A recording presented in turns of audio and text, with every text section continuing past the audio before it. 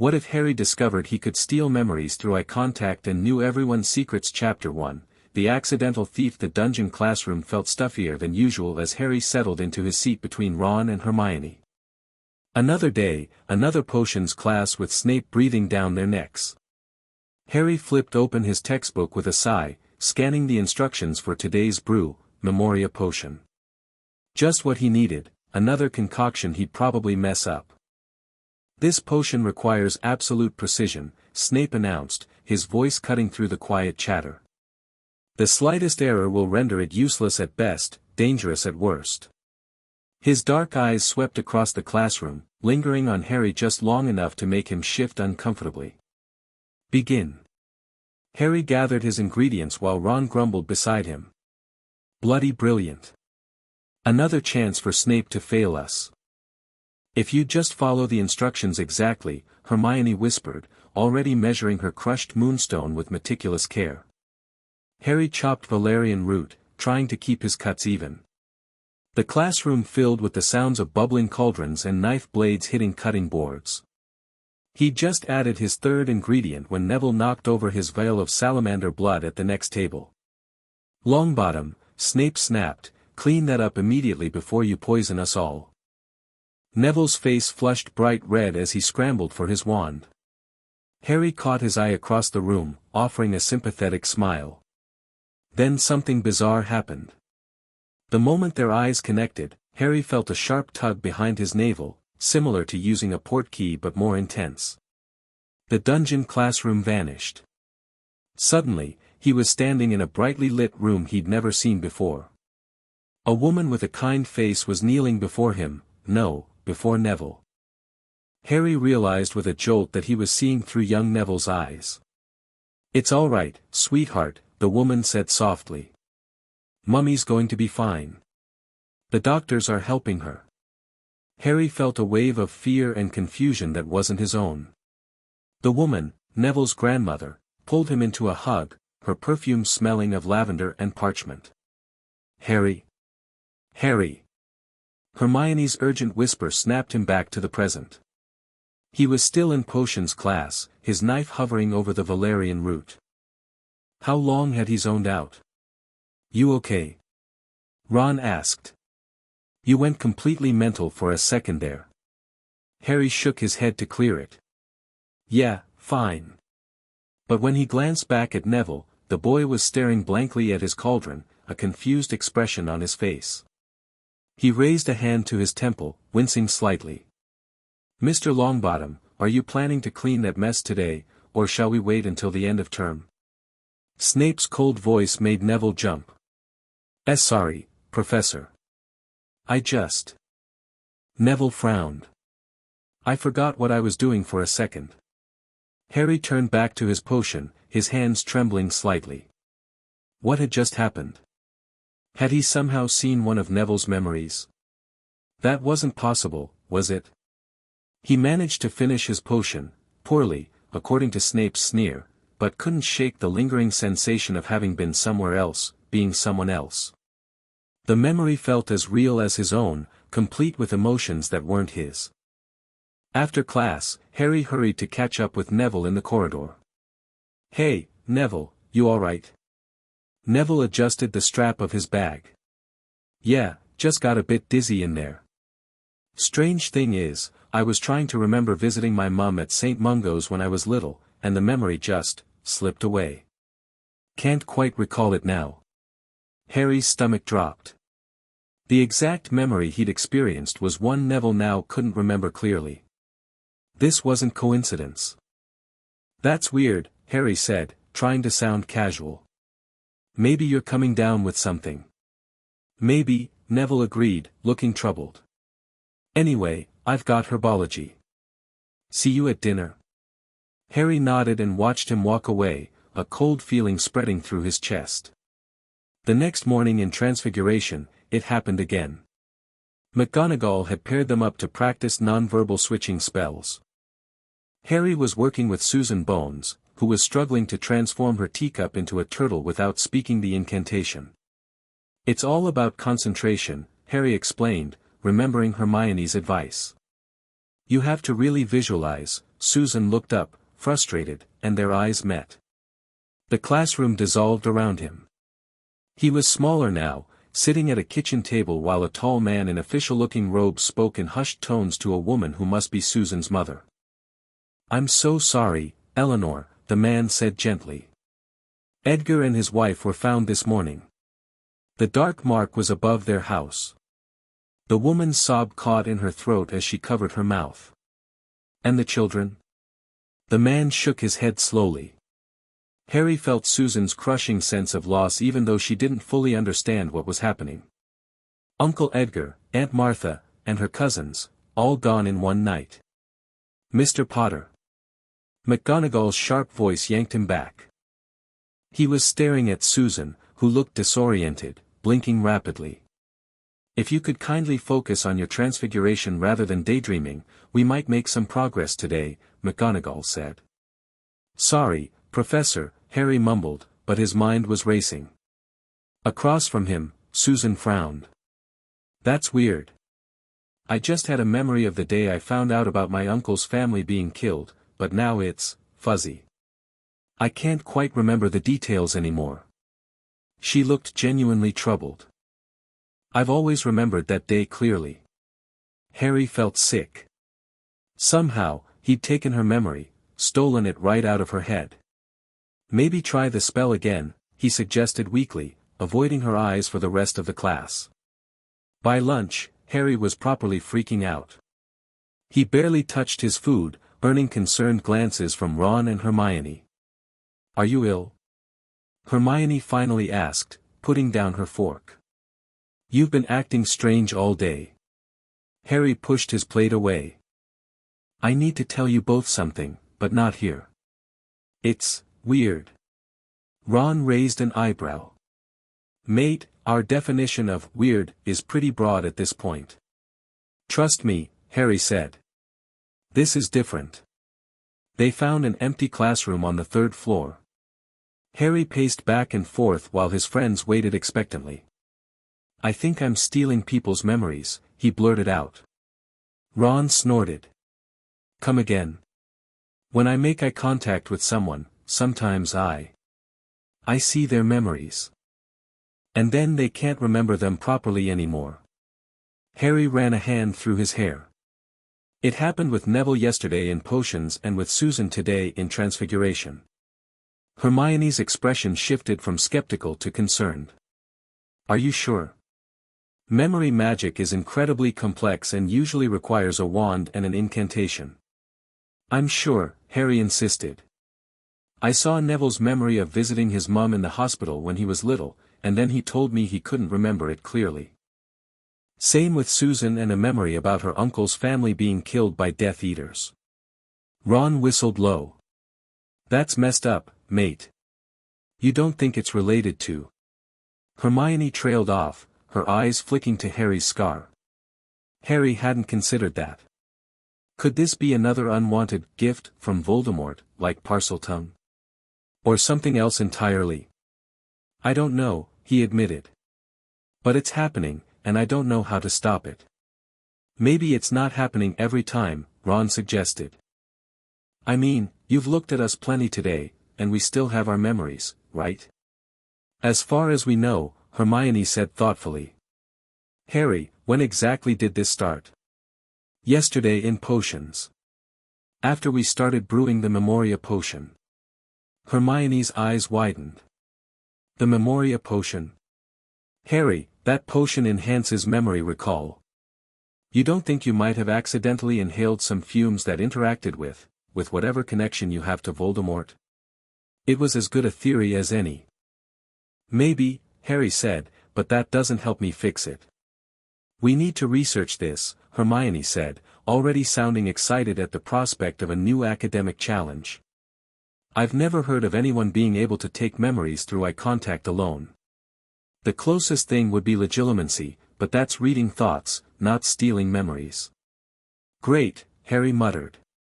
"Another special talent to make me even more of a freak." "You're not a freak," Ron said firmly. "But maybe don't look anyone in the eye until we figure this out, yeah?" Avoiding eye contact proved harder than Harry anticipated. By dinner, he had a headache from staring at the floor, walls, or anywhere but directly at people. Several classmates had asked if he was angry with them, and Professor Flitwick had awarded him extra homework for inattentiveness in charms. His frustration peaked when he literally collided with Draco Malfoy in the entrance hall. "Watch where you're going, Potter," Malfoy sneered, straightening his robes.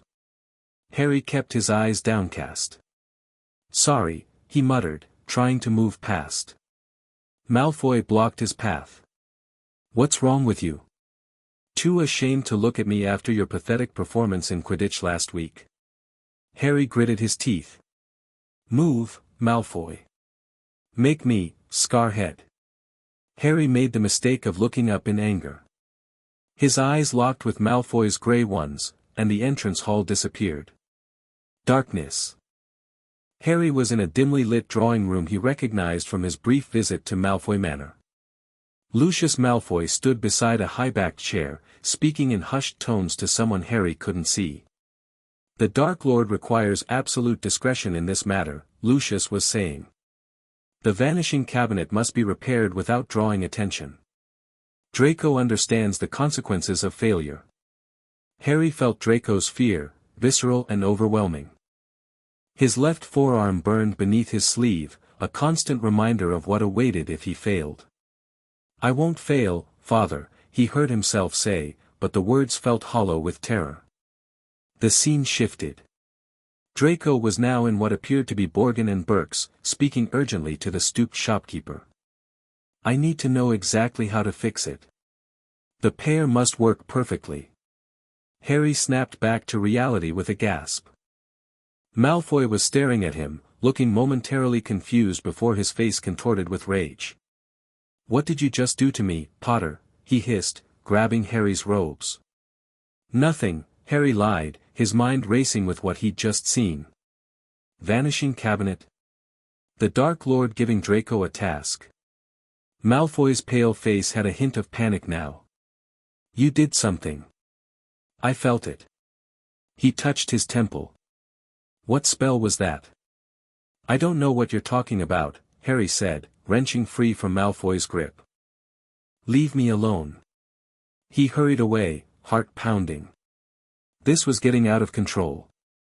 Not only had he stolen another memory, but this one contained crucial information. Voldemort had given Draco some kind of mission involving a vanishing cabinet. Something dangerous, something secret. Should he tell Dumbledore? But how could he explain how he'd gotten this information?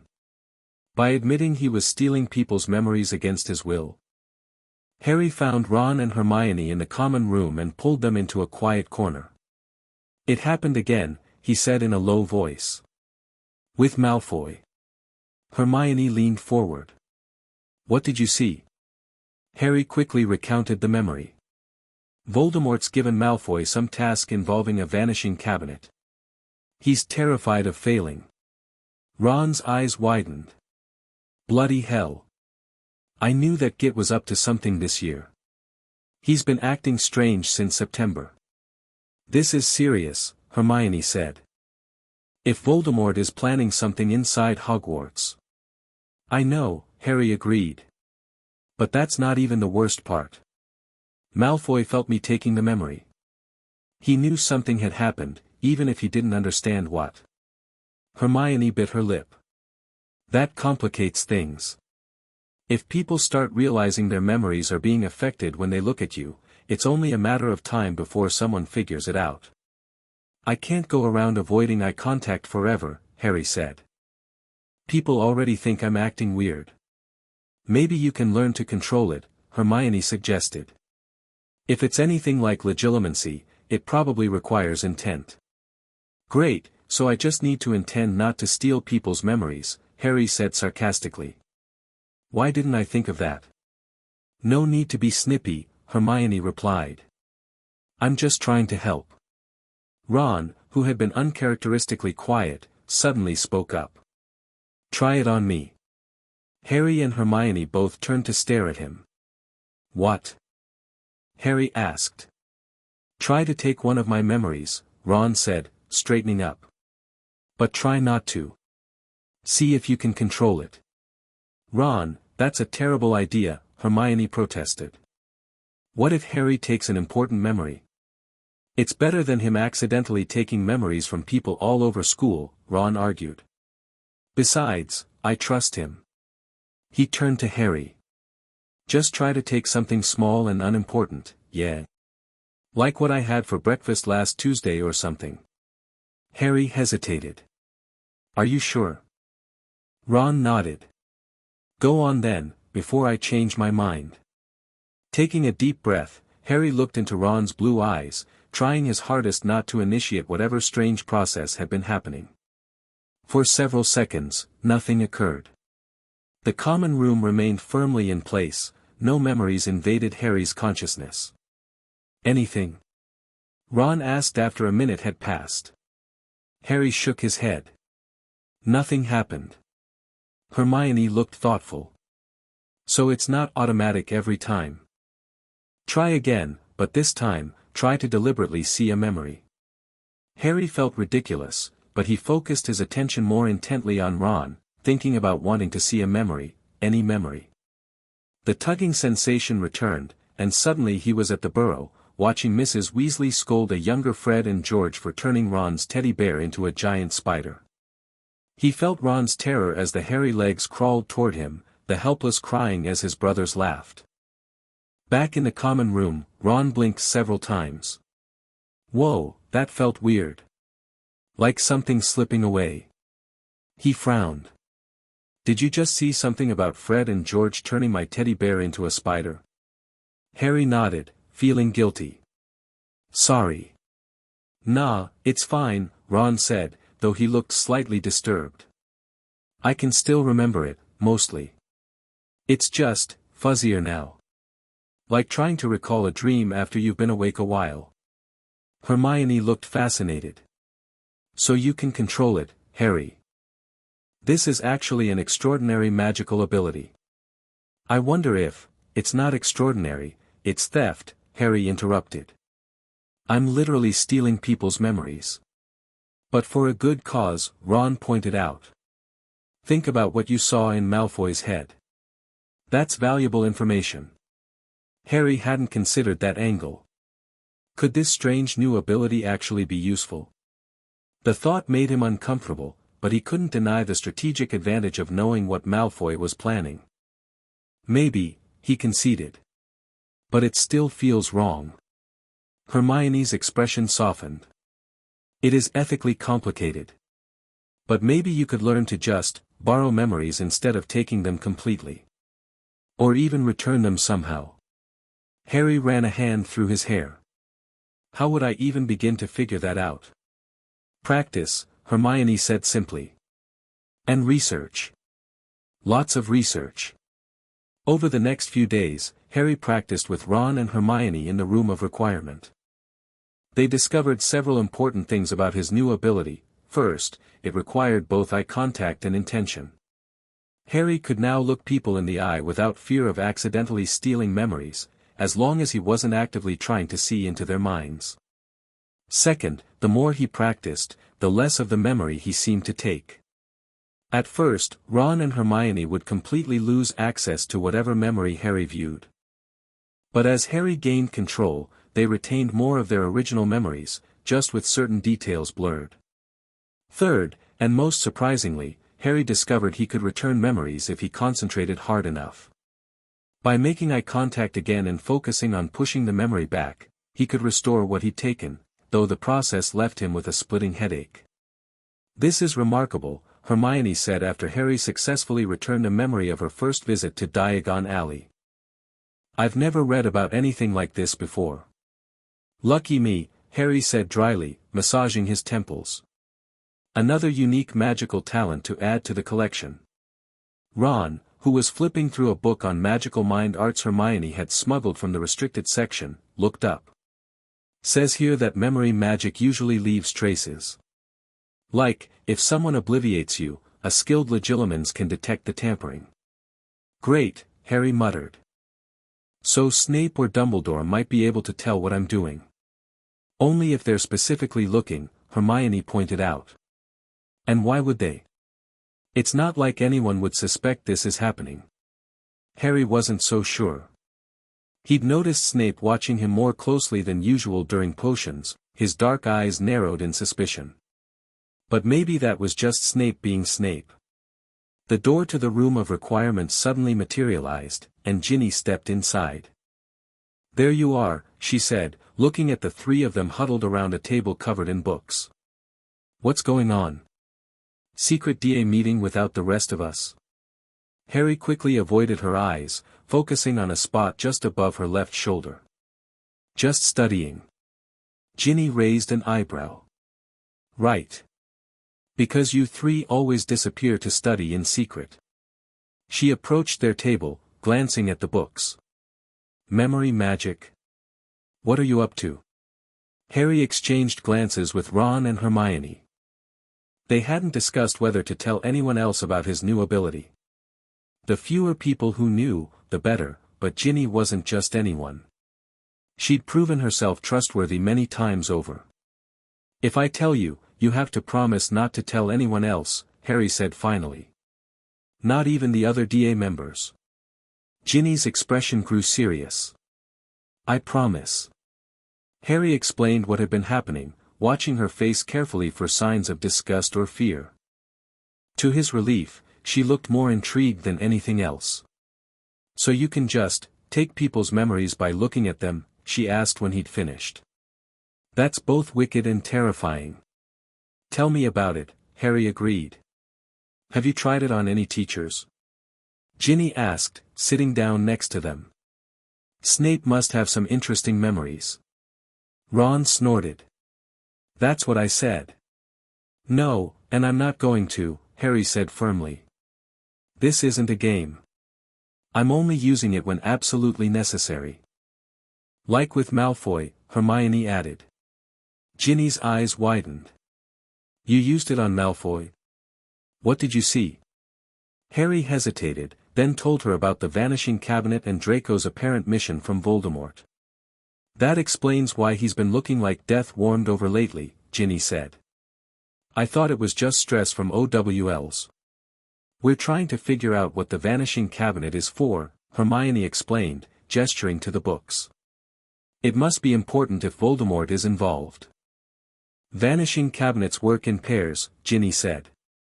"Dad dealt with one at work once. Whatever goes into one cabinet comes out the other, no matter how far apart they are." Harry sat up straighter.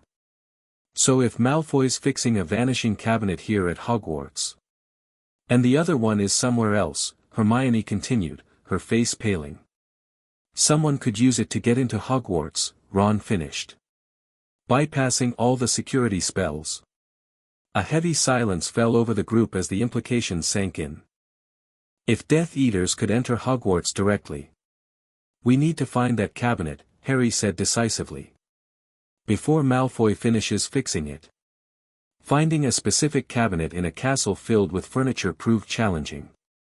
Harry took to following Malfoy on the Marauders map whenever possible, but the Slytherin seemed to vanish for hours at a time, likely in the room of requirement, which didn't appear on the map. Meanwhile, Harry continued experimenting with his ability, growing more adept at taking specific memories rather than random ones. He discovered he could target memories related to particular subjects or time periods if he concentrated hard enough. This newfound control came in handy one evening when he encountered Pansy Parkinson in the library. She was alone, unusually subdued as she pored over a thick tome. "Well, if it isn't Potter," she sneered when she noticed him. "Spying for your girlfriend Granger? This book's mine for the next hour." Harry was about to walk away when a thought struck him. Pansy was close to Malfoy, perhaps she knew something about his plans. "Actually, I was looking for you," Harry lied, sliding into the chair across from her. "I need help with something." Pansy looked suspicious. "Why would I help you?" "Because it's about Malfoy," Harry said, meeting her eyes directly. "I'm worried about him." Her scowl faltered slightly. "What do you mean?" Harry focused his attention on memories of Draco, specifically recent ones. The library dissolved. Pansy was sitting in the Slytherin common room, watching Draco pace back and forth. His face was gaunt, dark circles under his eyes. "You need to eat something," she was saying. "You look terrible." "I don't have time," Draco snapped. He's getting impatient. "If I don't fix it soon. Can't you tell me what you're working on? Maybe I could help." Draco laughed bitterly. "You can't help. Nobody can. Just leave me alone, Pansy." The scene shifted. Now they were in an empty classroom, Pansy watching as Draco practiced complex wand movements. "It's a vanishing charm, isn't it?" she asked. "I've seen you reading about them." "It's more complicated than that," Draco muttered. "The cabinet's magic is ancient. Borgin said the connection requires perfect alignment of both cabinets' internal enchantments." Another shift. Draco was hurrying down a corridor, Pansy struggling to keep up. "I can't talk now," he was saying. "I need to get to the 7th floor." "You're always going there," Pansy complained. "What's so special about the 7th floor?" Draco stopped abruptly, turning to face her. "If you must know, I need a place where no one can find me. Now stop following me." Harry pulled back, the library coming into focus again. Pansy was blinking rapidly, looking disoriented. "What were we talking about?" she asked, frowning. "Malfoy," Harry said. "You were about to tell me why he spends so much time on the 7th floor." Pansy's frown deepened. "Was I? I don't remember." She shook her head as if to clear it. "Wait, why am I even talking to you? Go away, Potter." Harry stood up, hiding his excitement. The 7th floor, that confirmed his suspicion that Malfoy was using the Room of Requirement. And more importantly, he now knew the vanishing cabinet definitely existed, and Malfoy was actively trying to repair it. He hurried back to Gryffindor Tower, where Ron, Hermione, and Ginny were waiting. "The cabinet's in the Room of Requirement," he announced without preamble. "Malfoy's been going there to fix it." Hermione looked up from her arithmancy homework. "How do you know?" Harry hesitated. "I saw it in Pansy Parkinson's memories." Ron groaned. "Mate, we talked about this. No memory stealing unless it's an emergency." "This is an emergency," Harry insisted. "Malfoy's making progress. According to what Pansy knows, he's working on aligning the magical signatures of both cabinets.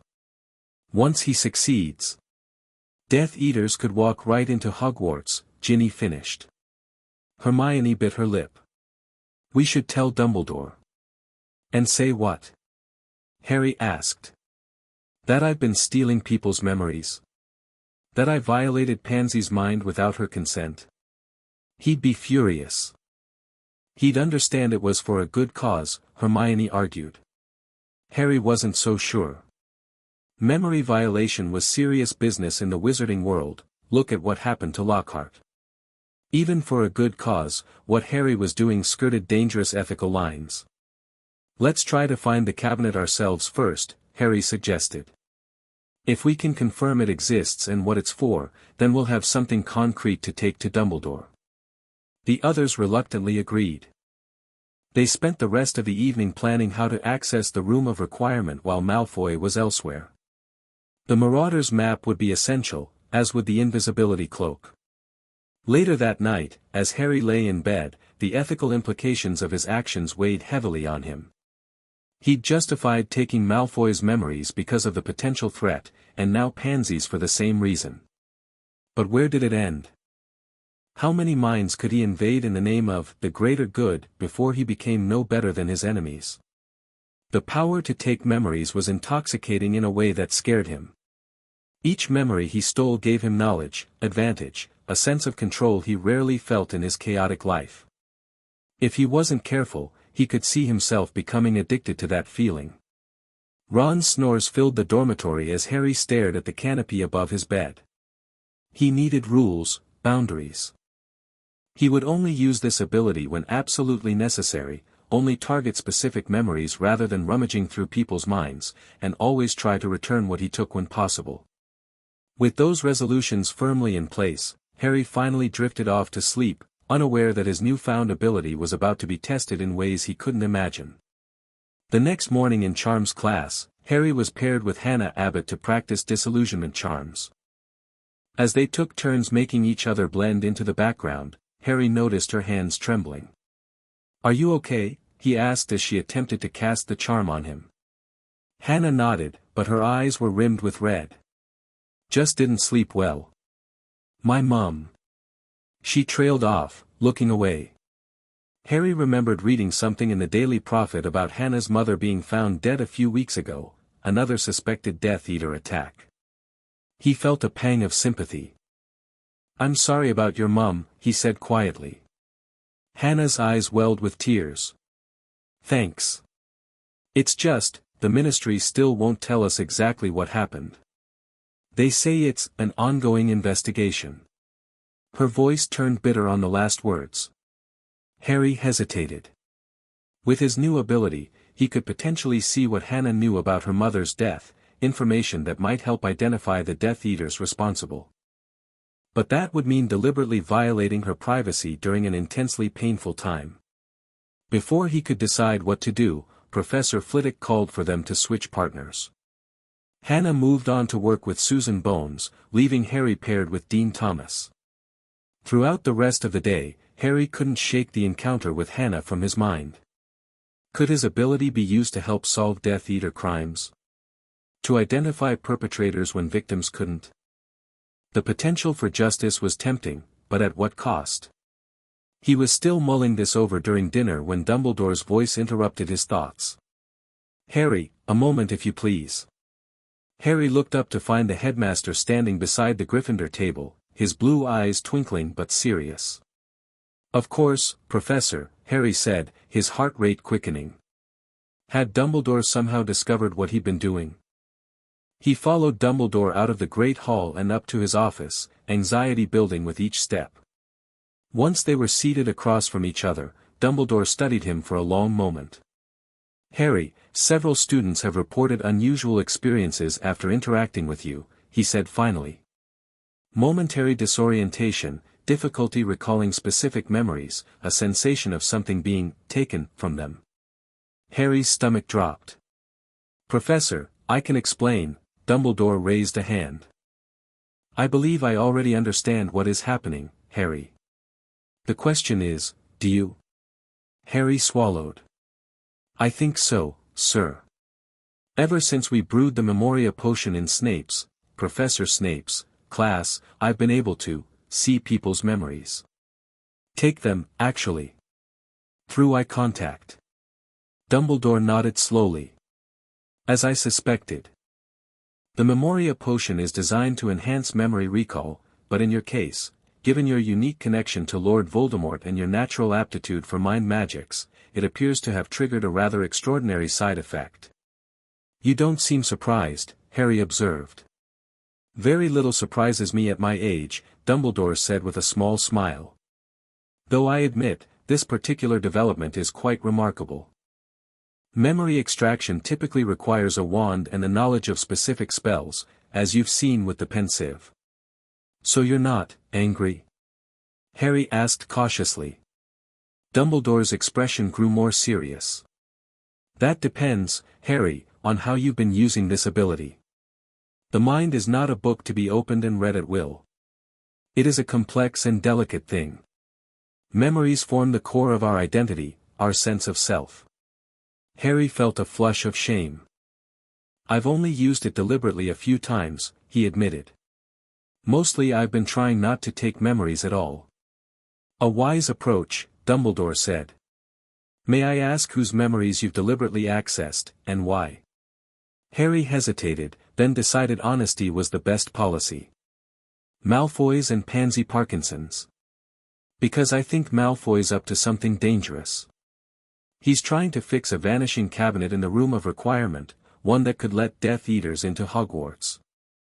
Dumbledore's eyebrows rose slightly. "I see. And did you attempt to return these memories afterward?" No, sir. I didn't think about it at the time. Another wave of guilt washed over him. The ability to return what one has taken is the mark of a disciplined mind, Harry. It is what separates an explorer from a thief. Dumbledore leaned forward. I would like you to practice this aspect of your ability most diligently. Harry nodded. I will, sir. As for Mr. Malfoy, Dumbledore continued, I am aware of his situation. It is being monitored. Harry frowned. You know he's working for Voldemort? That he's trying to let Death Eaters into the school. I know that Draco Malfoy is a 16-year-old boy in an impossible position, Dumbledore said gently. Just as you were at his age, though in different circumstances. The choices we make under duress often reveal more about us than those made in peace. But sir, if he succeeds, then we will deal with the consequences, Dumbledore interrupted. But until then, I would ask you to focus on mastering your new ability rather than using it to spy on your classmates, no matter how justified it may seem. Harry wanted to argue but recognized the familiar tone of finality in Dumbledore's voice. Yes, sir, he said reluctantly. Dumbledore's expression softened. I understand your frustration, Harry. You possess information that seems vital, yet are being asked to set it aside. But trust that I have my reasons, as I always have. As Harry left Dumbledore's office, he felt conflicted.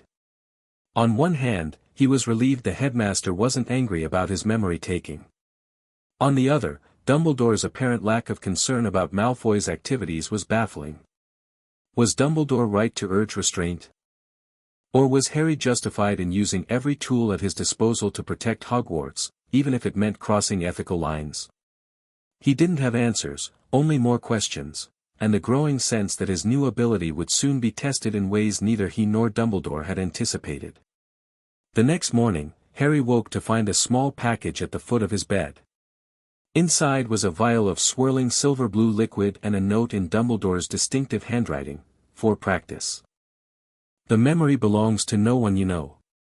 Return it to me when you have mastered both the taking and giving back. Harry stared at the vial. A memory, but how was he supposed to practice with it?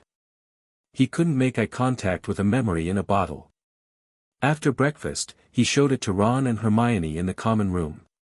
It's genius, really, Hermione said after examining the vial. You need to pour it into the pensieve in Dumbledore's office. Once you've entered the memory, you can make eye contact with the person it belongs to and attempt to take it directly from the pensieve. But it's already extracted, Ron pointed out. How can Harry take it again? A memory in a pensieve isn't the original, Hermione explained. It's a copy. The original stays with the person who experienced it. So theoretically, Harry could take the actual memory from the person within the pensieve, leaving the copy behind. And then I could try to return it, Harry mused, understanding Dumbledore's intent. Practice without causing anyone real harm. That evening, after classes, Harry returned to Dumbledore's office. The headmaster was waiting for him. Ah, Harry. I trust you've deduced the purpose of my gift. Harry nodded, holding up the vial. I'm supposed to practice taking and returning memories using the pensieve. Precisely, Dumbledore said, gesturing to the stone basin on his desk. Shall we begin? Harry uncorked the vial and poured its contents into the pensieve. The silvery substance swirled, forming images he couldn't quite make out. Whose memory is this? He asked. Someone long dead, Dumbledore replied. A former student of Hogwarts whose memories I collected for historical purposes. He gave full permission before his passing. Harry nodded, then leaned forward until his face touched the silvery surface. The familiar sensation of falling enveloped him, and he found himself standing in what appeared to be an old version of the Hogwarts library. A young man sat alone at a table, poring over a thick tome. His robes marked him as a Ravenclaw, and judging by the style of his clothes and the gas lamps rather than magical lights, this memory was at least a century old. Harry approached cautiously. The young man didn't notice him, memory figures never did unless you directly interacted with them. Remember, Dumbledore's voice echoed around him, though the headmaster wasn't visible, your goal is to make eye contact, take the specific memory you're currently experiencing, then return it. Focus your intent carefully. Harry moved to stand directly across from the Ravenclaw student.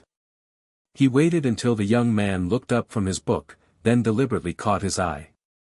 The tugging sensation was immediate, but different than before, stronger, more focused. Harry concentrated on taking this specific memory, the Ravenclaw studying in the library, whatever he was reading, this exact moment in time. The scene around him flickered, then stabilized.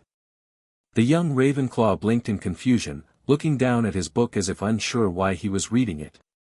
He ran a hand across the pages, frowning. "Well done," Dumbledore's disembodied voice said. "Now, focus on returning what you've taken." Harry maintained eye contact with the increasingly confused student. This time, he concentrated on pushing rather than pulling, visualizing the memory flowing back to its owner. A sharp pain lanced through Harry's head, nearly breaking his concentration. He gritted his teeth and pushed harder, focusing all his will on returning the stolen moment. The Ravenclaw's expression cleared. He looked down at his book with renewed recognition, nodding to himself as he turned a page. Whatever momentary gap had occurred in his understanding was gone. The memory dissolved around Harry, and he found himself back in Dumbledore's office, gasping as if he'd run a mile. "Excellent, Harry," Dumbledore said, looking pleased. "Many wizards require years to master such techniques." Harry massaged his temples, wincing. It hurt more than usual. "Returning the memory, I mean." "Yes, I imagine it would," Dumbledore said thoughtfully. "You are, in essence, giving up something your mind has claimed as its own. Our natural instinct is to keep what we take." "It's getting easier, though," Harry admitted. "The first time I tried returning a memory to Ron, I thought my head would split open." Dumbledore nodded. "With practice, the pain will diminish. The mind, like any muscle, grows stronger with use." They practiced with several more memories from Dumbledore's collection. By the end of the session, Harry could take and return memories with greater precision, targeting specific moments rather than general experiences. As Harry prepared to leave, Dumbledore stopped him with a gentle hand on his shoulder. "Harry, I must impress upon you the seriousness of what you've learned tonight. The ability to access and alter memories is among the most closely regulated magical arts. In the wrong hands, it could devastate lives." "I understand, Professor." "Do you?" Dumbledore's blue eyes were intense behind his half-moon spectacles. "Consider, with enough practice, you could potentially remove all memory of a person's loved ones, or implant false memories of trauma that never occurred. You could reshape their very identity." Harry felt cold at the thought. "I would never do that." "Of course not," Dumbledore agreed. "But the temptation to use such power for seemingly good ends can be just as dangerous as malicious intent. Even the noblest cause can be corrupted when we violate others' minds without consent." Harry thought about his justifications for taking Malfoy's and Pansy's memories. Had he already started down that path? "I'll be careful," he promised. "I won't use it unless absolutely necessary." Dumbledore studied him for a moment longer, then nodded. "See that you don't. The line between necessary and expedient is thinner than most realize." The following weeks tested Harry's resolve repeatedly.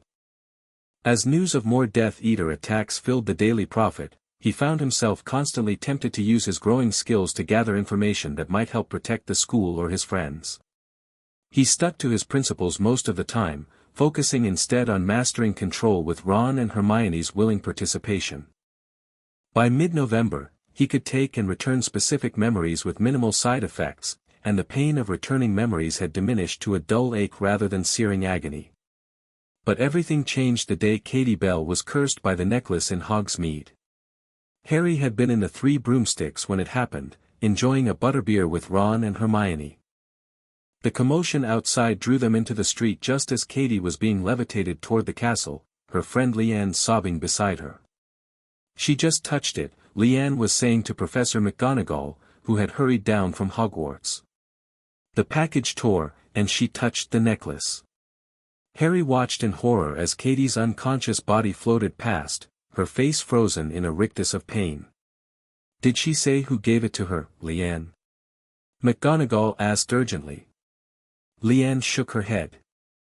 "She came back from the bathroom at the Three Broomsticks with it. Said she needed to deliver it to someone at Hogwarts. I thought it was strange, so I tried to take it from her, and the package ripped." Harry's mind was racing. The bathroom at the Three Broomsticks, someone had given Katie the cursed necklace there. Someone who wanted to smuggle a deadly object into Hogwarts. Someone like Malfoy. Harry scanned the crowd gathering around them, but the pale blonde head was nowhere to be seen. Had Malfoy already fled back to the castle? Or had he not come to Hogsmeade at all, providing himself with an alibi? As McGonagall instructed the prefects to escort students back to Hogwarts, Harry made a decision. Katie was lying unconscious, possibly dying, and the only person who knew who had given her the necklace was Katie herself. If he could access that memory. "I need to get to the hospital wing," he muttered to Ron and Hermione.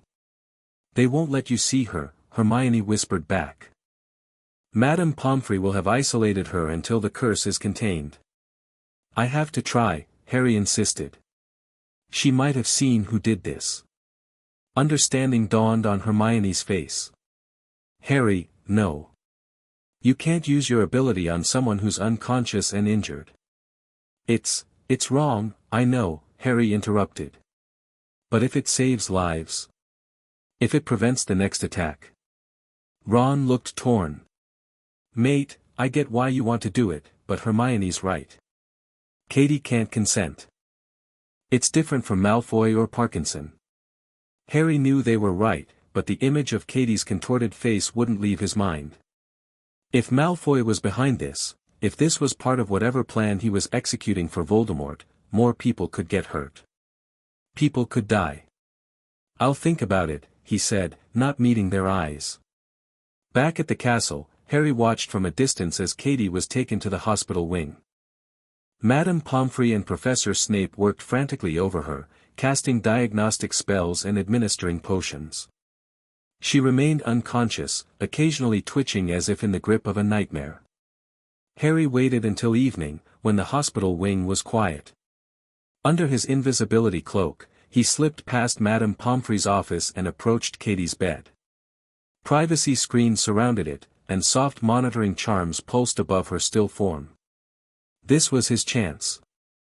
All he had to do was gently lift her eyelid, make contact, and focus on the memory of who had given her the necklace. It would take seconds. Harry reached out, his hand trembling slightly. What he was about to do crossed a line he promised himself he wouldn't cross. Using his ability on someone who couldn't consent, someone vulnerable and injured.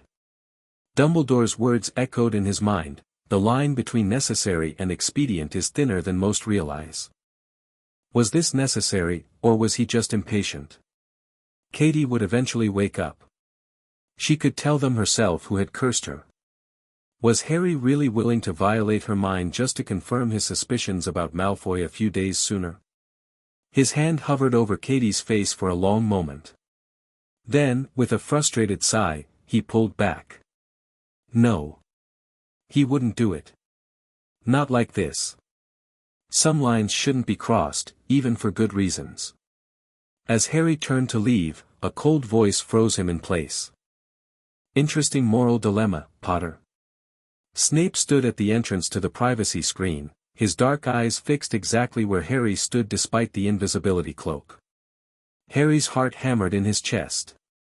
How long had Snape been watching? What had he seen? Slowly, he pulled off the cloak. "Professor, I was just checking on Katie." "Indeed." Snape's voice dripped with skepticism. "And your hand hovering over her face was, what? A blessing? A prayer, perhaps?" Harry said nothing, knowing any excuse would sound hollow. Snape stepped closer, lowering his voice. The headmaster has informed me of your unusual new talent. I confess I find it disturbing how quickly you've adapted to invading others' minds. I wasn't. Silence, Snape hissed. Whatever justification you've concocted, save it. Miss Bell has suffered enough without you rummaging through her memories while she lies helpless. The accusation stung all the more because Harry had, in fact, been considering exactly that. I didn't do it, he said quietly. I was going to, but I changed my mind. Something flickered in Snape's expression, surprise, perhaps, or the faintest hint of approval. It vanished so quickly Harry might have imagined it. Then perhaps there's hope for you yet, Snape said. Now leave, before I deduct points for being out after curfew. Harry didn't need to be told twice. He slipped the cloak back on and hurried from the hospital wing, his thoughts in turmoil. He'd made the right choice tonight, but what about next time? And the time after that? How many moral lines would he be willing to cross in the name of defeating Voldemort? The questions haunted him long into the night, as did the strange feeling that Snape, of all people, might have been the one to pull him back from an ethical precipice. The next morning, Harry received a note at breakfast, my office, 8 p.m. tonight. Bring what you have learned.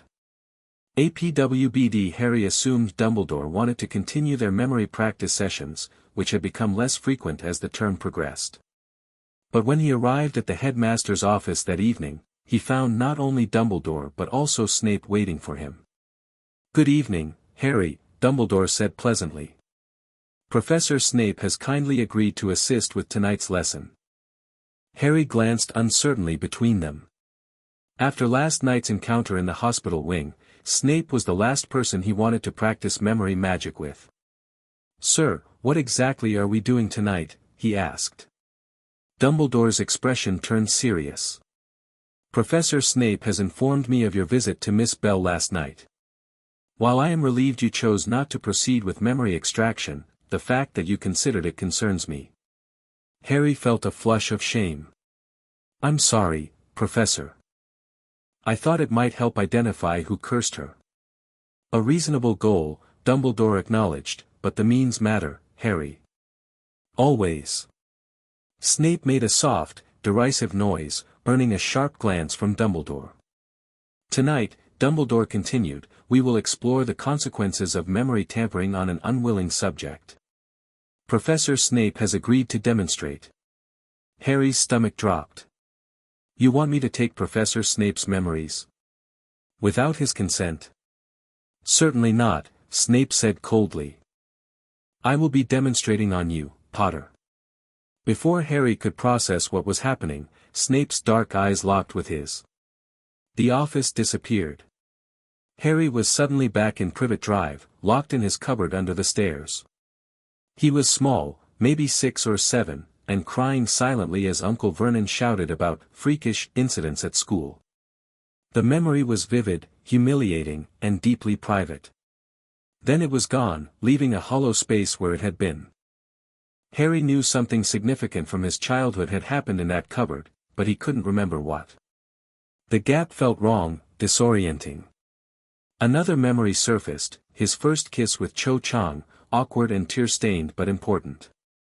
Then it too vanished, leaving only the knowledge that something had happened between them, but not what or how.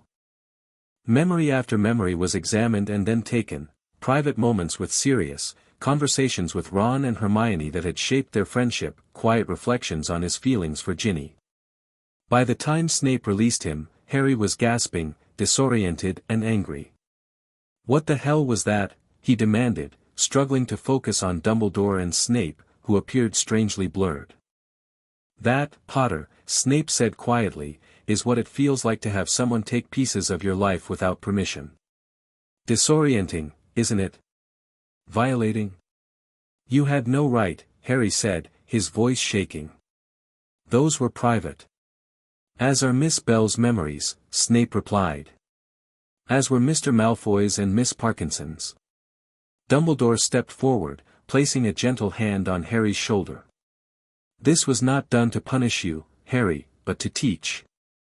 The experience of having memories taken is profoundly disturbing, far more so than you might imagine when you're the one doing the taking. Harry's anger didn't subside, but it was joined by understanding. The hollow spaces in his mind where memories should be felt wrong in a visceral way he hadn't anticipated. If this was how his victims felt. "I get it," he said quietly. "But I still need those memories back." Snape nodded curtly and met Harry's eyes again. This time, the sensation was different, a rushing return of experiences and emotions that filled the gaps in his mind. Relief washed over him as his sense of self stabilized.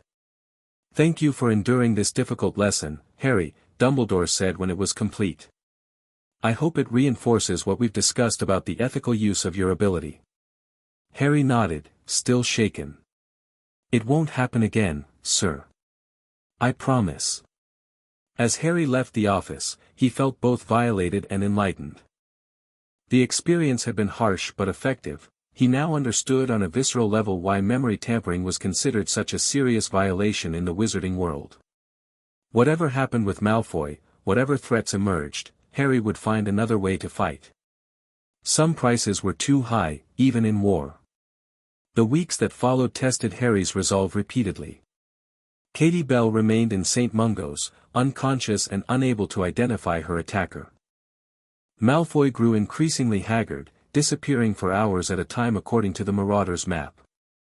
And the Daily Prophet reported new disappearances almost daily, signs of Voldemort's growing power. Harry kept his promise, refraining from using his memory abilities except during practice sessions with Ron and Hermione. But the temptation never fully disappeared, especially when he spotted Malfoy looking triumphant after emerging from the Room of Requirement one evening. Whatever the Slytherin was working on, he was making progress. And Harry was deliberately handicapping himself by not using every tool at his disposal to stop him. "You're doing the right thing," Hermione insisted when Harry expressed his frustration. "Dumbledore knows about Malfoy. He must have a plan." "Does he, though?" Harry countered. "You've seen how little time he spends at Hogwarts these days. He's off hunting Horcruxes while Malfoy plots right under his nose." Ron, who had been unusually quiet lately, looked up from his potions essay. "Maybe there's another way to find out what Malfoy's up to. One that doesn't involve memory stealing." Harry and Hermione turned to him expectantly. "What if we just asked him?" Ron suggested. Harry snorted. "Right, because Malfoy's going to confess his evil plans if we ask nicely." "Not like that," Ron said, rolling his eyes. "I mean, what if we used Polyjuice Potion? Became Crabbe and Goyle again, like in second year? Malfoy trusts them." Hermione looked thoughtful. "That's, actually not a bad idea. Risky, but less ethically problematic than memory theft." Harry considered it. The plan had worked before, and it would allow him to gather information without crossing the lines Dumbledore had warned him about. "Let's do it," he decided. "Slughorn has Polyjuice components in his private stores. We'd need to borrow them." Hermione frowned. "Stealing from a professor isn't exactly ethical either, Harry." "It's stealing ingredients, not memories," Harry argued. "And it's to stop whatever Malfoy's planning." "I'd say that's justified." After some debate, they agreed. Over the next week, they carefully collected the necessary ingredients and began brewing Polyjuice Potion in Moaning Myrtle's bathroom, just as they had 4 years earlier. "It's strange, isn't it?" Hermione said as they stirred the bubbling cauldron. "How we keep coming back to the same solutions. Some things work," Harry shrugged. "No need to overcomplicate it." The potion would take nearly a month to brew, which meant they wouldn't be ready until after Christmas break. Harry tried not to think about what progress Malfoy might make in that time. As the end of term approached, Harry found himself increasingly anxious. Not only about Malfoy's plans, but also about his own ability. Despite weeks of practice, he still occasionally took memories accidentally when he was emotional or tired. Just yesterday, he'd accidentally glimpsed a memory of Dean Thomas's childhood during an argument about Quidditch tactics. He needed better control, and he needed it before someone got seriously hurt. The answer came from an unexpected source. Harry was in the library, researching memory magic in hopes of finding techniques to better contain his ability, when Luna Lovegood drifted over to his table. "Hello, Harry Potter," she said dreamily. "You're looking for ways to keep the memories in, aren't you?" Harry stared at her. "What do you mean?" Luna tilted her head, her radish earrings swinging gently. "The memories you've been taking. They're leaking out sometimes, aren't they? That's why people feel confused around you." Harry's blood ran cold. "Luna, I don't know what you're talking about." "It's all right," she said serenely. "I don't mind. My memories are quite cluttered anyway. It might be nice to have someone tidy them up a bit." Despite himself, Harry laughed. Trust Luna to have the most bizarre reaction to discovering his secret. "How did you know?" he asked quietly. "I notice things," Luna replied simply. "Also, you took a memory from me last week. About my mother. But you gave it back right away, which was considerate." Harry winced. "I'm sorry. I didn't mean to." "I know." Luna sat down across from him. "Have you tried a clemency? Not just for keeping others out, but for keeping yourself in?" Harry hadn't considered that angle. His experiences with a clemency had been universally terrible, thanks to Snape's harsh teaching methods. But Luna's suggestion made sense. If a clemency created mental barriers, couldn't those barriers work both ways? "How would I even start?" he asked. "Snape's lessons were a disaster." Luna smiled. "There are other ways to learn. My father published an article on alternative occlumency techniques last year. I could teach you the basics." And so began what Harry would later consider the strangest but most effective tutoring sessions of his life.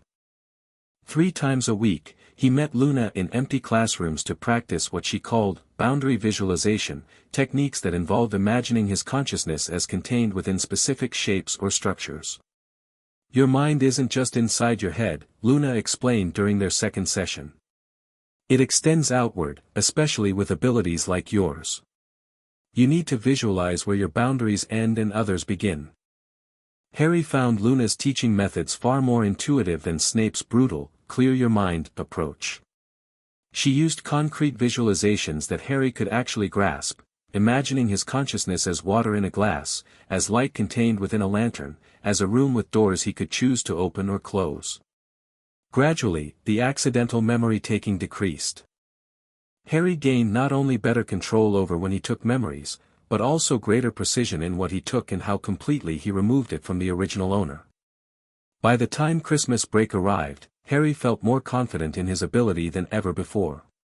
He still didn't intend to use it casually, but if an emergency arose, if lives were at stake, he now had the control to use his power surgically rather than bluntly.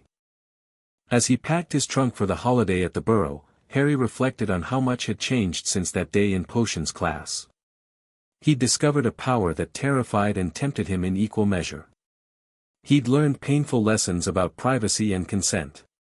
And most surprisingly, he'd found unexpected teachers in Snape and Luna. What he didn't know was that the true test of his newfound control, and his ethical boundaries, was waiting for him when he returned to Hogwarts after Christmas. A test that would force him to decide, once and for all, what kind of memory thief he wanted to be.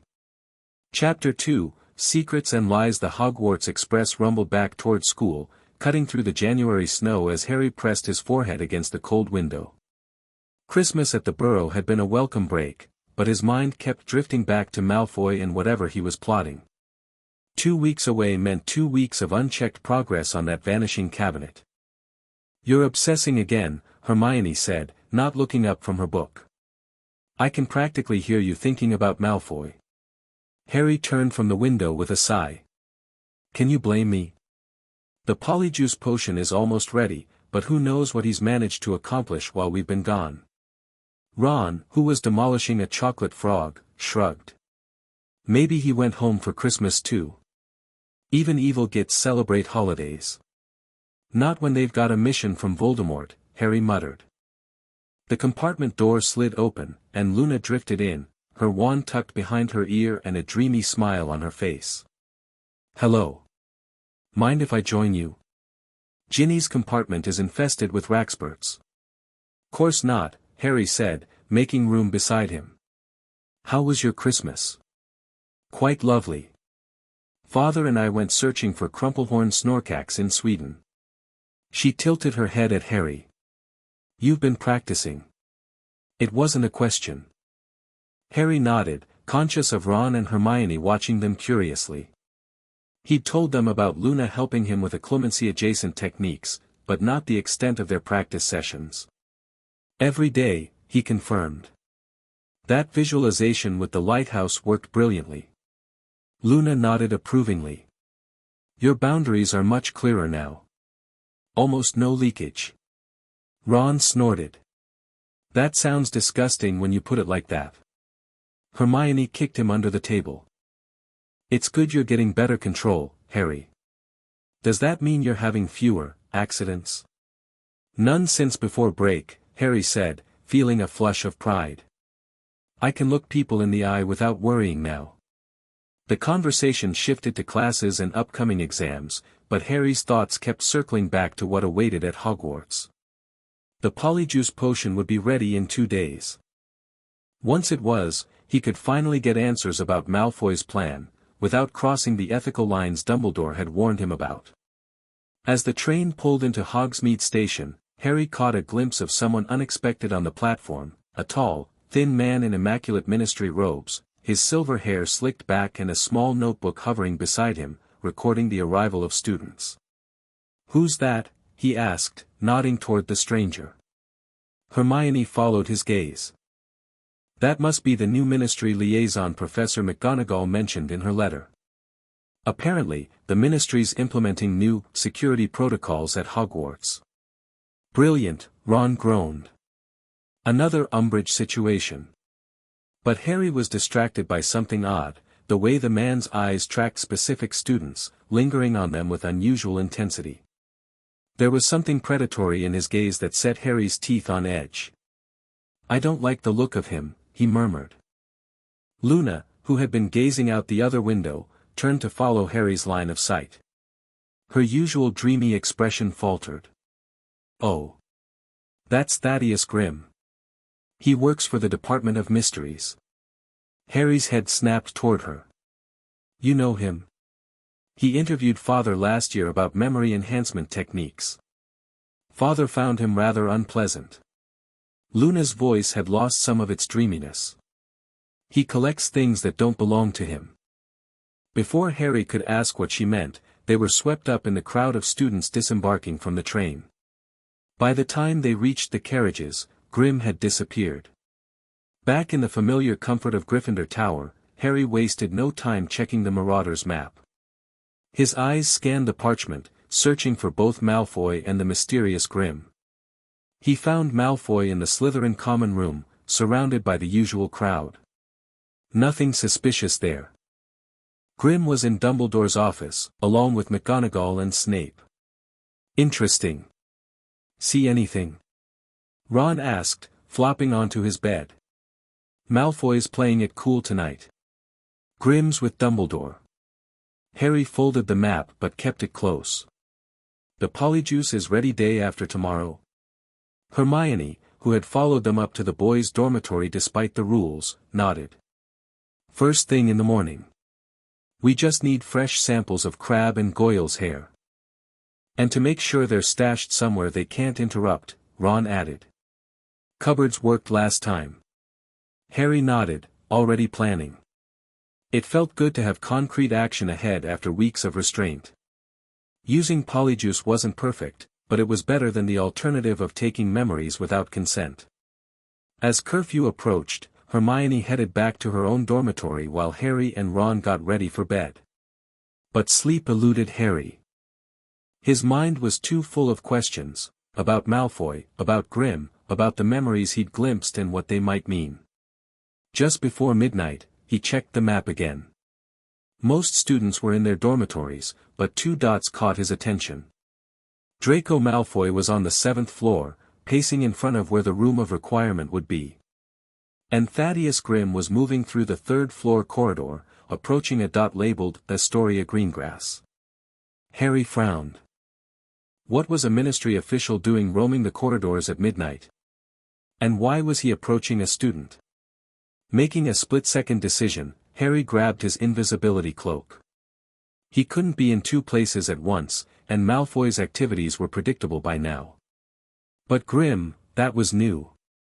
He slipped out of the dormitory without waking Ron and hurried through the darkened castle, checking the map every few minutes to ensure Filch or Mrs. Norris weren't nearby. When he reached the third-floor corridor, he slowed, moving as quietly as possible. Voices drifted from around the corner. Harry edged closer, keeping the cloak tight around himself. Absolutely certain. Grimm was saying, his voice silky and persuasive.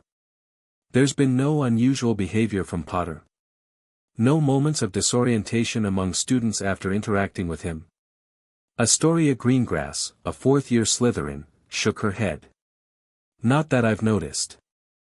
But I don't exactly hang around Potter or his friends. And Draco Malfoy? Has he been acting strangely?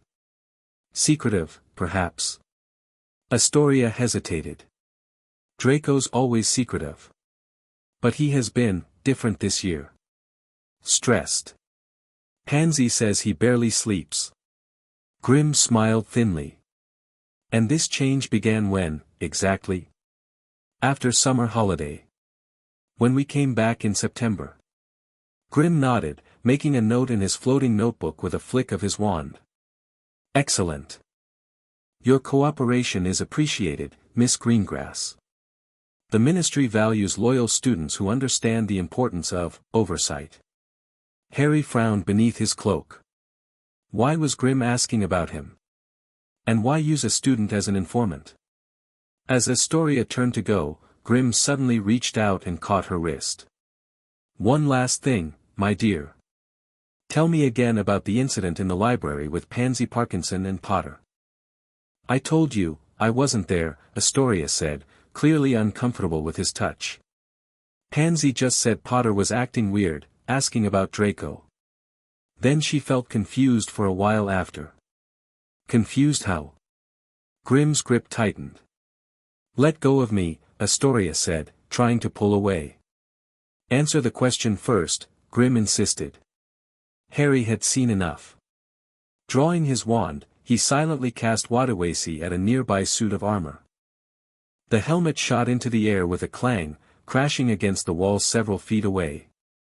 Both Grimm and Astoria jumped at the noise. Grimm released her wrist, scanning the corridor suspiciously. Who's there? Harry remained perfectly still, barely breathing. Probably Peeves, Astoria muttered, rubbing her wrist. I'm going back to my dormitory before I get detention. This time, Grimm didn't stop her. His eyes continued to search the corridor as she hurried away. After a moment, he straightened his robes and followed, his notebook trailing behind him. Harry waited until both were gone before releasing his breath. What he'd just witnessed troubled him deeply. Grimm was clearly investigating him specifically, and seemed particularly interested in moments when people felt confused after interacting with Harry. Could the ministry somehow know about his memory abilities? But how? He'd been careful, and the only people who knew were those he trusted, Ron, Hermione, Ginny, Luna, Dumbledore, and Snape. Unless someone else had figured it out. Or unless one of those people had talked. Harry checked the map again. Grimm was now heading toward the staff quarters, and Malfoy had disappeared from the 7th floor, likely now inside the room of requirement. Too unsettled to return to bed, Harry decided to check the 7th floor himself. Perhaps he could discover what Malfoy had been working on tonight. He made his way through the silent castle, alert for any sign of teachers or Filch. When he reached the blank wall opposite the tapestry of Barnabas the Barmy, he paced back and forth, concentrating hard. I need to see the place where Draco Malfoy hides. I need to see what Draco Malfoy is working on. On his third pass, a door appeared, small and unassuming. Harry hesitated only briefly before turning the handle. The room inside was vast, a cathedral-sized space filled with objects hidden by generations of Hogwarts inhabitants. Towering piles of broken furniture, thousands of books, chipped bottles of congealed potions, hats, jewels, cloaks, and, Harry realized with a jolt, a large, battered vanishing cabinet. He approached it cautiously. The cabinet stood about 7 feet tall, its dark wood scratched and dented. The door hung slightly ajar, revealing a cramped interior space. Careful not to touch it, Harry examined the cabinet from all angles. He noticed fresh tool marks around the hinges and what looked like recently applied magical residue along the seams. Malfoy had definitely been working on it, and recently. But how close was he to completing his repairs? And more importantly, where was the cabinet's twin located? A soft noise from the far side of the room made Harry freeze. Someone else was here. He quickly retreated under his cloak, moving behind a stack of chairs just as a figure emerged from behind a mountain of discarded objects. It wasn't Malfoy. It was Theodore Nott. The slim, dark-haired Slytherin boy moved with unusual purpose, heading directly for the vanishing cabinet.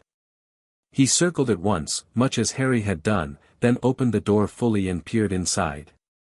From a pocket of his robes, he withdrew a small piece of parchment, placed it inside the cabinet, and closed the door. After a moment, Nott opened the door again and reached inside. His expression darkened when he found the parchment still there. With a frustrated sigh, he retrieved it and tucked it away. Harry watched, puzzled. Why was Nott testing the vanishing cabinet? Was he working with Malfoy? Or did he have his own agenda? Nott pulled out his wand and performed a complex series of diagnostic spells on the cabinet, muttering under his breath. Then, apparently satisfied with whatever information he'd gathered, he turned and walked away, disappearing among the towering piles of hidden things. Harry waited several minutes to ensure Nott was truly gone before emerging from his hiding place. The encounter had raised more questions than answers. Nott had never been part of Malfoy's inner circle. In fact, the quiet, studious Slytherin generally kept to himself. So why was he involved with the vanishing cabinet? Harry made his way back to Gryffindor Tower, his mind racing. Between Grimm's suspicious questioning and Nott's unexpected appearance, something bigger than he'd initially suspected was unfolding at Hogwarts. Tomorrow, he decided, he'd finally put the Polyjuice plan into action. But he'd need to adjust their target. Perhaps Crabbe and Goyle weren't the right choice anymore. If Nott was involved, maybe he was the one they should be impersonating. Absolutely not, Hermione said firmly when Harry suggested changing their plan over breakfast. We know Malfoy trusts Crabbe and Goyle. We don't know what his relationship with Nott is like. But Nott's clearly involved somehow, Harry argued, keeping his voice low. I saw him testing the cabinet. Ron looked thoughtful as he shoveled eggs into his mouth. Could be Nott's working against Malfoy, not with him. Maybe he's trying to sabotage whatever Malfoy's planning. Harry hadn't considered that possibility. Either way, he knows something. And he's not as thick as Crabbe and Goyle, we might get more information from him. The Polyjuice is ready for today, Hermione pointed out. We'd need different ingredients if we wanted to extend the brewing time, and Slughorn would definitely notice if more of his supplies went missing. She had a point. Changing plans now would mean significant delays, and Harry was already anxious about how much time had passed. Fine, he conceded. We stick with the original plan. But let's keep an eye on Nott too. They finished breakfast quickly and headed to Moaning Myrtle's bathroom to check on the potion. The murky, mud-like concoction bubbled slowly in the hidden cauldron, looking as disgusting as Harry remembered from second year. Lovely, Ron grimaced. I'd forgotten how revolting this stuff is. It's effective, though, Hermione said, stirring it carefully. We just need the hairs now. Harry checked his watch. Crabbe and Goyle usually head to the kitchens for extra food around mid-morning. We could intercept them on the way. The plan went surprisingly smoothly. With a couple of well-placed stunning spells and levitation charms, they managed to incapacitate Crabbe and Goyle near the entrance to the kitchens and lock them in a broom cupboard. Hermione cast a sleeping charm for good measure, ensuring the two Slytherins would remain out of commission for several hours.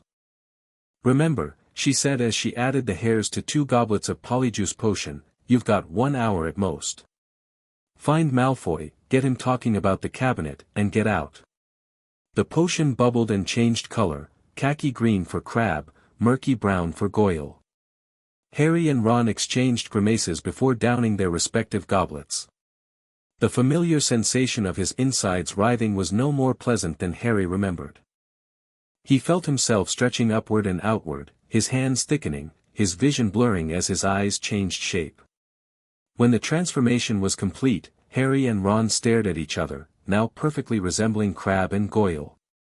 "Mental," Ron said in Crabbe's low grunt.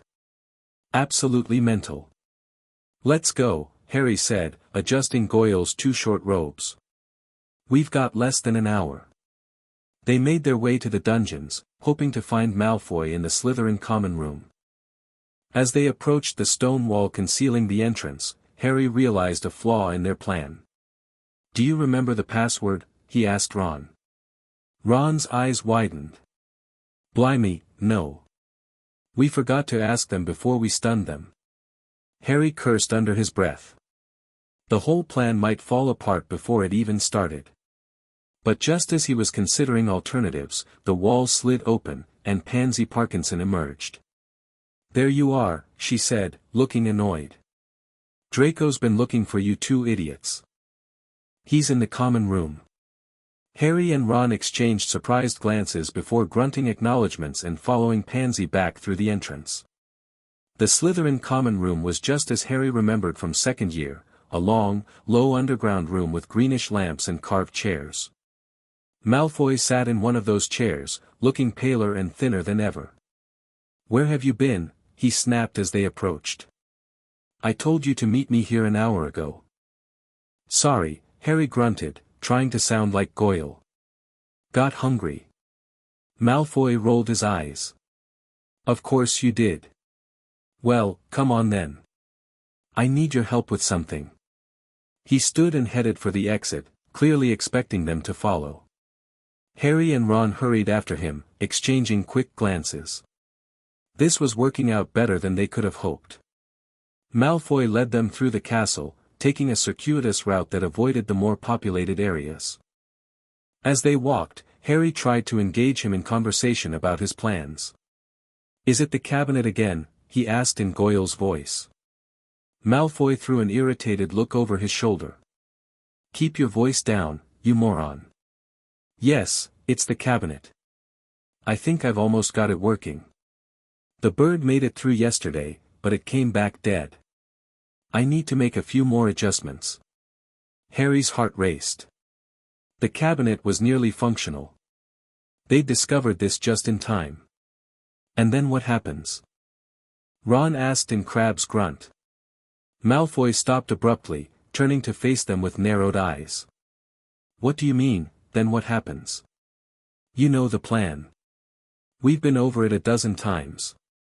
Harry jumped in quickly. "He means, which day is it happening?" "Next week." Malfoy seemed to accept this, continuing his brisk walk. "Depends on how quickly I can fix the last issue. The magic's tricky, it needs to transport living beings intact. But once it's ready..." A smile twisted his face. "The Dark Lord says they'll come through at night. Dumbledore won't know what hit him." Ron made a choking sound that he quickly turned into a cough. Malfoy didn't seem to notice. They had reached the 7th floor. Malfoy paced in front of the blank wall, and the door to the room of requirement appeared. He pushed it open, revealing the same vast cathedral of hidden objects Harry had explored last night. "You two stand guard," Malfoy instructed. "Same as usual. One at each end of the corridor. If anyone comes, warn me." This presented a problem. If they both left to stand guard, they'd miss seeing what Malfoy was doing with the cabinet. "Maybe I should help you instead," Harry suggested. With the cabinet. 4 hands better than 2. Malfoy's eyes narrowed suspiciously. Since when do you understand anything about magical repair? Or speak in complete sentences, for that matter? Harry realized his mistake too late. He'd sounded too articulate for Goyle. Malfoy took a step back, drawing his wand. Who are you? What's going on? Nothing, Ron said quickly. Goyle's just been reading books. Learning things. Goyle doesn't read, Malfoy said coldly. And he certainly doesn't learn. You have exactly 5 seconds to tell me who you really are before I hex you both into next week. Harry knew the game was up. He glanced at Ron, who looked as panicked as Crabbe's face could manage. They could try to overpower Malfoy, but the commotion might attract attention. Before Harry could decide on a course of action, a voice called from down the corridor. Mr. Malfoy, a word, if you please. Thaddeus Grimm was approaching, his silver hair gleaming in the torchlight. His eyes flickered briefly to Harry and Ron before focusing on Malfoy. Mr. Grimm, Malfoy said, clearly startled but recovering quickly. This isn't a good time.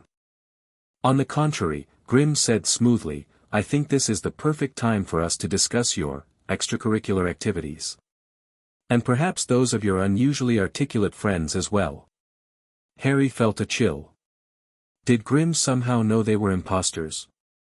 Crabbe, Goyle, go back to the common room, Malfoy ordered, his voice tight. I'll deal with you later. It was the perfect excuse to escape. Harry nodded dumbly and began backing away, Ron following his lead. As they turned the corner, Harry heard Grimm say, Now, Mr. Malfoy, about this room you've been frequenting. They didn't stop running until they reached the bathroom, where Hermione was waiting anxiously. What happened? She demanded as they burst in. Did you find out anything? Between gasping breaths, Harry explained. The cabinet's almost working. Malfoy said something about a bird making it through but coming back dead. And he confirmed it's to let Death Eaters into Hogwarts, targeting Dumbledore. Blimey, we need to tell McGonagall, Ron said, checking his hands, which were beginning to shrink as the potion wore off. But that's not all, Harry continued. Grimm showed up, that ministry inspector. He seemed to know something was off about us, and he specifically wanted to talk to Malfoy about the Room of Requirement. Hermione frowned. How would a ministry official know about the Room of Requirement? It's not in any of the official school documentation. No idea, but he's definitely up to something, Harry said. Last night I saw him interrogating Astoria Greengrass about me and about Malfoy. He was asking if students felt confused after interacting with me. That's concerning, Hermione said slowly. You think he knows about your memory abilities? I don't see how he could, Harry replied, now fully back to his normal appearance. Unless someone told him. Ron, also returned to himself, shook his head. None of us would do that. And I doubt Dumbledore or Snape would either. Then how does he know to look for it? Harry asked. They fell silent, considering the implications. If Grimm was investigating memory tampering at Hogwarts, it suggested he had some prior reason to suspect it was happening. But what? We need to be careful around him, Hermione finally said. And we should definitely tell Dumbledore about the vanishing cabinet. If it's nearly operational. I'll go tonight, Harry decided. After dinner. But first, I want to find out more about Grimm. Luna said he interviewed her father about memory enhancement techniques. She might know something useful. Luna was in the library, reading a book upside down while perched on a windowsill. She smiled dreamily as Harry approached. Hello, Harry Potter. Your aura is quite agitated today. Harry glanced around to ensure they were alone before sitting beside her. Luna, I need to know more about Thaddeus Grimm. You said he interviewed your father? Luna nodded, closing her book. Last January. He said he was researching memory enhancement for the Department of Mysteries, but father thought he was really looking for something else. What? Ways to extract memories without leaving traces, Luna said matter-of-factly. Father publishes articles on uncommon magic, you see. He'd written a theoretical piece about non-invasive memory extraction, and suddenly Mr. Grimm was very interested in speaking with him. Harry's pulse quickened. Non-invasive memory extraction? Like what I can do? Similar, but not identical, Luna explained. Father's theory involved a potion that would allow memories to be siphoned through skin contact, with no visible effects on the original memory holder. Purely theoretical, of course. And Grimm wanted to know if it was possible. Luna nodded. He was quite insistent. Father told him the theory was flawed, that memory extraction always leaves traces, always requires either a wand or extraordinary innate talent. Mr. Grimm seemed disappointed. Harry processed this information. So Grimm's been interested in untraceable memory extraction for over a year. That can't be a coincidence. Rarely are things coincidental, Luna agreed serenely. Perhaps he's looking for someone with your ability. Or perhaps he already found them. The thought sent a chill down Harry's spine. What if he wasn't the only one who could take memories through eye contact? What if Grimm knew about someone else with this ability and was searching for them at Hogwarts? Or worse, what if Grimm himself could do it? Luna, have you ever felt confused after talking to Grimm? Like you'd forgotten something important? Luna considered this. Not that I recall, but that's rather the point of memory tampering, isn't it? You don't remember what you've forgotten. She had a point. Harry stood, his mind racing with new possibilities. Thanks, Luna. This helps. Be careful around him, Harry, Luna called softly as he turned to go. People who collect memories rarely have good intentions. That evening, Harry headed to Dumbledore's office to share what he'd learned about the Vanishing Cabinet. But as he approached the stone gargoyle, he heard voices from around the corner, one of them belonging to Grimm. Absolutely certain, Headmaster. Someone at this school is extracting memories without authorization. A serious accusation, came Dumbledore's calm reply. Do you have evidence of this alleged extraction? Pattern recognition, Grimm said. Multiple students reporting momentary disorientation, specific memory gaps, a sensation one student described as something slipping away. Classic signatures of non-consensual memory tampering. Harry pressed himself against the wall, his heart pounding. They were talking about him, or at least, about what he'd been doing. Memory charms have been strictly regulated since the Lockhart incident, Dumbledore acknowledged. But what you're describing sounds more like legilimency effects than obliviation. It's neither, Grimm insisted. It's extraction, complete removal of specific memories. The department has been tracking similar incidents for months. We believe it's the work of an individual with unusual innate abilities. There was a pause before Dumbledore spoke again. And you suspect this individual is at Hogwarts? The pattern fits. The incidents increased dramatically since September, concentrated among students. We've narrowed our suspects considerably. I see, Dumbledore said, his voice revealing nothing.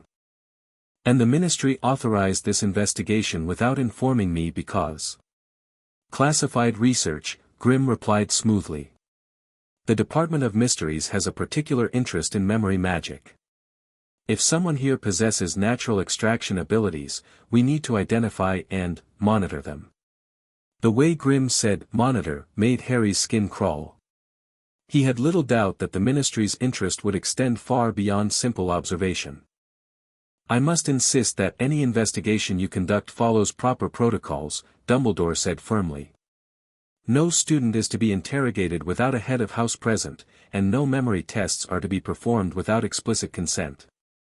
Of course, Headmaster, Grimm agreed, though his tone suggested reluctance. We'll proceed by the book.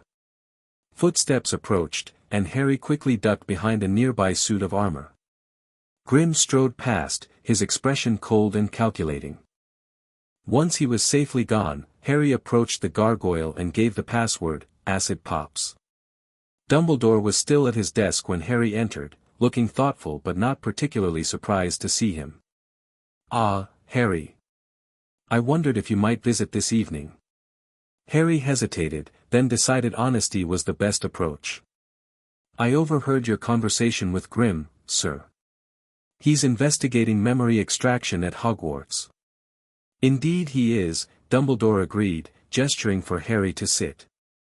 "Though I suspect his interest is more personal than professional." "What do you mean?" Dumbledore leaned back, studying Harry over his half-moon spectacles. "Thaddeus Grimm has been obsessed with memory magic since a personal tragedy some years ago. His wife was obliterated by a dark wizard, her memories of their life together completely erased. The healers at St. Mungo's were unable to restore what was lost." "That's terrible," Harry said, genuinely sympathetic. "Yes, it was. Since then, Mr. Grimm has dedicated himself to researching memory magic, hoping to find ways to restore what conventional methods cannot. His position at the Department of Mysteries gives him considerable resources for this pursuit. But why is he so interested in extraction specifically? And why does he think it's happening at Hogwarts?" Dumbledore's expression turned grave.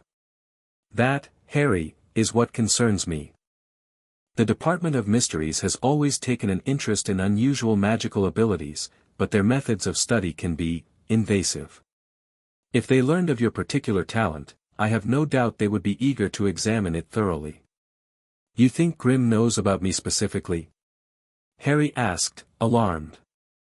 "I think he suspects something is occurring at Hogwarts, but doesn't yet know who is responsible," Dumbledore replied. "Which is why I must urge you to exercise extreme caution. No memory extraction, no matter how justified it may seem, until Mr. Grimm concludes his investigation." Harry nodded, though inwardly he chafed at the restriction. "I understand, sir. But there's something else you need to know. Malfoy's vanishing cabinet is nearly operational. He told Crabbe and Goyle, well, me and Ron disguised as them, that it's meant to let Death Eaters into Hogwarts to target you." Dumbledore didn't look particularly surprised or concerned. "Yes, I am aware of Mr. Malfoy's project." "You're aware?" Harry repeated incredulously. "And you're not doing anything to stop it?" "I didn't say that," Dumbledore corrected gently. "I said I was aware. The situation is delicate. Draco Malfoy is in an impossible position, as are his parents. Interfering directly might precipitate exactly the outcome we wish to avoid." Harry couldn't believe what he was hearing.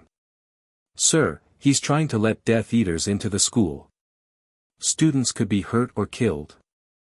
And if I confront him directly, Voldemort will likely kill him and his parents immediately," Dumbledore said quietly. "Is that the outcome you wish for, Harry?" Harry fell silent, caught off guard by this perspective. He'd been so focused on stopping Malfoy that he hadn't fully considered the Slytherin's motivations or the consequences he faced for failure. "No," he admitted. "But there must be some way to prevent the attack without exposing Malfoy."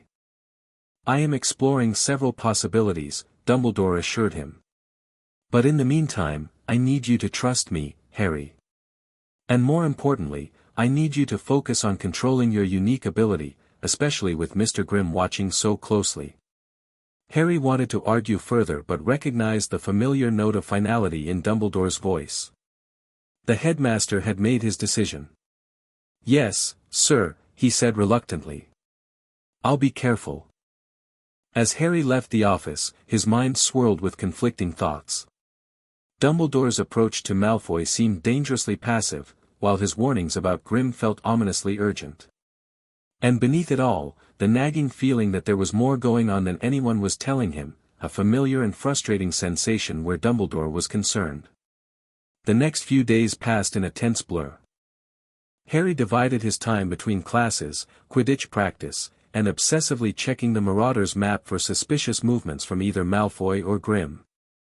Both seemed to be everywhere and nowhere, Malfoy disappearing into the room of requirement for hours, Grim conducting interviews with students from all houses. Ron and Hermione were equally vigilant, though they disagreed about priorities. Malfoy's the immediate threat, Ron insisted during a hushed conversation at breakfast. If that cabinet starts working properly, we could have Death Eaters in the castle any day. Grim's just as concerning, Hermione countered. If he identifies Harry as the memory extractor, the Ministry could try to take him for research. Remember how they wanted to dissect Sirius in his animagus form? Harry, caught between these perspectives, felt increasingly frustrated by his enforced inaction. Watching and waiting had never been his strong suit. His patience finally snapped during potions class, when he noticed Nott and Malfoy exchanging significant glances across the dungeon. Something was happening between them, some communication Harry couldn't decipher. As they bottled their draft of living death samples, Harry deliberately positioned himself near Nott's table. Passing notes to Malfoy now, Nott? He asked casually. Didn't think he was your type. Nott's thin face remained impassive. Mind your own business, Potter. The vanishing cabinet is my business, Harry said quietly, watching for a reaction. Especially if it's going to put my friends in danger. There, a flicker of something in Nott's dark eyes. Recognition, maybe. Or concern. I don't know what you're talking about, Nott replied, but his voice lacked conviction. Really? Because I saw you testing it the other night. Putting parchment inside, checking if it vanished. Working with Malfoy, or against him? Nott's eyes widened fractionally before he controlled his expression. You're imagining things, Potter. Too many bludgers to the head. But Harry had seen enough to confirm his suspicion. Nott was definitely involved with the cabinet somehow. And judging by his reaction, not as Malfoy's ally. Harry was about to press further when Slughorn called for their attention, ending the conversation. But as they filed out of the dungeon after class, Harry felt Nott's eyes on him, calculating and wary. Later that evening, as Harry crossed the entrance hall after dinner, someone grabbed his arm and pulled him into an alcove. He reached for his wand, only to find Nott facing him, finger pressed to his lips in a silencing gesture. Not here, Nott whispered. Too many ears. Meet me in the astronomy tower at midnight. Come alone. Before Harry could respond, Nott slipped away, disappearing among a group of passing Ravenclaws. Harry stood frozen, unsure what to make of this unexpected development. Could it be a trap? Or did Nott genuinely have information to share?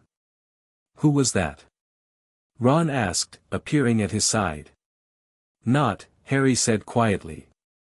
He wants to meet at midnight. Says he has information. Ron's eyebrows shot up. Definitely a trap. No way should you go alone. Harry wasn't so sure. He seemed genuinely nervous. And he's obviously involved with the cabinet somehow. All the more reason not to trust him, Ron argued as they climbed the stairs toward Gryffindor Tower. For all we know, he's working with Malfoy and trying to get you out of the way. Hermione, when consulted in the common room, shared Ron's skepticism. It's too risky, Harry. If you're determined to go, we should all go under the invisibility cloak. But Harry felt strangely certain that Nott would only talk if he came alone. I'll bring the map and the cloak, he compromised.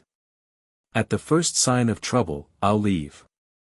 Neither Ron nor Hermione looked happy with this plan, but they knew that stubborn set to Harry's jaw well enough to recognize he wouldn't be dissuaded. At 11:50 that night, Harry slipped out of Gryffindor Tower under his invisibility cloak, Marauder's map clutched in his hand. The castle was quiet, with most students and teachers already in their rooms. Filch was patrolling the third floor, and Mrs. Norris was skulking near the kitchens. Thaddeus Grimm, interestingly, was in Snape's office. Harry wondered what business the Ministry inspector could have with the potions master-turned-defense teacher at this hour. He made his way carefully to the astronomy tower, checking the map frequently to avoid detection. When he arrived, the tower appeared deserted, but the map showed Nott already waiting at the top. Harry climbed the spiral staircase slowly, keeping his cloak on and his wand ready. When he reached the top, he found Nott standing by the parapet, gazing out at the starlit grounds. "I know you're there, Potter," Nott said without turning. "You can take off the cloak." Harry hesitated, then removed the cloak, keeping his wand pointed at Nott's back. "How did you know?" "Slight distortion in the air. If you watch carefully, you can see it." Nott finally turned, his thin face pale in the moonlight. "You came alone. Good. What do you want, Nott?" "To warn you." Nott glanced around, as if checking for eavesdroppers. "Malfoy's vanishing cabinet will be operational within the week. He's solved the final enchantment issue." Harry tensed. "Why tell me this? Aren't you Slytherins supposed to stick together?" A bitter smile crossed Nott's face. "Is that what you think? That we're all devoted Death Eater spawn, eager to serve the Dark Lord?" He shook his head. "Some of us have more complicated situations, Potter. Such as having a father in Azkaban and a mother who wants no part of this war." Nott's voice was tight. "Such as being pressured to take the mark but wanting a different future." Harry studied him closely, looking for signs of deception. Nott appeared sincere, his usual aloof demeanor replaced by genuine tension. "If you're against Voldemort, why help Malfoy with the cabinet at all?" Nott winced at the name but answered steadily. "I'm not helping him. I'm monitoring his progress. The slower he works, the more time I have to figure out an alternative." "Alternative to what?" Nott hesitated, then seemed to make a decision. "My father is being released from Azkaban next month as part of a negotiated arrangement with the Dark Lord. If Malfoy succeeds in his task, my family will be elevated in the ranks. If he fails..." He shrugged. "We become expendable." "So you're playing both sides," Harry concluded. "I'm trying to survive," Nott corrected. "Just like Malfoy. The difference is, I don't want Dumbledore dead or Death Eaters in Hogwarts." Harry processed this information, still wary but increasingly inclined to believe Nott. Why not sabotage the cabinet? Break it beyond repair? Too obvious. Malfoy would know immediately, and the Dark Lord would punish both our families. Nott ran a hand through his dark hair. "I've been making subtle adjustments, delaying his progress without him realizing. But he's close now. Too close. What exactly is the plan? When are the Death Eaters coming through?" "Next Saturday. After midnight. A small group at first, Bellatrix Lestrange, my father once he's released, possibly Greyback." Nott's voice faltered at the last name. "Their primary target is Dumbledore, but they won't hesitate to hurt anyone who gets in their way." Harry's mind raced. This was exactly the information he'd been seeking for months. But something still didn't add up. Why tell me all this? Why not go directly to Dumbledore or McGonagall? Nott laughed humorlessly. "And be labeled a traitor by my house? Have my family marked for death? No thanks. Besides..." He gave Harry a measuring look. "I've heard things about you, Potter. About what you can do." Harry stiffened. "What things?" "That you can see things others can't. That you know things you shouldn't be able to know." Nott's dark eyes held his. "That sometimes, people feel strange after talking to you. Like something's missing." It took considerable effort for Harry to maintain a neutral expression. "Sounds like rumors to me." "Maybe," Nott conceded. "Or maybe you've got skills that could help us both. Skills that would let you verify everything I've told you without me having to risk my neck more than I already am." Harry realized with a jolt what Nott was suggesting. "You want me to look into your mind?" "I want you to see that I'm telling the truth," Nott corrected. "However you do that." This was dangerous territory. If Harry admitted to his memory ability, he'd be confirming what Nott, and possibly others, already suspected. But if Nott was being honest, his information was too valuable to dismiss out of hand. And if I could do what you're suggesting, Harry said carefully, why would you let me? Most people don't volunteer for mind invasion. Nott's expression turned grim. Because my options are limited, and time is running out. I'm willing to give up a memory or two if it means you believe me enough to act. To stop this before people die. Harry considered for a long moment. Using his ability would mean defying Dumbledore's explicit instructions, especially with Grim investigating. But if there was ever a justification for breaking that rule, surely this was it. All right, he said finally. And I'm not saying I can, but if I could see into your memories, what exactly would you want me to look at? Relief flickered across Nott's face. My last conversation with Malfoy.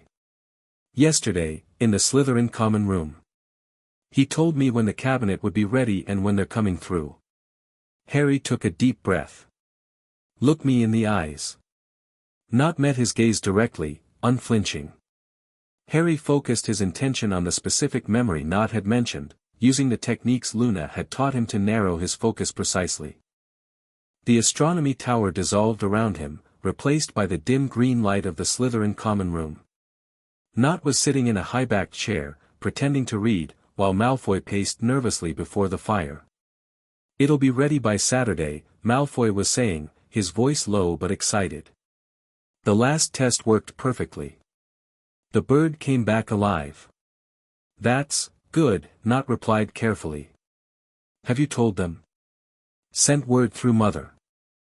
They'll come through after midnight, Aunt Bellatrix, your father, a few others.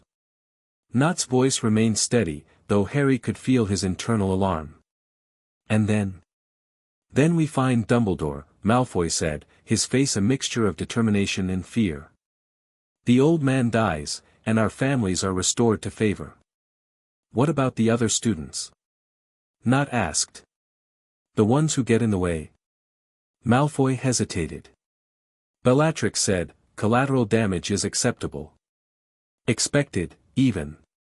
To send a message. Harry felt Nott's disgust and fear as his own. The memory shifted slightly, showing Malfoy walking away while Nott remained by the fire, his thoughts racing with possible ways to prevent the attack without exposing himself. With effort, Harry pulled back, returning to the present moment in the astronomy tower. Nott staggered slightly, blinking in confusion. That's disorienting, he murmured. Did you see? Harry nodded, processing what he'd witnessed. I saw. You're telling the truth. So you'll help stop them? Yes, Harry said firmly. But I need to know one more thing. How did you know about my ability? Who told you? Nott hesitated. No one told me directly. I noticed patterns. Students who seemed confused after talking to you. Specific memories they couldn't recall clearly. And then. He trailed off. Then what? Harry pressed. Then Grim started asking questions, Nott admitted. About you specifically. About whether students felt strange after interacting with you. It wasn't hard to connect the dots. Harry felt cold. Grim is targeting me specifically. You're sure? Positive. He's been interviewing Slytherins one by one, focusing on those who've had recent interactions with you. This was worse than Harry had feared. If Grim was already narrowing his investigation to Harry specifically, it was only a matter of time before he gathered enough evidence to act. We need to move quickly then, Harry decided. Both to stop the Death Eater attack and to deal with Grim. I've told you what I know, Nott said, taking a step back. What you do with it is your business. Just keep my name out of it. As Nott turned to leave, Harry made a split-second decision. Wait. There's something else you should know. Nott paused, looking back with raised eyebrows.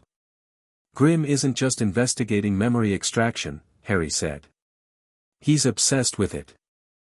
Luna Lovegood told me he interviewed her father about untraceable memory extraction techniques over a year ago. Why would that matter to me? Because if he's been looking for someone with my ability for that long, it might not be me he's after, Harry explained. It might be someone who had this ability before me. Someone who's been doing it longer. Understanding dawned in Nott's eyes. You think there's someone else at Hogwarts who can do what you do? It's possible, Harry admitted. I only developed this ability this year, after an accident in potions class. But what if someone else has had it naturally for years? Not considered this. I haven't heard of anyone else causing the same effects you do. But if they were more skilled, more subtle, they might not leave as many traces, Harry finished the thought. Keep your eyes open. And be careful around Grim. Nott nodded. You too, Potter. Particularly since you just confirmed his suspicions by taking one of my memories. Harry winced, realizing his mistake. In his eagerness to verify Nott's information, he'd done exactly what Dumbledore had warned him against. After Nott left, Harry remained on the astronomy tower for several minutes, weighing his options.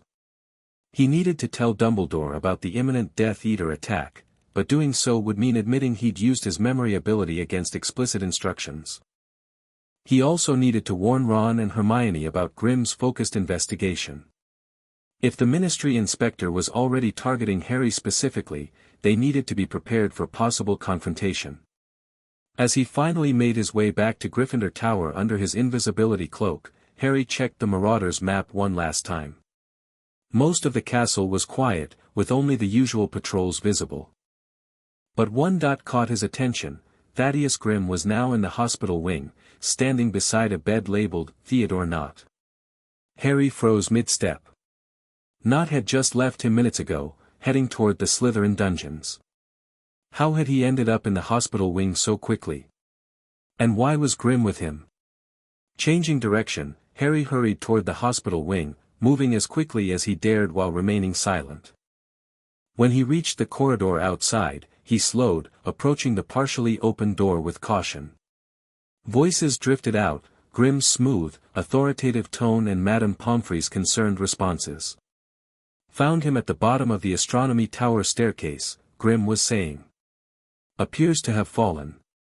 Or been pushed. His injuries are consistent with a fall, Madame Pomfrey agreed. But why he was out after curfew in the first place, indeed, a question worth pursuing, Grimm cut in. Once he regains consciousness, I'll need to speak with him immediately. He needs rest, Mr. Grimm. The concussion is serious. This is a ministry security matter, madam. I have authorization to question any student involved in suspicious incidents. Harry's mind raced. Had Nott fallen accidentally? Or had something, or someone, caused his fall after leaving the astronomy tower? And how had Grimm found him so quickly, unless he'd been watching? Unable to risk entering without being detected, Harry reluctantly turned away. He needed to process this new development and decide his next move carefully. If Grimm questioned Nott when he regained consciousness, would the Slytherin reveal their conversation? Or worse, would Grimm somehow extract the memory himself?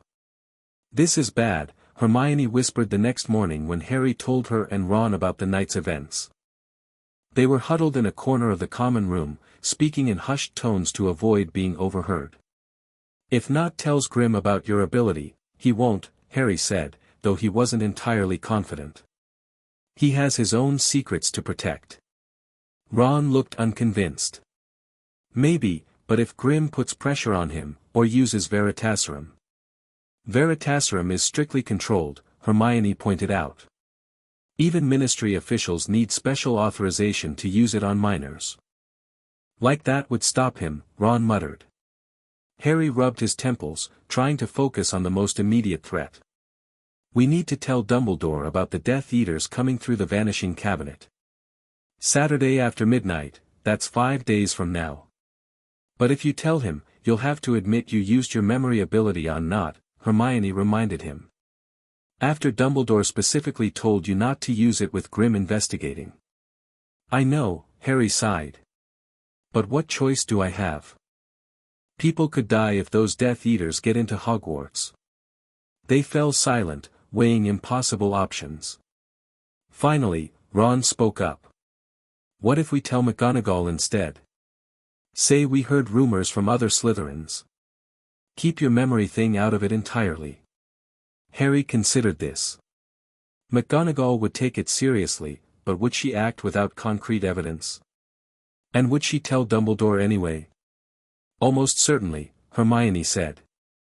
But it might create enough distance to protect you from the consequences of using your ability. It wasn't a perfect solution, but it seemed the best of their limited options. They agreed to approach McGonagall after Transfiguration class that afternoon. But when they arrived at the Transfiguration classroom, they found a note on the door announcing that Professor McGonagall had been called away on urgent business and classes were cancelled for the day. Now what? Ron groaned.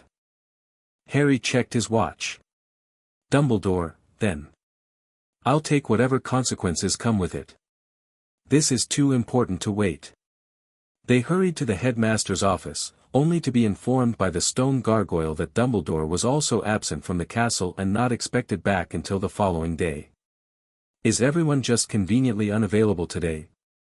Ron said in exasperation. Hermione bit her lip. We could try Professor Flitwick or Professor Sprout. They're both in the order. Before they could decide, a familiar silky voice spoke from behind them. Looking for the headmaster, Potter? I'm afraid you'll find him otherwise engaged. Something I can help you with, perhaps. They turned to find Snape watching them with his usual unreadable expression. Harry hesitated. Snape was technically a member of the Order, and Dumbledore trusted him implicitly. But years of mutual antipathy made Harry reluctant to share sensitive information with him. It's nothing, Professor, he said. Just a homework question. Snape's eyes narrowed. Indeed. A homework question so urgent it requires the headmaster's immediate attention. Try again, Potter, and this time with less obvious fabrication. Harry exchanged glances with Ron and Hermione. They had few options, and time was running out. It's about the vanishing cabinet in the room of requirement, he said finally. I have reason to believe Death Eaters will be using it to enter Hogwarts this Saturday night. If Snape was surprised by this information, he didn't show it. I see. And your source for this intelligence? Harry chose his words carefully. Conversations I've overheard among Slytherins. Malfoy's been working on fixing the cabinet all year. I am aware of Mr. Malfoy's project, Snape said, echoing Dumbledore's earlier words. As is the headmaster. The situation is being monitored. Harry felt a surge of frustration. Being monitored isn't enough.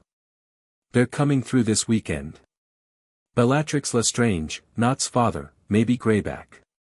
They're targeting Dumbledore, but they don't care who else gets hurt. Something flickered in Snape's dark eyes, concern, perhaps, or calculation. And you learned all this from overhearing conversations? Yes, Harry said firmly, maintaining eye contact despite knowing Snape was an accomplished legilimens. Snape studied him for a long moment before speaking. Very well. I will inform the headmaster when he returns. In the meantime, I suggest you focus on your studies and leave security matters to those equipped to handle them. He turned to leave, his black robes billowing behind him. That's it? Harry called after him. That's all you're going to do? Snape paused, looking back over his shoulder. What would you have me do, Potter? Raise a general alarm? Create panic? The headmaster has plans in place for Mr. Malfoy's activities. Plans your interference may well disrupt. People could die, Harry insisted. Yes, Snape agreed, his voice suddenly tired. People always die in war, Potter. The question is how many, and which ones. Now, if you've shared all your eavesdropped intelligence, I have a class to teach. As Snape walked away, Harry fought the urge to hex him from behind. The professor's dismissive attitude infuriated him, especially when the threat was so immediate and serious. He's not going to do anything, Harry fumed once Snape was out of earshot. Just like Dumbledore, he's willing to let this play out, no matter the risk. Maybe they really do have a plan, Hermione suggested, though she looked doubtful. Dumbledore usually knows what he's doing. Usually isn't good enough this time, Harry decided. If they won't stop the Death Eaters from coming through, we'll have to do it ourselves. Ron's eyes widened. How exactly do we stop a group of Death Eaters? We don't let them into Hogwarts in the first place, Harry said. We disable the Vanishing Cabinet before Saturday. Disabling the Vanishing Cabinet proved more challenging than anticipated.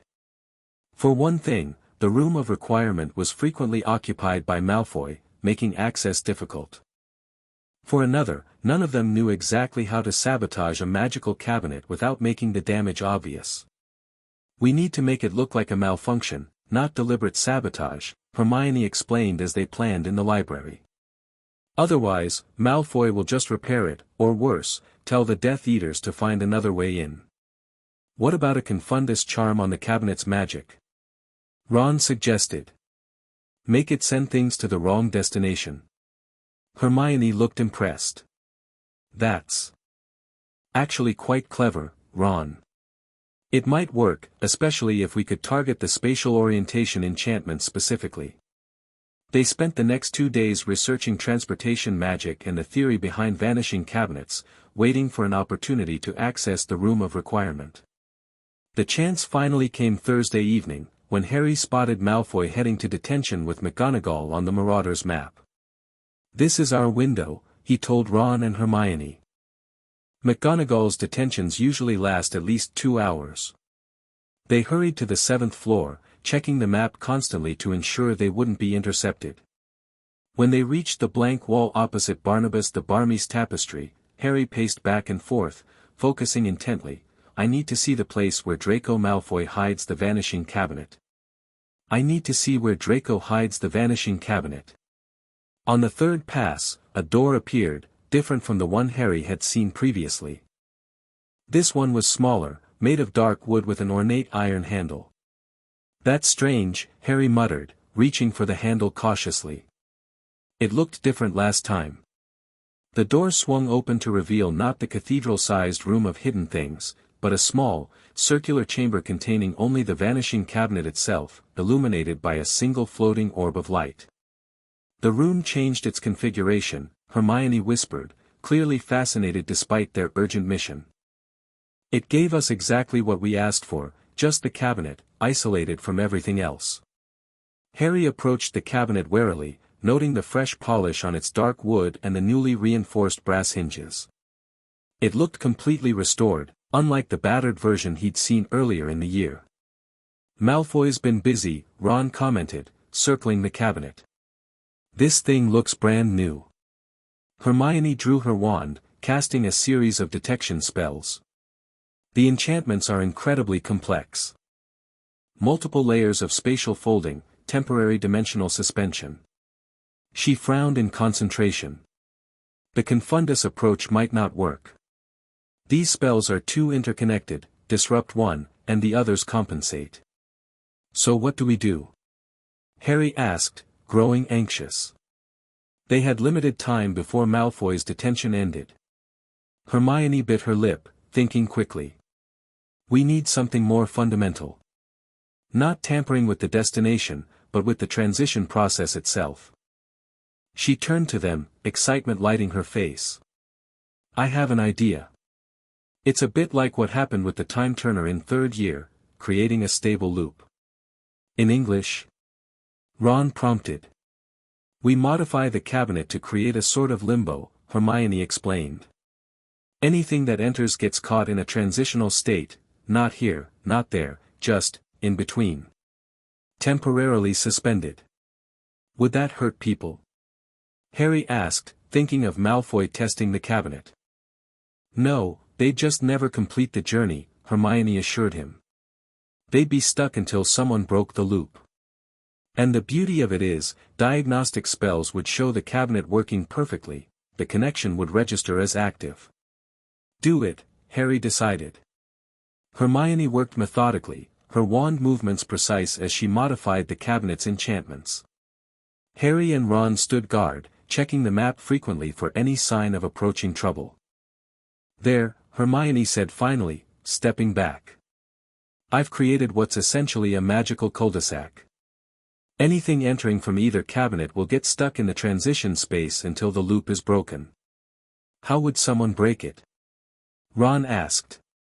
"They'd need to know exactly what I did and perform the counter-charm," Hermione explained. "Which is unlikely unless they're specifically looking for this type of sabotage." Harry checked the map again. Malfoy's still in detention, but he froze, eyes fixed on another dot moving purposefully along the 7th floor corridor. "Grim's coming this way. We need to go," Hermione said urgently, pocketing her wand. "Now." They slipped out of the room, Harry checking to ensure the door vanished behind them. They'd barely turned the corner when Thaddeus Grimm appeared at the far end of the corridor, his silver hair gleaming in the torchlight. Pressing themselves against the wall, they watched as Grimm paced in front of the blank wall, just as they had done minutes earlier. On his third pass, a door appeared, the same small, dark wood door they had used. "He knows about the cabinet," Harry whispered. "How?" They didn't wait to find out. As soon as Grimm disappeared inside, they hurried away, not stopping until they reached the relative safety of Gryffindor Tower. "This is getting more complicated by the minute," Hermione said once they were seated by the common room fire. "Why would a ministry inspector be interested in the vanishing cabinet? Maybe he knows about Malfoy's plan?" Ron suggested. Harry shook his head. If he knew Death Eaters were planning to infiltrate Hogwarts, he'd have notified Dumbledore or the Aurors. This feels separate. Like he has his own agenda. Connected to his interest in memory magic, perhaps. Hermione mused. Maybe, Harry agreed, though he couldn't see how the two things related. At least we've dealt with the cabinet for now. If Hermione's spell works, the Death Eaters won't be able to get through on Saturday. But as he said it, Harry couldn't shake the uneasy feeling that they'd only addressed one of the threats converging on Hogwarts. Grimm's investigation was advancing, Nott was still unconscious in the hospital wing, and Dumbledore remained absent from the castle. Too many pieces were moving, and Harry couldn't see the entire board. The next morning brought another unexpected development. As they entered the Great Hall for breakfast, Harry noticed an unusual stillness at the staff table. Several chairs stood empty, including McGonagall's and Snape's. Dumbledore's golden chair remained vacant as well. "Where is everyone?" Ron wondered aloud. Their question was answered moments later when Professor Flitwick climbed onto a stool to address the assembled students. "Your attention, please," the tiny charms professor called. "Headmaster Dumbledore has been called away on urgent ministry business and will be absent for several days. During this time, Professor McGonagall will be acting as headmistress. Classes will continue as scheduled." Murmurs spread through the hall. Dumbledore occasionally left on mysterious errands, but rarely for several days, and the timing, just before the planned Death Eater infiltration, seemed suspiciously convenient. "This can't be a coincidence," Harry muttered. "Dumbledore gone right when the Death Eaters are planning to attack. But how would they know to time it this way?" Hermione wondered. Unless someone at the Ministry is working with them," Harry finished grimly. "Someone who could ensure Dumbledore would be called away at the critical moment." Ron's eyes widened. "Grim? It's possible," Hermione acknowledged. "But that would mean that the Department of Mysteries might be compromised," Harry said. "Or at least, that Grim is working for both sides." The implications were chilling. If Voldemort had infiltrated the Department of Mysteries, he potentially had access to powerful magical artifacts and research, including, perhaps, information about memory magic. As they mulled this over, the Morning Post arrived in a flurry of owls. Hermione's copy of the Daily Prophet landed in her porridge, and she quickly unfolded it to scan the headlines. "Anything about Dumbledore?" Harry asked. Hermione shook her head, then suddenly froze, her finger pointing to a smaller article near the bottom of the front page.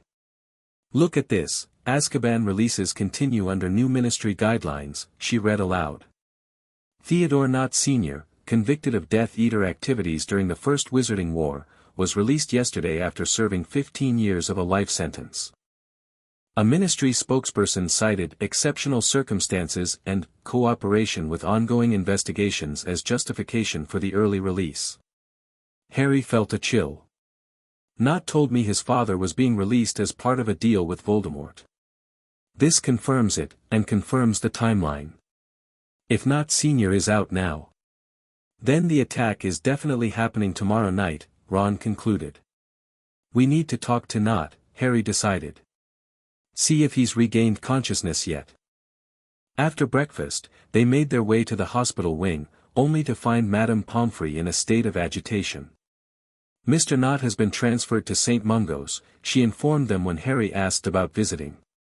On whose authority, I cannot say, as I certainly didn't recommend it. The boy was recovering perfectly well here. When was he transferred? Hermione asked. Late last night. Most irregular. Now, unless you're ill, I must ask you to leave. I have actual patients to attend to.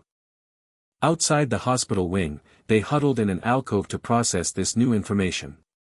Grim, Harry said with certainty. He must have arranged the transfer to get Nott away from Hogwarts. Probably to question him without interference. Or to prevent him from talking to us, Ron added.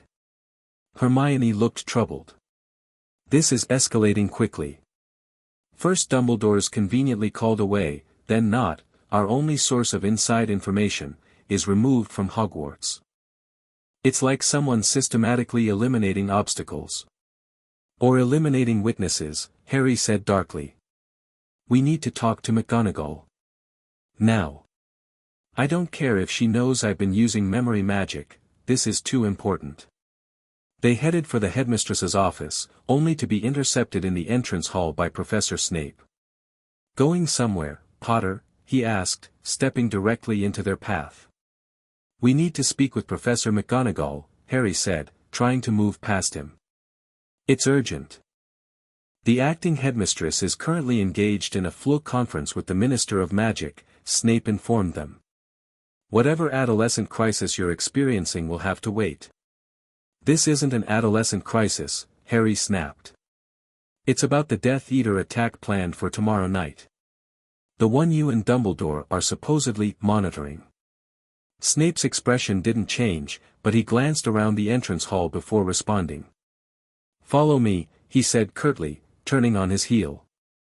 He led them to his office in the dungeons, closing the door firmly behind them and casting several privacy charms before facing them again. Explain, he demanded. What new information do you have about tomorrow's event? Harry hesitated, unsure how much to reveal. Snape had always been a wild card, Dumbledore trusted him implicitly, but Harry's own experiences suggested caution. Dumbledore's absence isn't a coincidence, he began carefully.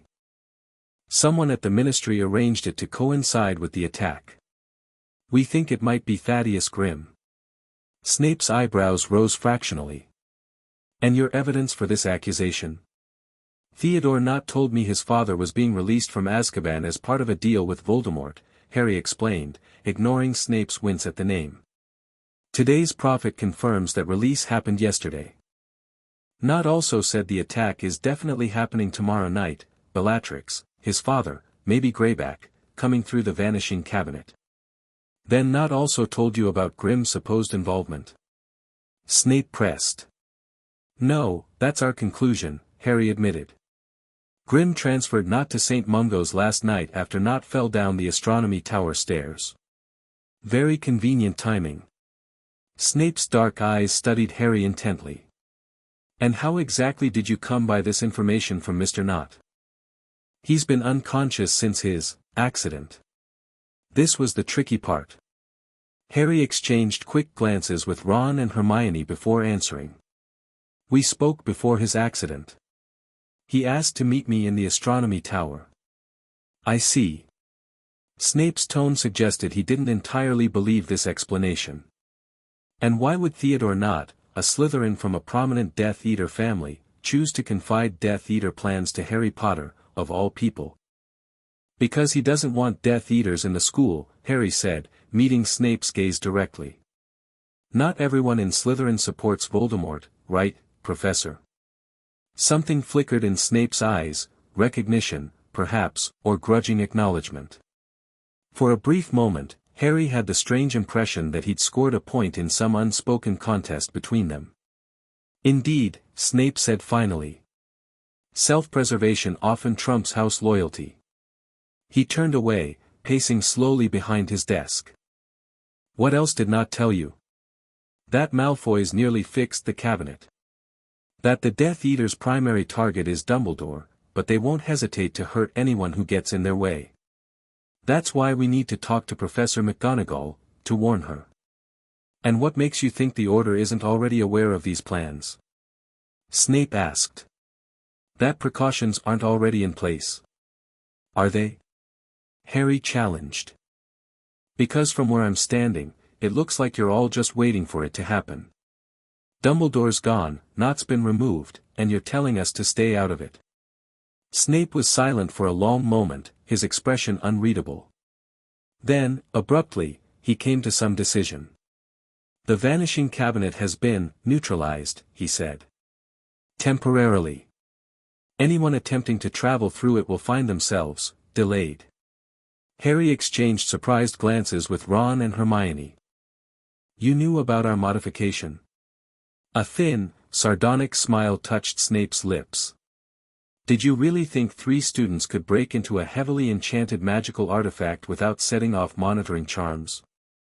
Particularly when one of those students is you, Potter. Harry felt a flush of embarrassment. Of course there would be monitoring charms, Dumbledore wouldn't leave something so dangerous unwatched. So you know the cabinet's been sabotaged, he acknowledged. But what about Grim? And Dumbledore's convenient absence? Thaddeus Grimm is indeed a person of interest, Snape conceded. His activities at Hogwarts extend beyond his stated ministry duties. As for the headmaster's absence. He hesitated, as if weighing how much to reveal. It was not unplanned, nor is it as complete as it appears. Meaning? Meaning that Albus Dumbledore is rarely as absent as he seems, Snape said cryptically. Now, if you've shared all relevant information, I suggest you return to your dormitory and remain there tomorrow evening. The situation will be handled.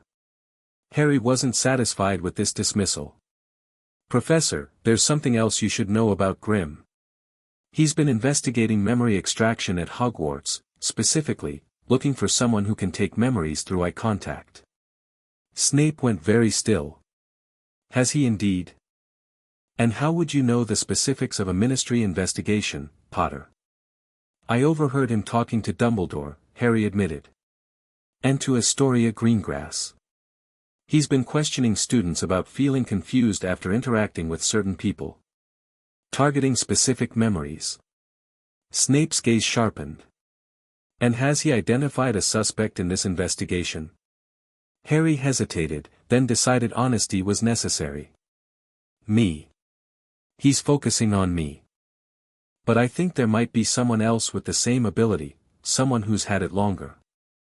Luna Lovegood said Grim was researching memory extraction techniques over a year ago. Something shifted in Snape's expression, a brief flash of recognition quickly suppressed. I see. This complicates matters.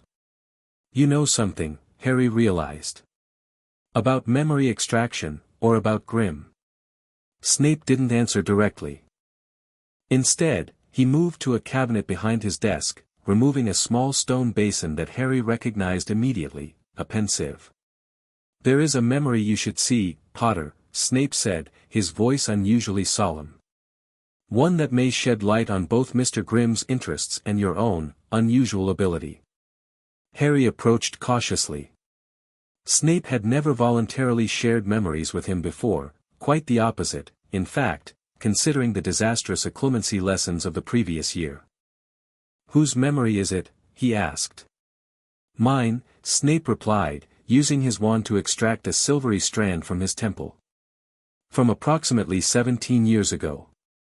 He deposited the memory into the pensieve, where it swirled, silver-white and enigmatic.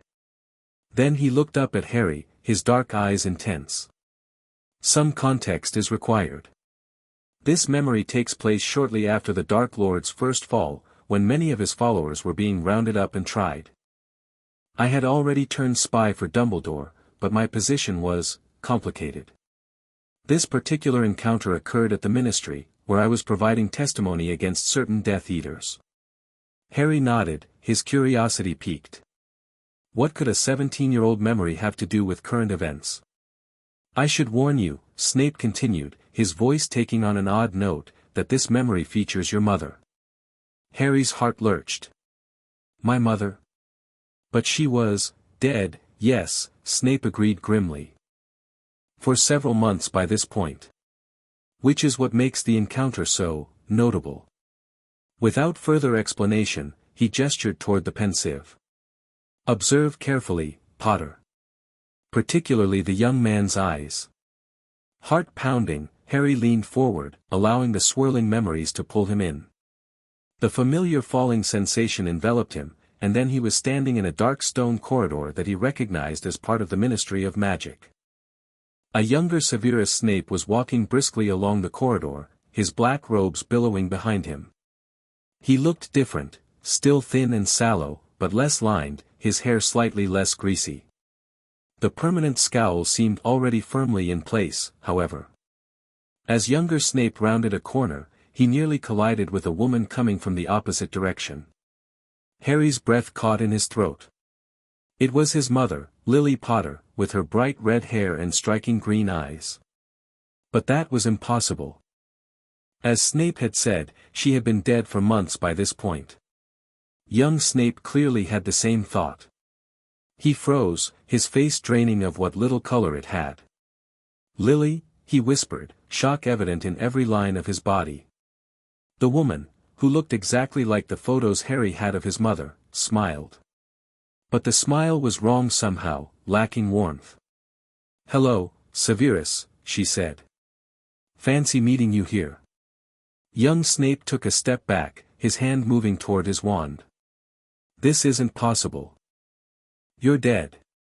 I saw, he cut himself off, visibly struggling for control.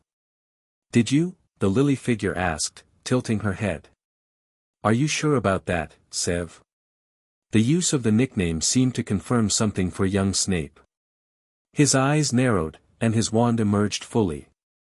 Who are you? He demanded. Polyjuice? A particularly cruel joke. Don't be ridiculous, the woman said, stepping closer. It's me. I've missed you, you know. Despite everything. Young Snape's wand hand trembled slightly, but his aim remained steady. Prove it. Tell me something only Lily would know. The woman's smile widened. The first time we met, I was 9 years old.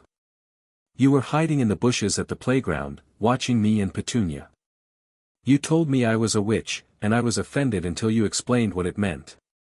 Young Snape's face contorted with a complex mix of emotions, grief, confusion, desperate hope. That doesn't prove anything. Others could know that story. What about the doe? The woman asked softly. Your Patronus. The one that matches mine. The one you cast that night by the lake, after we argued about your friends. This seemed to shake young Snape deeply. His wand lowered fractionally. Lily, he stopped, uncertainty clear on his face. This isn't possible. I attended your funeral. Magic makes many things possible, the woman said, stepping closer still. She was now directly in front of young Snape, close enough to touch. Things that seem impossible. And then she looked directly into his eyes. Harry, observing from the side, saw it immediately. The woman's green eyes, so like his own, seemed to flash with an internal light. Young Snape went rigid, his expression slackening slightly. The moment stretched, neither figure moving. Then young Snape blinked rapidly, a look of confusion crossing his face. What? He began, but the woman was already stepping back. I have to go, she said quickly. People are looking for me. But remember what I said, Sev. Not everything is as it seems. She turned and hurried away, disappearing around a corner.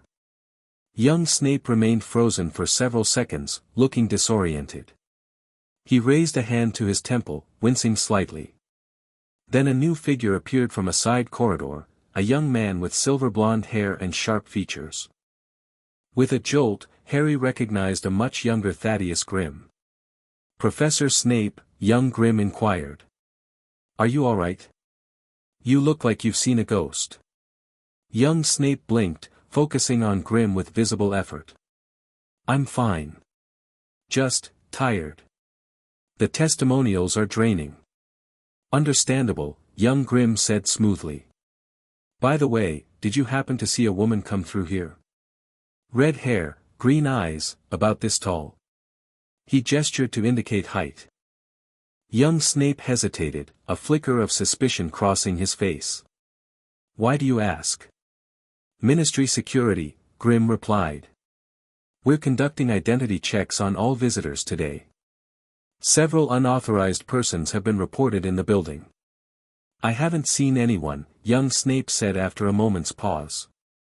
Perhaps try the main atrium. Grimm studied him briefly, then nodded. Thank you, Professor. Good day. As Grimm walked away, young Snape remained standing in the corridor, a troubled expression on his face. He seemed to be trying to recall something, his brow furrowed in concentration. The memory began to dissolve, and Harry felt himself being pulled back to the present. He emerged from the pensive gasping slightly, his mind reeling from what he'd witnessed. Snape, the present-day Snape, was watching him intently, waiting for his reaction. That woman, Harry managed finally. She wasn't really my mother. No, Snape agreed quietly. She was not. But she knew things, personal things about your relationship with my mum. And her eyes. Harry trailed off, the implications dawning on him. She took a memory from you. Just like I can do. Through eye contact. Snape nodded. A memory of your mother. A private conversation between us that no one else should have known about. And Grimm was looking for her, Harry continued, the pieces falling into place.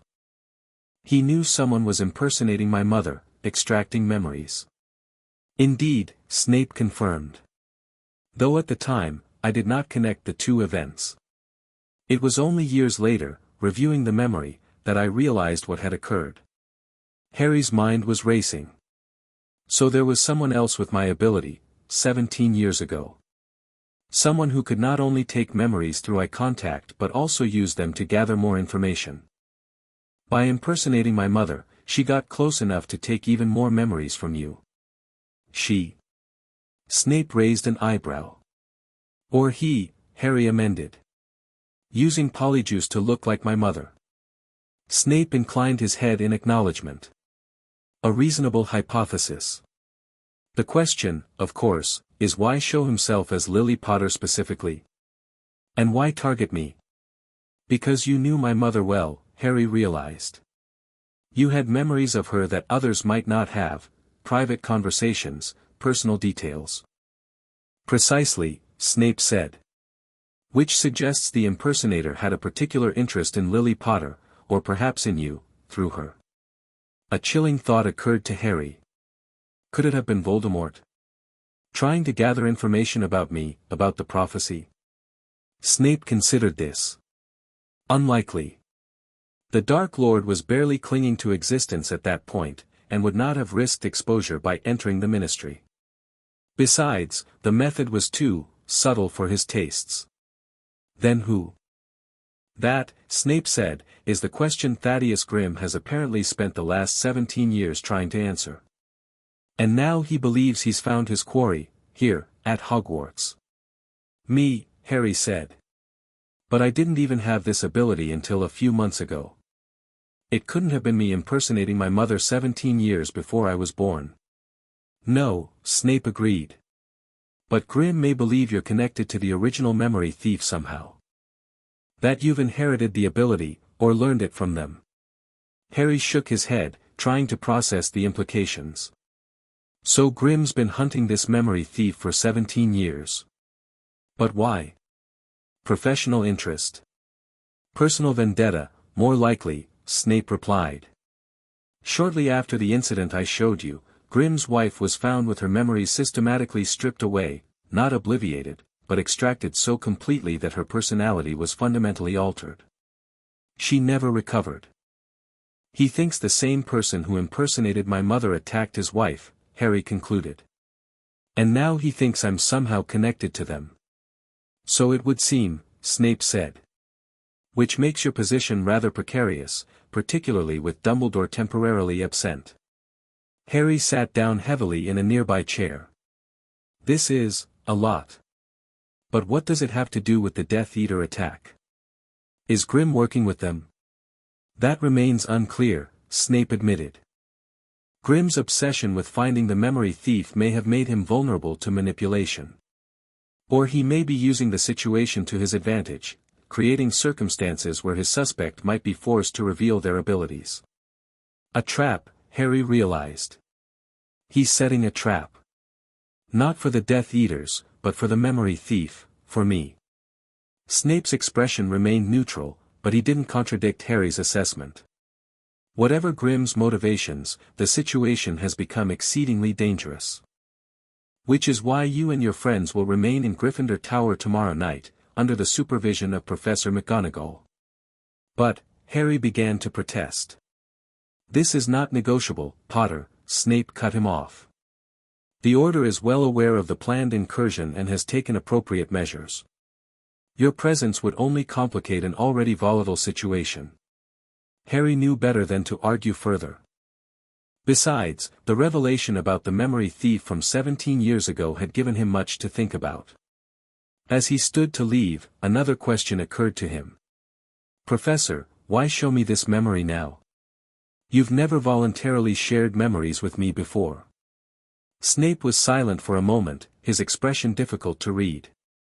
Because, Potter, contrary to your persistent belief, I do not wish to see you dead or imprisoned. And because. He hesitated, seeming to choose his words carefully. Because your mother would have expected it of me. The unexpected mention of his mother caught Harry off guard. Snape had never spoken of Lily to him except in the most clinical terms, usually to compare Harry unfavorably to her talents. You were friends, Harry said slowly. Before Hogwarts. That's what the memory showed. A shadow crossed Snape's face. We were. Once. He turned away, clearly indicating the conversation was over. Now go, Potter. And remember what I said about tomorrow night. Harry left the office with his mind buzzing. The memory had raised as many questions as it answered, particularly about Snape's relationship with his mother. But more importantly, it had revealed a crucial piece of information. Harry wasn't the first person with the ability to steal memories through eye contact. Someone else had possessed this power at least 17 years earlier, someone with a specific interest in Lily Potter. And Thaddeus Grimm had been hunting them ever since. This changes everything, Hermione whispered when Harry relayed Snape's memory to her and Ron in the room of requirement later that day. They'd chosen the room as their meeting place, transforming it into a secure space where they could talk without fear of being overheard. Not really, Ron argued. We still have Death Eaters trying to invade Hogwarts tomorrow night. But now we know Grimm has a personal vendetta against memory thieves, Hermione pointed out. And he's been pursuing one specific memory thief for 17 years, one who impersonated Harry's mother. Harry paced the room, unable to sit still. The question is that person still at Hogwarts? And are they connected to me somehow? Is that why I developed this ability after the potions accident? Maybe they're related to you, Ron suggested. A distant relative with the same ability? Hermione looked thoughtful. Or maybe the ability itself is connected to Lily Potter. Maybe your mother could do it too, and that's why the impersonator chose her form specifically, to gain access to Snape's memories of her. The idea sent a chill down Harry's spine. Could his mother have possessed the same ability? And if so, why had no one ever mentioned it? Whoever it was, they knew things only my mother would know, Harry said. Personal details about her friendship with Snape. They either had access to her memories somehow, or they knew her personally, Hermione finished. Someone close to her who would know about her childhood. But most of those people are dead, Ron pointed out. Your dad, Sirius, Lupin's still alive, but he's definitely not stealing memories. What about Pettigrew? Hermione suggested. He was friends with your parents before betraying them. Harry considered this. Maybe. But would he have known details about my mum's childhood friendship with Snape? That seems unlikely. They hated each other at Hogwarts. They fell silent, each pursuing their own thoughts. After a moment, Harry spoke again.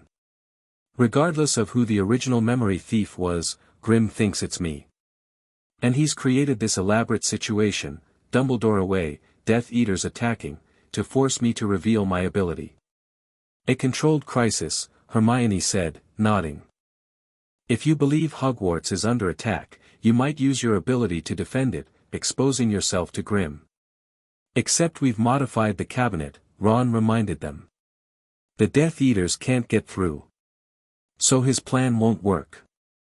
Unless he knows the cabinet's been sabotaged, Harry said slowly. Or unless he has another way to bring Death Eaters into the castle. This sobering thought hung in the air between them. If Grim was determined enough, and desperate enough, to catch the memory thief, what lengths might he go to? We need a plan, Hermione decided. Something that accounts for both threats, the Death Eaters and Grim. Snape said the Order is handling the Death Eater threat, Harry reminded them. And he specifically told us to stay in Gryffindor Tower tomorrow night. Ron snorted. Since when do we do what Snape says? Since he shared a personal memory to warn me about Grim, Harry replied. I think he's genuinely concerned. Hermione nodded. It was an unprecedented gesture from him. Still, we should be prepared for all possibilities.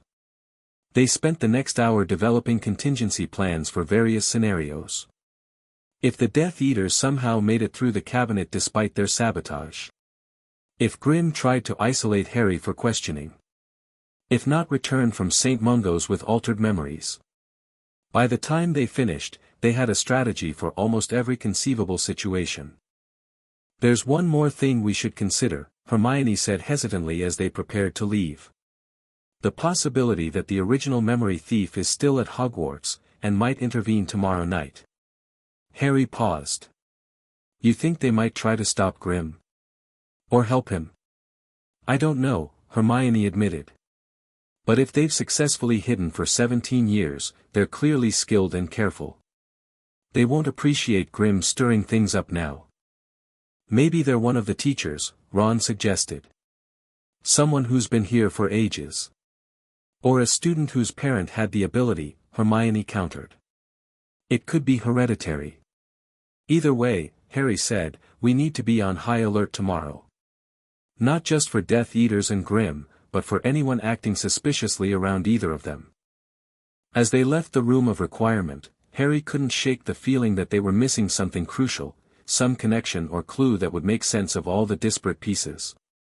The original memory thief, Grim's vendetta, the Death Eater attack, Knott's accident, they all seemed connected, but the pattern remained elusive. One thing was certain, tomorrow night would bring matters to a head, one way or another.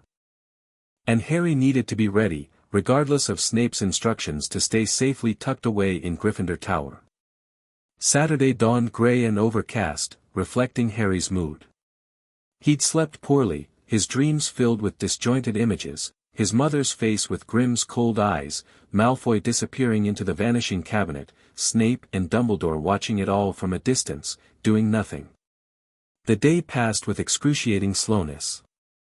Harry attended meals, went through the motions of homework, and played a half-hearted game of chess with Ron, all while keeping one eye on the Marauders map. Malfoy spent most of the day in the Slytherin common room, emerging only for meals. Grim moved between his guest quarters, the library, and various meetings with staff members. Nothing seemed overtly suspicious, yet the tension was palpable, at least to Harry. Most students went about their day oblivious to the looming threat, laughing and gossiping as usual. As evening approached, Harry, Ron, and Hermione gathered in the common room, ostensibly working on assignments while surreptitiously checking the map and reviewing their plans. Malfoy's on the move, Harry whispered around 9 o'clock. Heading for the 7th floor. Probably checking the cabinet one last time before the attack, Ron said. Hermione bit her lip. I hope our modification holds. They watched as Malfoy's dot paced in front of the room of requirement, then disappeared as he entered the unplottable room. 20 minutes later, he emerged and hurried not toward the Slytherin dungeons but up toward the astronomy tower. That's odd, Harry murmured. Why go there? Before they could speculate further, the portrait hole swung open, and Professor McGonagall entered. Her face was unusually stern as she surveyed the common room. Attention, everyone, she announced. Due to security concerns, all students are to remain in their dormitories after 10 o'clock tonight. Prefects will conduct hourly checks to ensure compliance. Anyone found outside their house after curfew will face severe consequences. Her gaze lingered on Harry, Ron, and Hermione, making it clear she was particularly concerned about them. Professor, Hermione asked, raising her hand, what sort of security concerns? Nothing for students to worry about, Miss Granger, McGonagall replied briskly. Simply a precautionary measure. Now, I trust one can count on all of you to follow these instructions. There was a general murmur of agreement from the Gryffindors, though Harry noticed several curious glances exchanged. Rumors would be flying within minutes. As McGonagall turned to leave, she beckoned to Harry. Mr. Potter, a word, if you please. Harry followed her to a quiet corner of the common room, aware of Ron and Hermione watching anxiously. Potter, McGonagall said in a low voice, Professor Snape has informed me of your conversation with him yesterday. I want to make myself absolutely clear, under no circumstances are you to leave Gryffindor Tower tonight. Is that understood? Yes, Professor, Harry said, trying to sound convincing. But what about the Death Eaters? And Grim? McGonagall's expression softened slightly. Both situations are being handled, Potter. Members of the Order arrived discreetly throughout the day. As for Mr. Grim. Her lips thinned. Let's just say his activities have not gone unnoticed. So you know he's investigating me? Harry asked. I know he's conducting an unauthorized investigation into a student, McGonagall corrected. The specifics are irrelevant. What matters is that Hogwarts students are under my protection while the headmaster is away, and I take that responsibility very seriously. Harry felt a surge of gratitude toward the stern professor. Thank you, Professor. And, be careful tonight. A ghost of a smile touched McGonagall's lips. I have faced Death Eaters before, Potter. Now, do I have your word that you will remain in the tower? Harry hesitated just long enough for McGonagall to notice. She sighed. I thought not. In that case. She drew her wand and waved it in a complex pattern at the portrait hole. A precautionary measure. The entrance will now recognize if you, Mr. Weasley, or Miss Granger attempt to leave and will alert me immediately. Harry's heart sank. Their contingency plans had just become much more complicated. Now, McGonagall continued, I suggest you focus on your studies and leave the protection of Hogwarts to those qualified to provide it. Good night, Potter. As she left through the portrait hole, Harry returned to Ron and Hermione, explaining the new complication in a whisper. She spelled the entrance against us specifically. Hermione looked impressed despite their predicament. That's extremely advanced charm work. Great, Ron groaned. So we're trapped in here while Death Eaters invade the castle. Maybe not, Harry said, an idea forming. The portrait hole isn't the only way out of Gryffindor Tower. Ron looked confused. It isn't. The windows, Hermione realized. But they're over 50 feet up, Harry. Unless you're suggesting we fly. That's exactly what I'm suggesting, Harry confirmed. My firebolt can carry 2, and we can borrow another broom for the third person. I hate flying, Hermione muttered, but she didn't outright refuse. It might not come to that, Harry reassured her. Let's keep watching the map and see what develops. If the cabinet works as modified, the Death Eaters will be trapped in transit, and there won't be any attack to stop. They settled in to monitor the Marauders' map, taking turns watching while pretending to study. As curfew approached, they observed the castle preparing for the anticipated attack. Teachers and what appeared to be Order members, judging by names like Nymphadora Tonks and Kingsley Shacklebolt, positioned themselves strategically throughout the castle, with particular concentration near the Room of Requirement and the Astronomy Tower. Grim, interestingly, seemed to be moving between these two locations, as if uncertain where to position himself. Malfoy remained in the Astronomy Tower, apparently alone. Something's off, Harry murmured around 11:30. Why is Malfoy in the Astronomy Tower if the Death Eaters are coming through the cabinet in the Room of Requirement? And why aren't there more Order members watching him? Maybe they don't consider him the primary threat. Hermione suggested. Or maybe they don't know he's there, Ron countered. Look, everyone's focusing on the 7th floor corridor. Harry studied the map more closely. And where's Snape? I don't see him anywhere. They scanned the parchment carefully, but Severus Snape's name didn't appear in any of the castle's mapped areas. Could he be in the Room of Requirement? Hermione wondered. It doesn't show up on the map. Maybe, Harry said, though he felt uneasy about Snape's absence. Or maybe he's left the castle entirely. As midnight approached, the common room gradually emptied as students headed to bed. By 11:45, only Harry, Ron, and Hermione remained, huddled around the map and speaking in whispers. It's almost time, Harry said tensely. If the Death Eaters try to come through, it should be soon. Ron checked his watch. T-minus 15 minutes. Should we get the brooms ready, just in case? Harry nodded. Go get my firebolt and your clean sweep. Better to be prepared. As Ron hurried up to the dormitory, Hermione continued watching the map. Something's happening, she said suddenly. Look at Grim. Harry leaned forward. Thaddeus Grimsda was moving rapidly from the 7th floor toward the Astronomy Tower, accompanied by several unnamed dots that hadn't been on the map before. Who are those people with him? Harry wondered aloud. They just appeared out of nowhere. Hermione's eyes widened. Harry, what if the cabinet isn't the only way into Hogwarts? What if Grim has his own method of bringing people in? But who would he bring? More Ministry officials.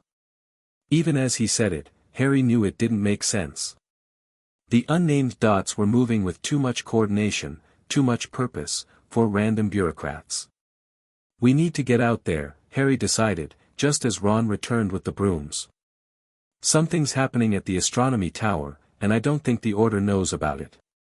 Hermione looked torn.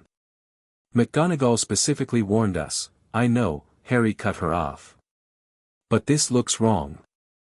Grim's leading unidentified people directly to where Malfoy is waiting, and none of the Order members are following them. After a moment's hesitation, Hermione nodded. All right. But we'll need a distraction if we're going out the windows, something to cover the sound of breaking glass. Ron grinned. Leave that to me. He rummaged in his pocket and pulled out a small purple object. Fred and George's latest, Cascading Cacophony. Creates a progressive series of loud noises that seem to come from different directions. Perfect for diversions. Brilliant, Harry said. Let's do it. They moved to the window farthest from the dormitory stairs. Ron activated the cacophony, which immediately began generating a series of increasingly loud bangs, crashes, and wails that seemed to bounce around the common room. As the first sleepy Gryffindors emerged from the dormitories to investigate the noise, Harry cast a careful silencing charm on the window, followed by a controlled reducto that shattered the glass inward rather than outward. Within moments, they were mounted on the brooms, Hermione clinging tightly to Harry, her eyes squeezed shut, and soaring away from Gryffindor Tower toward the Astronomy Tower's distinctive silhouette against the night sky. "Look," Ron called, pointing below them. "The Order's moving." Harry glanced down to see several figures rushing across the grounds toward the castle. Something had alerted them to trouble. As they approached the Astronomy Tower, Harry slowed his firebolt, circling cautiously.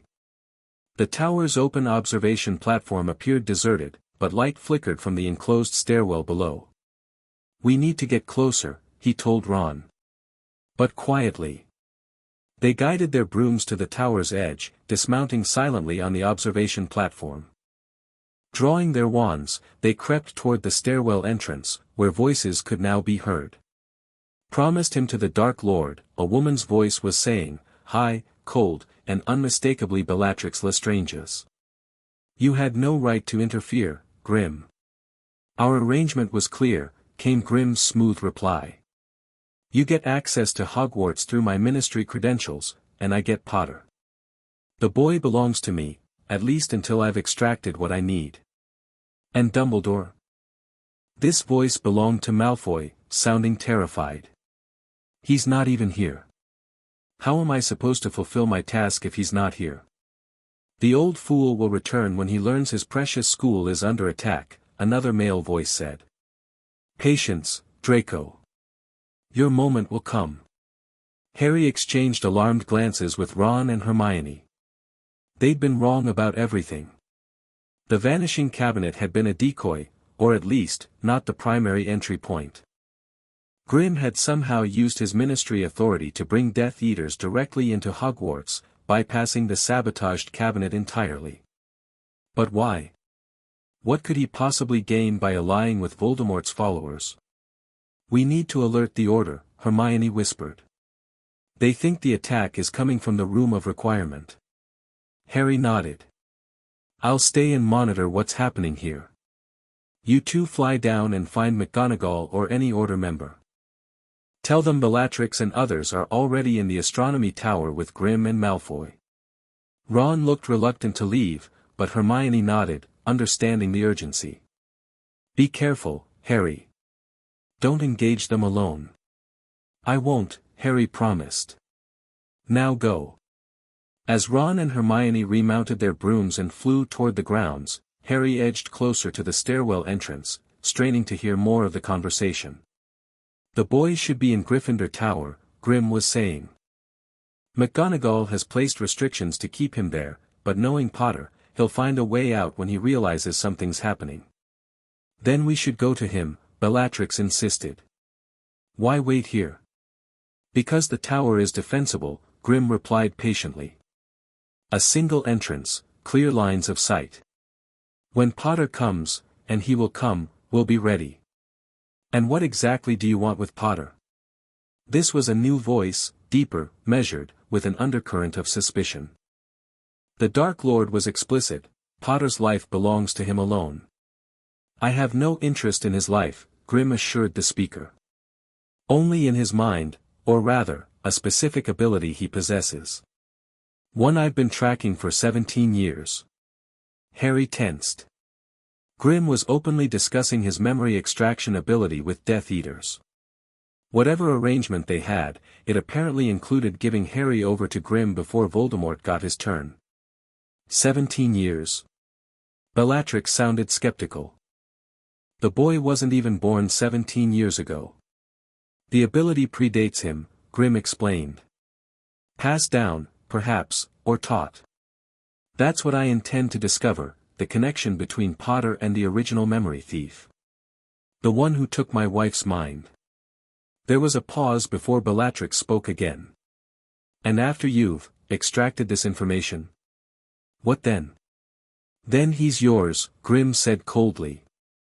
"Or the Dark Lord's. I care not, so long as I get what I need first." Harry had heard enough. Grim had made a devil's bargain with Death Eaters, trading access to Hogwarts for a chance at Harry. And now they were waiting, expecting him to walk right into their trap. But how had they entered the castle? The vanishing cabinet had been sabotaged, and the usual anti-apparition wards should prevent direct entry. Grimm's ministry credentials might give him access, but not Death Eater's. Harry was about to retreat and find another observation point when a loud bang echoed from the stairwell, followed by shouts and the distinctive crack of spell fire. "They're coming up," someone yelled. Malfoy, Harry thought. "Order members. Defensive positions," commanded the deep voice Harry had heard earlier. "Remember, we only need to hold until the others arrive." Others? Harry's blood ran cold. This was just the advance party, more Death Eaters were expected. The sounds of battle grew louder, spells impacting against stone and wood. Harry had to make a decision: retreat and join the Order's attack, or try to observe more of Grimm's plan. Before he could decide, the stairwell door burst open. Harry barely had time to dive behind a telescope mounting before Bellatrix Lestrange emerged onto the observation platform, dragging a struggling Malfoy with her. "Stay put," she hissed at him, shoving him against the parapet. "This is your chance to prove yourself useful." Malfoy looked terrified, his pale face ghostly in the moonlight. "They're coming up the stairs. We're trapped up here." "Not trapped," Bellatrix corrected with a maniacal grin. "Positioned. When they come through that door, they'll be exposed." She raised her wand, aiming at the doorway. Malfoy reluctantly did the same, though his hand shook visibly. Harry remained frozen behind the telescope, weighing his options. If he revealed himself now, he'd be outnumbered and outmatched. But if he waited until the Order members came through the door, they'd be walking into an ambush. The decision was made for him when a shadowy figure slipped silently onto the platform from the opposite side, a hidden secondary access point Harry hadn't noticed. The figure moved with practiced stealth, positioning itself behind Bellatrix and Malfoy. With a jolt, Harry recognized Severus Snape. Snape raised his wand, pointing it directly at Bellatrix's back. But before he could cast, another figure emerged from the shadows, Thaddeus Grimm, his silver hair gleaming in the moonlight. "I wouldn't, Professor," Grimm said quietly. Snape turned slightly, keeping both Grimm and Bellatrix in his field of vision. "Mr. Grimm. I suspected you might be involved in tonight's festivities." "Did you?" Grimm seemed genuinely curious. "I thought I'd covered my tracks quite thoroughly." "Not thoroughly enough," Snape replied. "The transfer of Mr. Nott to St. Mungo's was particularly suspicious. As was your unusual interest in the vanishing cabinet." Bellatrix, now aware of Snape's presence, had turned to face him, her wand shifting to target him instead of the doorway. "Snape," she spat. "The Dark Lord's faithful servant. Or so he believes." "Bellatrix," Snape acknowledged with a slight incline of his head. "Still as charming as ever, I see." "Enough pleasantries," Grimm interrupted. "Professor Snape, I suggest you lower your wand. The situation is rather more complex than it appears." "Is it?" Snape's voice was dangerously soft. "It appears that a ministry official has smuggled Death Eaters into Hogwarts to attack students and staff." "What complexity am I missing?" "The opportunity to serve both masters simultaneously," Grimm replied. "I know your position, Severus. Balancing precariously between Dumbledore and the Dark Lord, never fully trusted by either. Tonight offers a chance to consolidate that position." Snape's expression revealed nothing. "How so?" "By delivering Potter to me," Grimm explained. "Just temporarily, mind you. Long enough to extract certain information regarding his unusual talents. After that, you can claim to have captured him for the Dark Lord, earning his eternal gratitude." "And Dumbledore?" Snape asked, his voice neutral. "Need never know your involvement," Grimm assured him. "As far as he's concerned, you tried valiantly to prevent Potter's capture but were outnumbered." Harry watched this exchange with growing tension, not daring to move. Snape appeared to be considering Grim's offer, his wand still raised but no longer aimed directly at Bellatrix. An intriguing proposition, Snape said finally. But it presupposes Potter's presence, which seems notably lacking at the moment. Grim smiled thinly. Oh, he'll come. He always does, when his friends are in danger. Speaking of which. He made a subtle gesture, and from the stairwell emerged two Death Eaters, dragging between them an unconscious figure with bright red hair. Ron! Harry nearly cried out, only just managing to stifle the sound. His friend's face was bloodied, his limbs limp. There was no sign of Hermione. Found this one flying around the tower, one of the Death Eaters reported. The girl got away, headed for the main castle. No matter, Grim said dismissively. One hostage will be sufficient. Potter won't abandon his best friend. Snape's eyes narrowed almost imperceptibly at the sight of Ron. Using students as bait seems beneath you, Grim. Even considering your obsession. 17 years, Grim said, his voice suddenly hard. 17 years since someone with Potter's ability took everything from me, my wife's mind, our future, any chance at justice. If using a few students as leverage helps me find answers, so be it. The sounds of battle from the stairwell had diminished, suggesting either a temporary lull or that one side had gained the upper hand. Harry knew he needed to act soon, before more Death Eaters arrived or the Order members were overwhelmed. But what could he do against so many? Bellatrix alone was a formidable opponent, and with Grim and the other Death Eaters, the odds were impossible. Unless... A desperate plan formed in Harry's mind. It was risky, potentially disastrous, but it might create enough chaos for him to free Ron and escape. Carefully, he shifted position, ensuring he had a clear line of sight to as many people on the platform as possible. Then, taking a deep breath, he focused his mind as Luna had taught him, preparing to use his memory ability in a way he never had before. Instead of targeting a specific memory, he would attempt to take something from everyone simultaneously, just enough to disorient them, to create momentary confusion. Harry knew the dangers. He'd never attempted to affect multiple people at once. The strain might overwhelm him, or he might take too much, causing real harm. But with Ron's life at stake and Death Eaters in Hogwarts, he had little choice.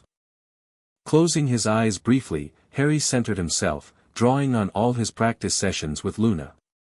Then, with deliberate movements, he stood from his hiding place, his wand raised and his gaze intense. Looking for me, he called, drawing all eyes in his direction. Several things happened at once. Bellatrix whirled toward him, her wand already moving in a deadly arc. Malfoy stumbled back against the parapet, his face a mask of terror. Grim's expression shifted from surprise to triumph. And Snape's eyes widened in what appeared to be genuine alarm. Potter, don't, Snape began, but it was too late. Harry had already locked eyes with as many people as he could, focusing his intention outward in a wave rather than a targeted beam. He pushed with all his mental strength, seeking not specific memories but momentary disorientation, just enough to create an opening. The effect was immediate and more powerful than he'd anticipated. Everyone on the platform except Snape seemed to freeze, their expressions going blank for a crucial moment. Even Bellatrix's spell faltered mid-cast, the half-formed curse dissipating harmlessly. But the backlash hit Harry like a physical blow. Pain exploded behind his eyes, and his vision swam with fragments of memories not his own, Bellatrix torturing a faceless victim, Malfoy crying in a bathroom, Grim standing over a hospital bed where a vacant-eyed woman lay unresponsive. Harry staggered but forced himself forward, taking advantage of the momentary confusion. He lunged toward Ron, casting a quick Renervate, to revive his friend while simultaneously firing a stunning spell at the nearest Death Eater. "Wah, Harry." Ron mumbled groggily, struggling to orient himself. "No time," Harry gasped, the pain in his head intensifying with each second. "Need to move. Now." The disorientation he'd caused was already wearing off. Bellatrix recovered first, her face contorting with rage as she raised her wand again. "Potter! What did you do?" But before she could cast, Snape moved with surprising speed, placing himself between Harry and the Death Eaters. "Get out of here, Potter," he commanded. "Take Weasley and go." Harry didn't need to be told twice. Supporting Ron, who was still unsteady on his feet, he backed toward the edge of the platform where the brooms lay. Grim, shaking off the last effects of Harry's mental attack, lunged forward. "Stop him. I need him alive." "Alive doesn't mean unharmed," Bellatrix snarled, sending a jet of purple light toward Harry and Ron. Snape deflected it with a quick shield charm, then retaliated with a spell of his own, aimed not at Bellatrix but at the stone floor between her and Harry. The stones exploded upward, creating a temporary barrier of debris. "Go!" Snape roared. Harry grabbed the nearest broom, his firebolt, and helped Ron mount it behind him. As they kicked off from the platform, spells flew past them, illuminating the night air with deadly light. They dived steeply, putting the tower's bulk between them and their attackers as quickly as possible. Harry's head still throbbed with the aftereffects of his mental overexertion, making it difficult to fly straight. "Harry," Ron gasped, clinging to him. "What the hell happened up there?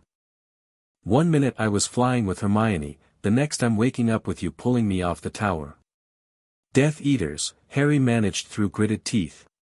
"Grim brought them in. Using Ministry access, I think.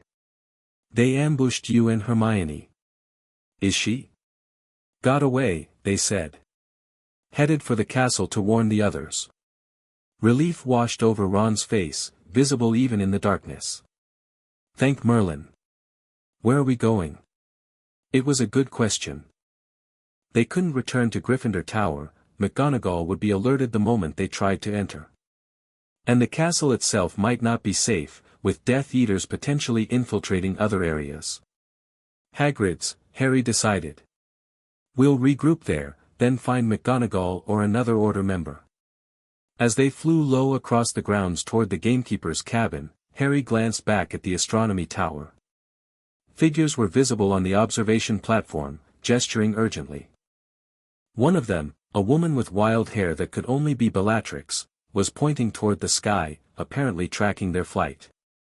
"They've spotted us," Harry warned, urging the firebolt to greater speed.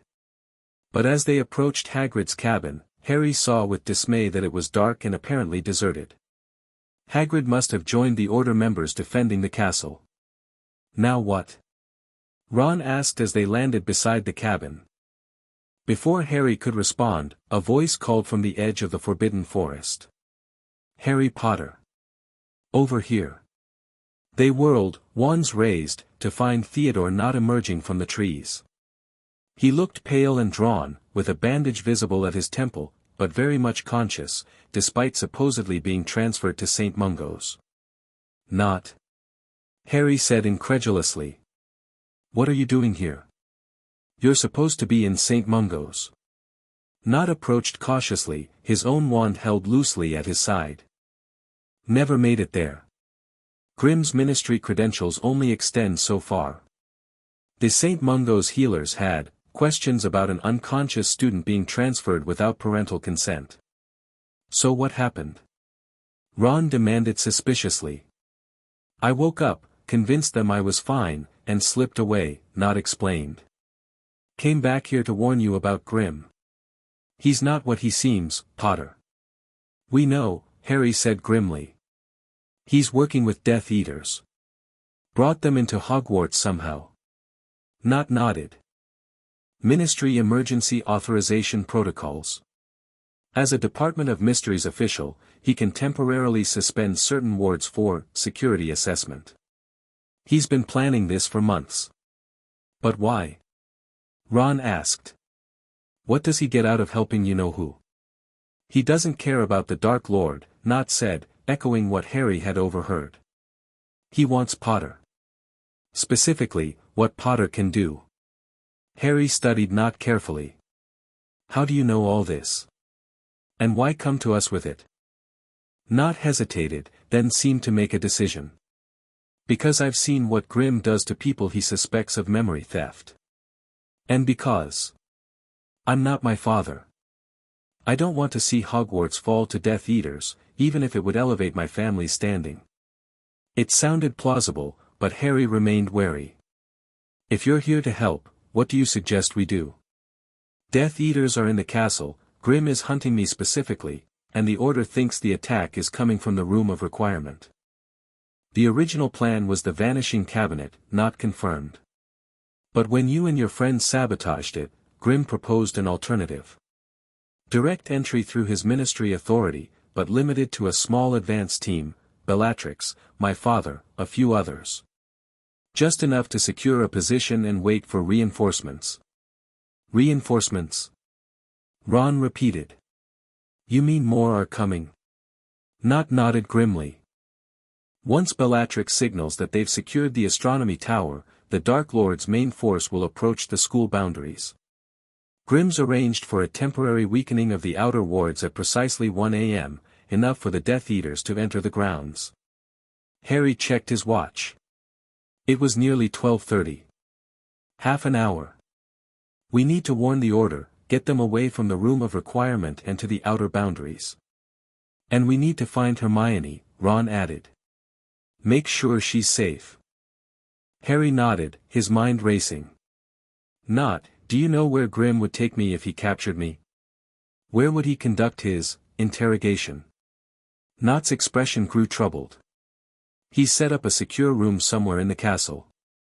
I heard him telling Bellatrix it was specially prepared for extracting memories. But where exactly? Harry pressed. I don't know, Nott admitted. But given his obsession with memory magic, it might be somewhere significant to that field. Somewhere with existing memory-related enchantments he could build upon. Hermione would know where that might be, Harry thought. She had an encyclopedic knowledge of Hogwarts' magical features.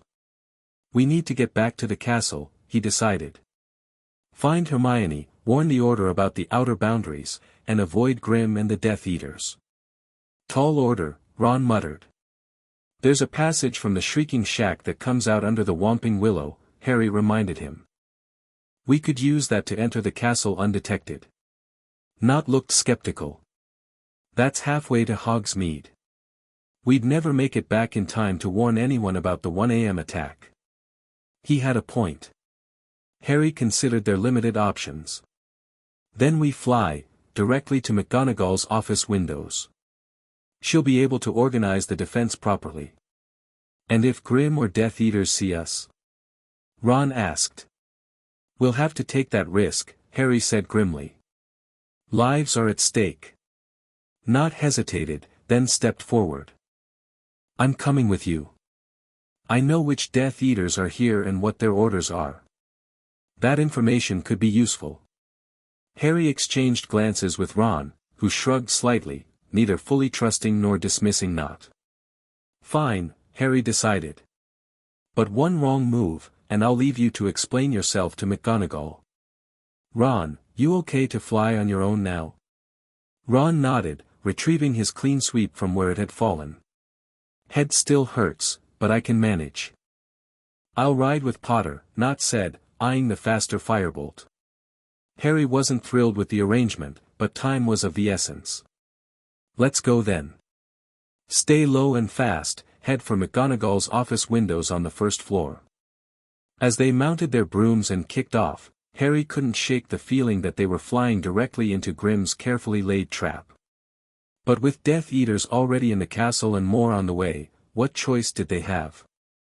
The answer, as they would soon discover, was more complicated, and more dangerous, than any of them could have anticipated. Chapter 3, The Memory Master. The night air whipped past Harry's face as he urged his firebolt toward the castle, Nott clinging tightly behind him. Ron flew alongside on his clean sweep, struggling to keep pace. The imposing stone walls of Hogwarts loomed closer, windows flickering with light against the darkness. Somewhere inside, Death Eaters were advancing, Hermione was hopefully warning the Order, and Grim was hunting for Harry. There! Nott shouted over the wind, pointing toward a set of windows on the first floor. McGonagall's office. Harry dipped lower, scanning for signs of danger as they approached. The grounds below were eerily empty, no teachers, no order members visible. Just darkness and silence broken only by the distant sounds of spellfire from within the castle. "Something's wrong," Harry called to Ron. "Where is everyone?" If they knew about an attack, there should be defenders outside. Grim must have fed them false information, not replied. Kept them focused on the wrong locations. They reached McGonagall's windows, hovering outside while Harry peered in. The office was empty, papers scattered across the desk as if abandoned in a hurry. "She's not here," Harry said, frustration mounting. "We need to find her, or any order member, fast." Ron pointed toward the upper floors. "Look." Flashes of light from the third-floor corridor. "Someone's fighting up there." Harry made a split-second decision. "That's where we're going then. Hold tight." He pulled his firebolt into a steep climb, banking toward the flashes of multicolored light erupting from the third-floor windows. As they drew closer, the sounds of battle became clearer, shouts, explosions, the distinctive crack of powerful spells colliding. "How do we know which side is which once we're in there?" Ron called out, his face tense with worry. "The ones trying to kill us are probably Death Eaters," Harry replied grimly. They reached a shattered window, glass fragments glittering like diamonds against the stone sill. Harry slowed just enough for a controlled entry, sailing through the opening with Ron right behind. They dismounted in a corridor filled with smoke and debris, the sounds of battle echoing from around the corner. Nott slid off the firebolt, drawing his wand. "Stay behind me. My father's people won't curse me on sight." "And why should we trust you won't lead us straight to them?" Ron demanded. "Because I'd already be dead if the Dark Lord knew I warned Potter," Nott replied flatly. "I've chosen my side." Harry made a quick decision. "Nott leads. I'll cover our rear. Ron, watch the middle. And let's move fast, we've got less than 20 minutes before the outer wards drop." They advanced cautiously through the smoke-filled corridor, wands raised. As they rounded the corner, the scene before them was chaos. Professor McGonagall stood with her back against a wall, trading spells with a masked Death Eater. Nearby, Tonks dueled another, her hair cycling rapidly between colors with each spell she cast. Further down the corridor, Remus Lupin and Kingsley Shacklebolt fought side by side against 3 more Death Eaters. "There." Harry pointed. "We need to get to McGonagall." Before they could move, a jet of red light shot past Harry's ear, so close he felt its heat. They spun around to find 2 Death Eaters approaching from behind, wands raised. "Potter," one of them snarled. "Grim wants him alive." Harry reacted instinctively. "Stupefy," he shouted, the spell catching the first Death Eater square in the chest. Ron's follow-up spell struck the second, sending him crashing into the wall. "Nice shot." Harry called to Ron, then turned back toward the main battle. "Come on." They pushed forward, ducking and weaving through the crossfire. Nott surprised Harry by efficiently shielding against a stray curse, then disarming a Death Eater who had been sneaking up on Lupin's blind side. "Professor McGonagall!" Harry shouted when they were close enough. "The outer wards. They're dropping at 1 a.m. McGonagall dispatched her opponent with a powerful banishing charm before turning to Harry, her face flushed with exertion. "Potter! What in Merlin's name are you doing out of the tower?" "No time to explain," Harry gasped. "Grim's working with the Death Eaters. He's arranged for the outer wards to drop at 1 o'clock to let in Voldemort's main force." McGonagall's eyes widened in alarm. "How do you know this?" Nott stepped forward. "Because I overheard them planning it. My father's among them." Recognition flashed across McGonagall's face. "Mr. Nott. I was informed you'd been transferred to St. Mungo's." "That was Grim's doing," Harry explained quickly. "To keep Nott from warning anyone." The sounds of battle were momentarily drowned out by a massive explosion from several floors above, followed by the unmistakable cackle of Bellatrix Lestrange. The astronomy tower's been compromised, Lupin called, joining them after stunning his opponent. They're using it as a staging area. We know, Harry said. We were just there. Snape was holding them off so we could escape. Kingsley, who had dispatched the remaining Death Eaters in the corridor, approached with a grim expression. Severus is with them? Then he's truly shown his colors at last. No. Harry insisted. He was protecting us. He's on our side. Lupin and McGonagall exchanged skeptical glances, but there wasn't time to argue the point. Minerva, Kingsley said urgently, if the outer wards are dropping at 1, we need to reorganize our defense immediately. Most of our forces are still watching the Room of Requirement. McGonagall nodded sharply. Remus, alert the others. Kingsley, contact any Ministry allies who can reach us quickly. Mr. Potter, she fixed Harry with a stern look. Where is Miss Granger? Harry's stomach dropped. In the chaos, he'd almost forgotten. We don't know. She escaped when Ron was captured, supposedly heading for the castle to warn you. I haven't seen her, McGonagall said, concern flashing across her face. Nor has anyone reported her arrival. A cold feeling spread through Harry's chest. If Hermione hadn't reached the Order members, where was she? We need to find her, he said firmly. And we need to stop Grim. He's the one who arranged all of this, just to get to me. What could Thaddeus Grim possibly want with you? Lupin asked, clearly confused. Harry hesitated, unsure how much to reveal about his memory abilities. It's complicated. But he thinks I have something he's been searching for. Something that might help his wife. His wife has been in St. Mungo's long-term care for 17 years, McGonagall said, looking troubled. Her mind was destroyed, not by ordinary magic, but by something the healers couldn't identify or reverse. Memory extraction, Harry said quietly. Complete, targeted removal of specific memories, leaving holes that couldn't be filled. McGonagall's eyes sharpened. And how would you know that, Mr. Potter? Before Harry could respond, another explosion rocked the castle, this one closer. Dust and stone fragments rained down from the ceiling. We don't have time for this, Kingsley cut in. Whatever Grim wants with Potter, we need to secure the boundaries before 1 o'clock. Minerva, I suggest. He was interrupted by the appearance of a silvery lynx Patronus that spoke with his own voice. Main entrance breached. Multiple hostiles. Backup needed. They're inside already, Tonks said, her face grim. How many entrances has Grim compromised? Enough to divide our forces, McGonagall said tersely. A classic strategy. Nymphadora, take Lupin and secure the main entrance. Kingsley, alert those watching the Room of Requirement, half to the boundaries, half to support the entrance defense. I'll contact the remaining staff. As the adults moved into action, Harry turned to Ron and Nott. We still need to find Hermione. And I need to deal with Grim before he causes any more damage. Where would he take her if he caught her? Ron asked, his voice tight with worry. Nott looked thoughtful. Somewhere secure. Somewhere he could control the situation completely. And somewhere connected to memory magic, Harry added, remembering their earlier speculation.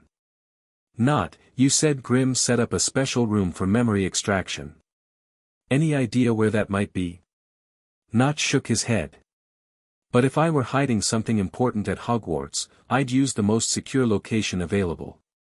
The dungeons? Ron suggested. Too obvious, Harry countered. And too many people coming and going with potions classes. A thought struck him. What about the Department of Mysteries? Grim works there, he'd know all about memory magic from his research. But that's at the Ministry, Ron pointed out. Miles from here. Not necessarily, said a new voice from behind them. They turned to find Luna Lovegood standing in the corridor, her wand tucked behind her ear and a serene expression on her face despite the chaos around them. "Luna!" Harry exclaimed. "What are you doing here?" "Looking for you, of course," she replied calmly. "Your aura's been most distressed tonight. I could sense it all the way from Ravenclaw Tower." Under normal circumstances, Harry might have dismissed Luna's talk of auras, but tonight nothing seemed impossible. "Have you seen Hermione?" "She's missing." Luna nodded. "That's why I came. I saw Mr. Grimm taking her toward the 7th floor. Not the room of requirement, the other direction. Toward the sealed corridor." "Sealed corridor?" Ron repeated. "Oh yes," Luna said. "There's a section of the 7th floor that's been sealed off for decades. Father wrote about it once. Supposedly it contains experimental magic too dangerous for students to access." Harry and Ron exchanged looks of dawning comprehension. "Memory magic," they said simultaneously. That must be it, Harry decided. Grimm found a way to access a restricted area perfect for his needs. "And he's using Hermione as bait," Ron growled. "To lure you there." Harry's jaw tightened. "Then I'll go." "But not unprepared. It's obviously a trap, not pointed out." "I know," Harry agreed. "That's why I need you two to alert McGonagall about where I've gone, then find a way to block the outer wards from dropping at one." "Luna, you said your father wrote about the sealed corridor. Did he mention how to get in?" Luna looked thoughtful. "He said it requires departmental authorization, specifically, Department of Mysteries credentials. Which Grimm has," Harry concluded. "All right, new plan. I'll go after Hermione while you three warn McGonagall and focus on the boundary wards." "Not happening," Ron said firmly. "I'm coming with you." "We don't have time to argue." "I'm not arguing," Ron cut him off. "Hermione's my friend too. And you're not facing Grimm alone." Harry knew that stubborn set to Ron's jaw, there would be no dissuading him. "Fine. Not, you and Luna warn McGonagall, then do whatever you can to help with the outer wards." Not nodded. "One more thing. Grimm mentioned a specific time for his procedure with you, midnight. Something about magical resonance being stronger at the witching hour." Harry checked his watch, 12:42. "Then we need to hurry. If he has Hermione, he might use her to force my cooperation." "Be careful," Luna said, her usual dreaminess replaced by genuine concern. "Mr. Grimm's mind is fractured. Like a mirror with too many cracks." With that cryptic warning, she turned and headed down the corridor with Nott, leaving Harry and Ron to face whatever awaited them on the 7th floor. They moved swiftly through the castle, avoiding the main battle areas. The Marauder's map would have been invaluable, but Harry had left it in Gryffindor Tower. Without it, they relied on instinct and luck, ducking into alcoves whenever they heard approaching footsteps. As they climbed higher, the sounds of fighting grew more distant, until an eerie silence surrounded them on the 7th floor. Following Luna's directions, they turned away from the familiar corridor housing the Room of Requirement, heading instead toward a section of the castle Harry had rarely visited. "This is weird," Ron whispered as they crept along. "I don't remember this corridor being here before." He was right. The passage they were in seemed somehow both familiar and strange, as if it existed at the edge of memory.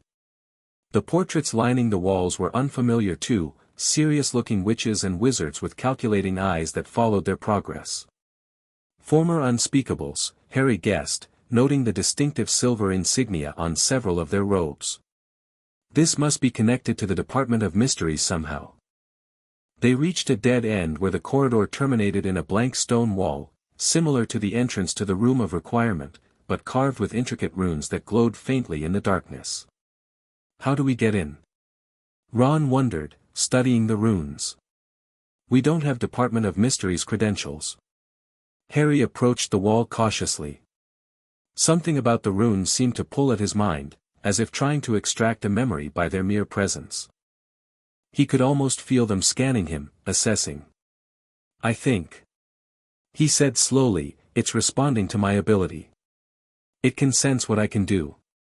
Ron looked skeptical. How is that possible? It's just a wall. Not just a wall, Harry replied, reaching out to touch the central rune. It's a test. For memory extraction ability. The moment his fingers contacted the stone, the rune flared bright silver. A tremor ran through the wall, and then, silently, it dissolved before their eyes, revealing another corridor beyond. Bloody hell, Ron breathed. How did you know to do that? I didn't, Harry admitted. It just felt right. Like the wall was pulling at my memories, and I pulled back. The revealed corridor was dimly lit by floating orbs of blue light. Unlike the warm, golden glow that illuminated most of Hogwarts, this cold luminescence cast sharp shadows and made the stone walls appear almost metallic. This doesn't feel like Hogwarts anymore, Ron said, voicing Harry's thoughts. They advanced cautiously, wands ready. The corridor extended for about 30 feet before opening into a circular chamber with multiple doors, eerily reminiscent of the entrance chamber of the Department of Mysteries they'd visited the previous year. Which way? Ron asked, eyeing the identical doors with suspicion. Before Harry could answer, a scream echoed from beyond the door directly ahead, a scream he recognized immediately. Hermione, he shouted, rushing forward without hesitation. Ron was right behind him as they burst through the door, emerging into a large, stone chamber dominated by a circular depression in the center.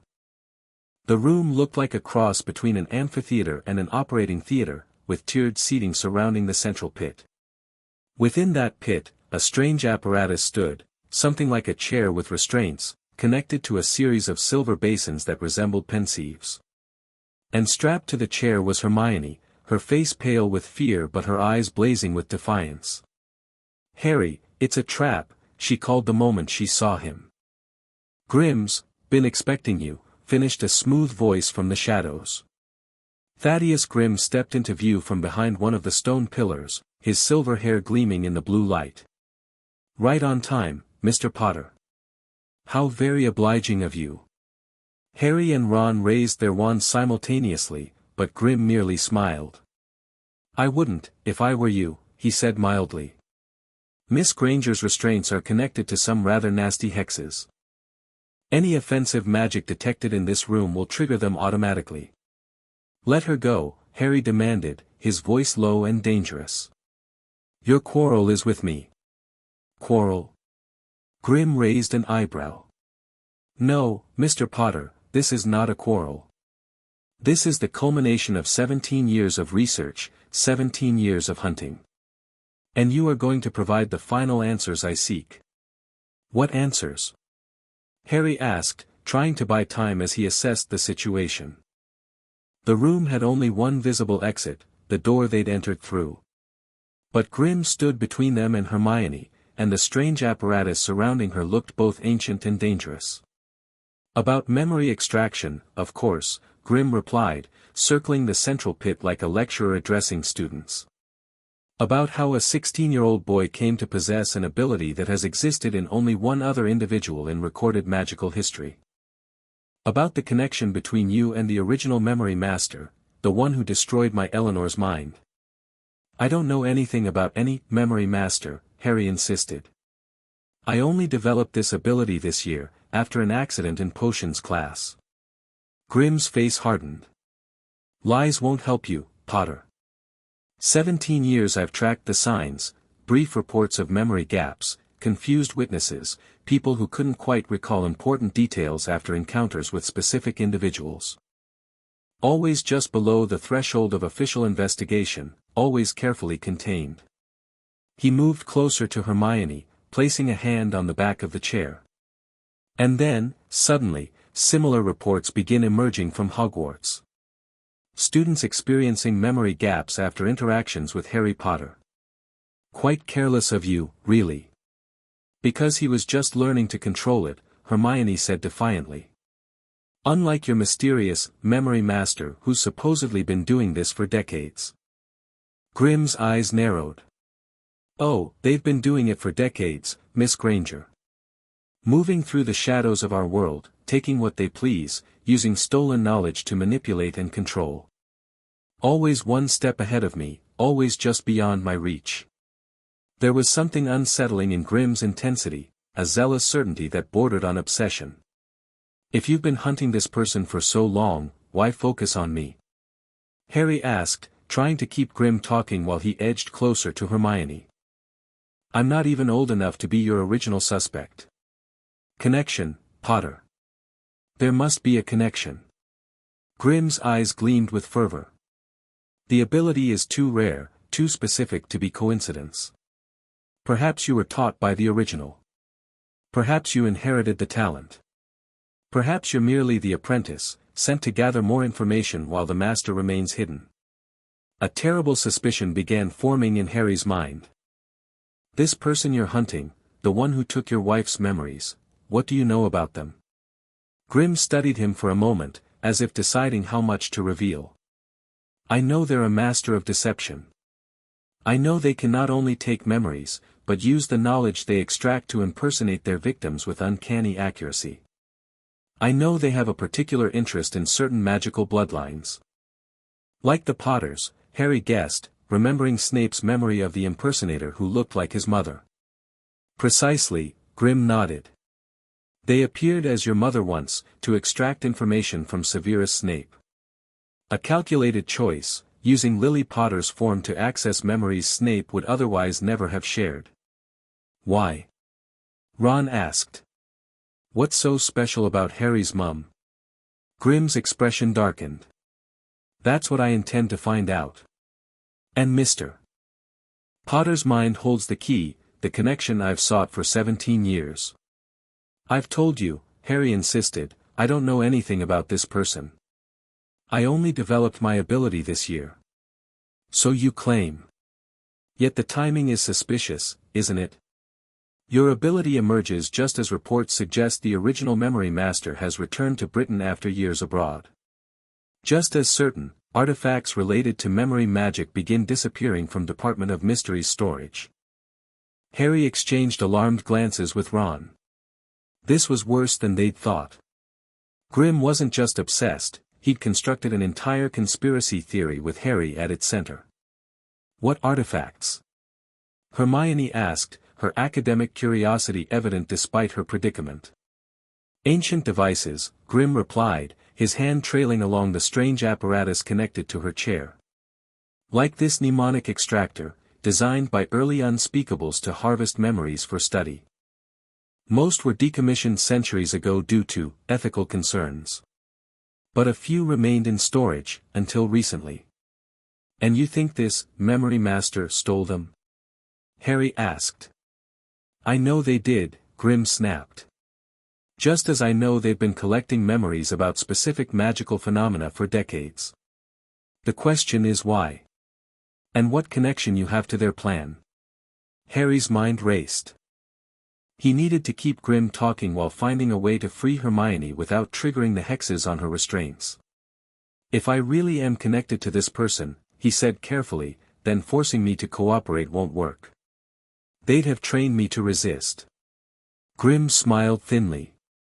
Perhaps. But everyone has vulnerabilities, Mr. Potter.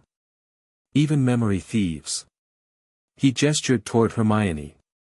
And you've so conveniently provided yours. Don't listen to him, Harry. Hermione called. He's not well, he's obsessed with this memory master. He thinks they're behind everything, even when there's no evidence. Evidence? Grimm's voice rose sharply. I held my wife in my arms as she stared at me without recognition. I watched as she deteriorated, day by day, her mind unraveling from the holes left by extracted memories. Don't speak to me of evidence, girl.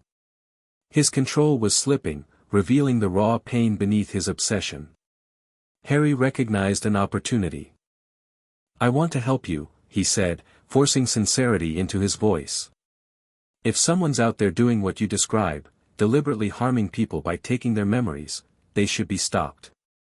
But I'm not connected to them. I'm just a student who developed an unusual ability through a potions accident.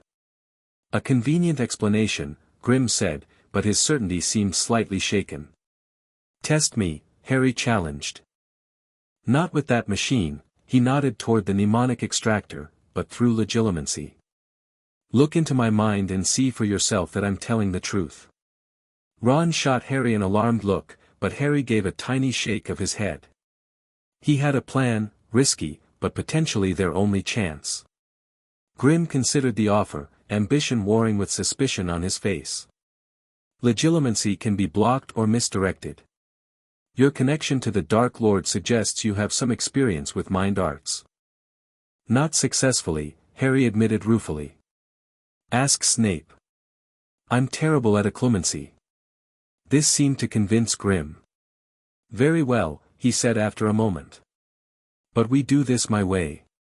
He drew his wand, pointing it not at Harry but at Hermione. One false move, one attempt to hide anything from me, and Miss Granger suffers. Understood? Harry nodded tightly, holding Grimm's gaze.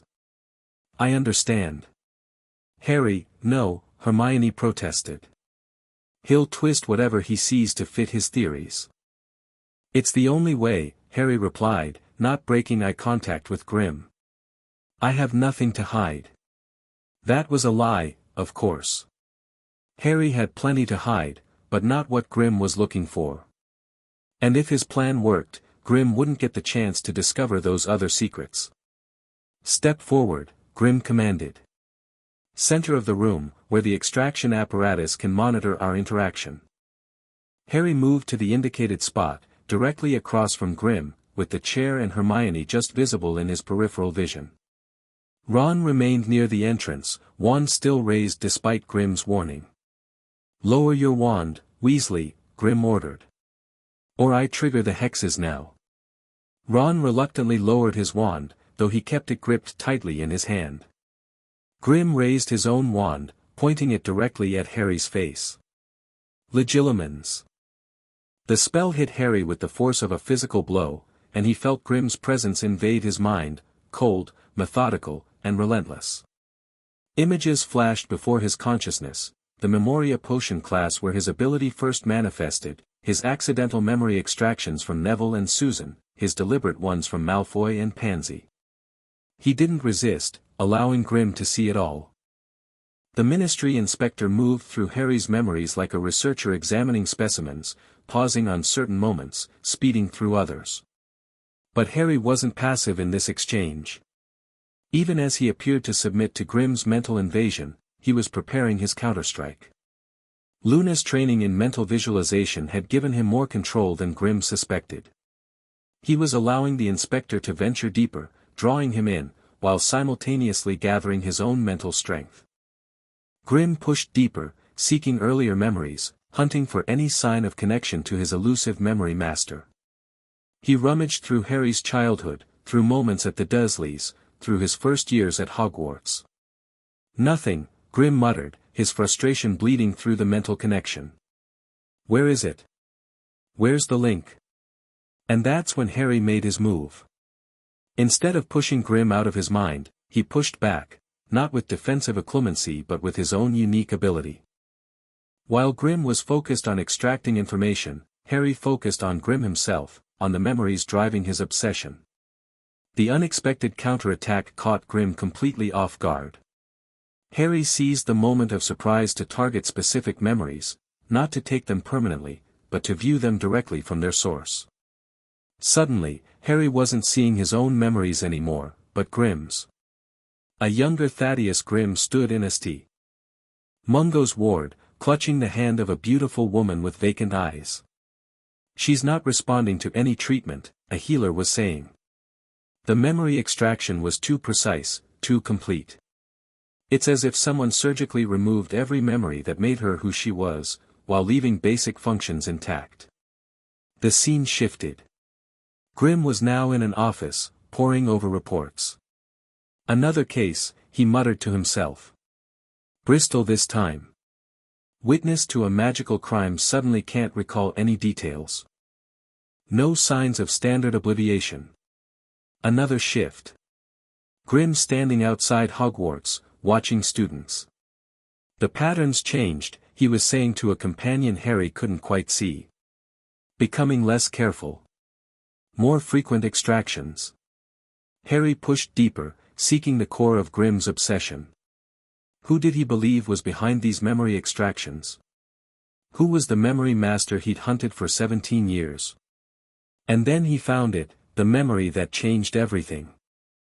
Grim stood in a dimly lit room, facing a cloaked figure whose face remained in shadow. "You're hunting the wrong person," the figure was saying, their voice deliberately distorted. "The one who took your wife's memories is protected by those you trust. Within Hogwarts itself." "Who?" Grim demanded. "Give me a name." "I cannot," the figure replied. "But I can give you a location. When the time is right, go to Hogwarts. Watch for signs of memory extraction among the students. The master will reveal themselves eventually." The cloaked figure stepped forward, just enough for Harry to glimpse a flash of silver blonde hair beneath the hood. With a jolt of recognition, Harry realized who had been feeding Grim's obsession all these years. Lucius Malfoy. Harry reeled from the revelation, momentarily losing his focus. It was enough for Grim to sense the intrusion and fight back, violently ejecting Harry from his memories. They both staggered backward, the legitimacy connection broken. Grim looked shaken, his face pale with shock and rage. "You," he gasped. "You used your ability against me. While I was in your mind." Harry steadied himself against a nearby pillar, his head throbbing from the mental exertion. "I saw the truth," he said. "You've been manipulated. Lucius Malfoy has been feeding your obsession for years." "Lies." Grim snarled, but uncertainty flickered in his eyes. "Malfoy was just an informant. One of many. He used you," Harry pressed, seeing Grim's doubt. "Made you believe in this memory master conspiracy to distract you from what Voldemort was really planning. Don't you see? It was never about finding someone who hurt your wife, it was about getting you to help them infiltrate Hogwarts." Ron, seeing Grim's attention diverted, had been inching closer to Hermione. He was almost within reach of her restraints now. Why would Malfoy do that? Grim demanded, though his conviction was clearly wavering. What possible benefit? Because Voldemort needed someone inside the Department of Mysteries, Harry explained rapidly. Someone with the authority to bypass Hogwarts security measures. Someone so focused on their personal vendetta that they wouldn't question why Death Eaters wanted access to the school. Grim's face contorted with conflicting emotions, denial, doubt, dawning horror. "No. No, I verified the evidence myself. The memory extractions were real. Some of them, yes," Harry acknowledged. "Including what happened to your wife. But connecting them all to one mastermind? Creating this memory master bogeyman? That was Malfoy's manipulation." While Harry kept Grim distracted, Ron had reached Hermione and was carefully examining her restraints, looking for a way to disable them without triggering the hexes. "If what you're saying is true," Grim said slowly, "then who hurt my Eleanor? Who took her memories?" Harry hesitated. "I don't know," he admitted. "But it wasn't this grand conspiracy you've imagined. And it wasn't connected to me or my mother." Something shifted in Grim's expression, a crack in his certainty, a moment of clarity breaking through years of obsession. "All this time," he whispered. "All these years." It was the opening Harry needed. With Grim's focus shattered, he reached out with his ability once more, this time targeting a very specific memory, Grim's knowledge of how to safely release Hermione from the extraction apparatus. The information flowed into Harry's mind like water, a specific sequence of taps on the restraints, a disarming code to neutralize the hexes. Without hesitation, he projected this knowledge to Ron through direct eye contact, a new application of his ability he'd never tried before. Ron blinked in surprise as the information suddenly appeared in his mind, but wasted no time putting it to use. His fingers moved over Hermione's restraints in the precise pattern Harry had extracted from Grim. The restraints clicked open. Hermione was free. Grimm realized too late what was happening. "No," he shouted, raising his wand. "You don't understand. The extraction must be completed." But before he could cast a spell, the chamber door burst open. Professor McGonagall stood in the entrance, her wand extended, with Nott and Luna close behind her.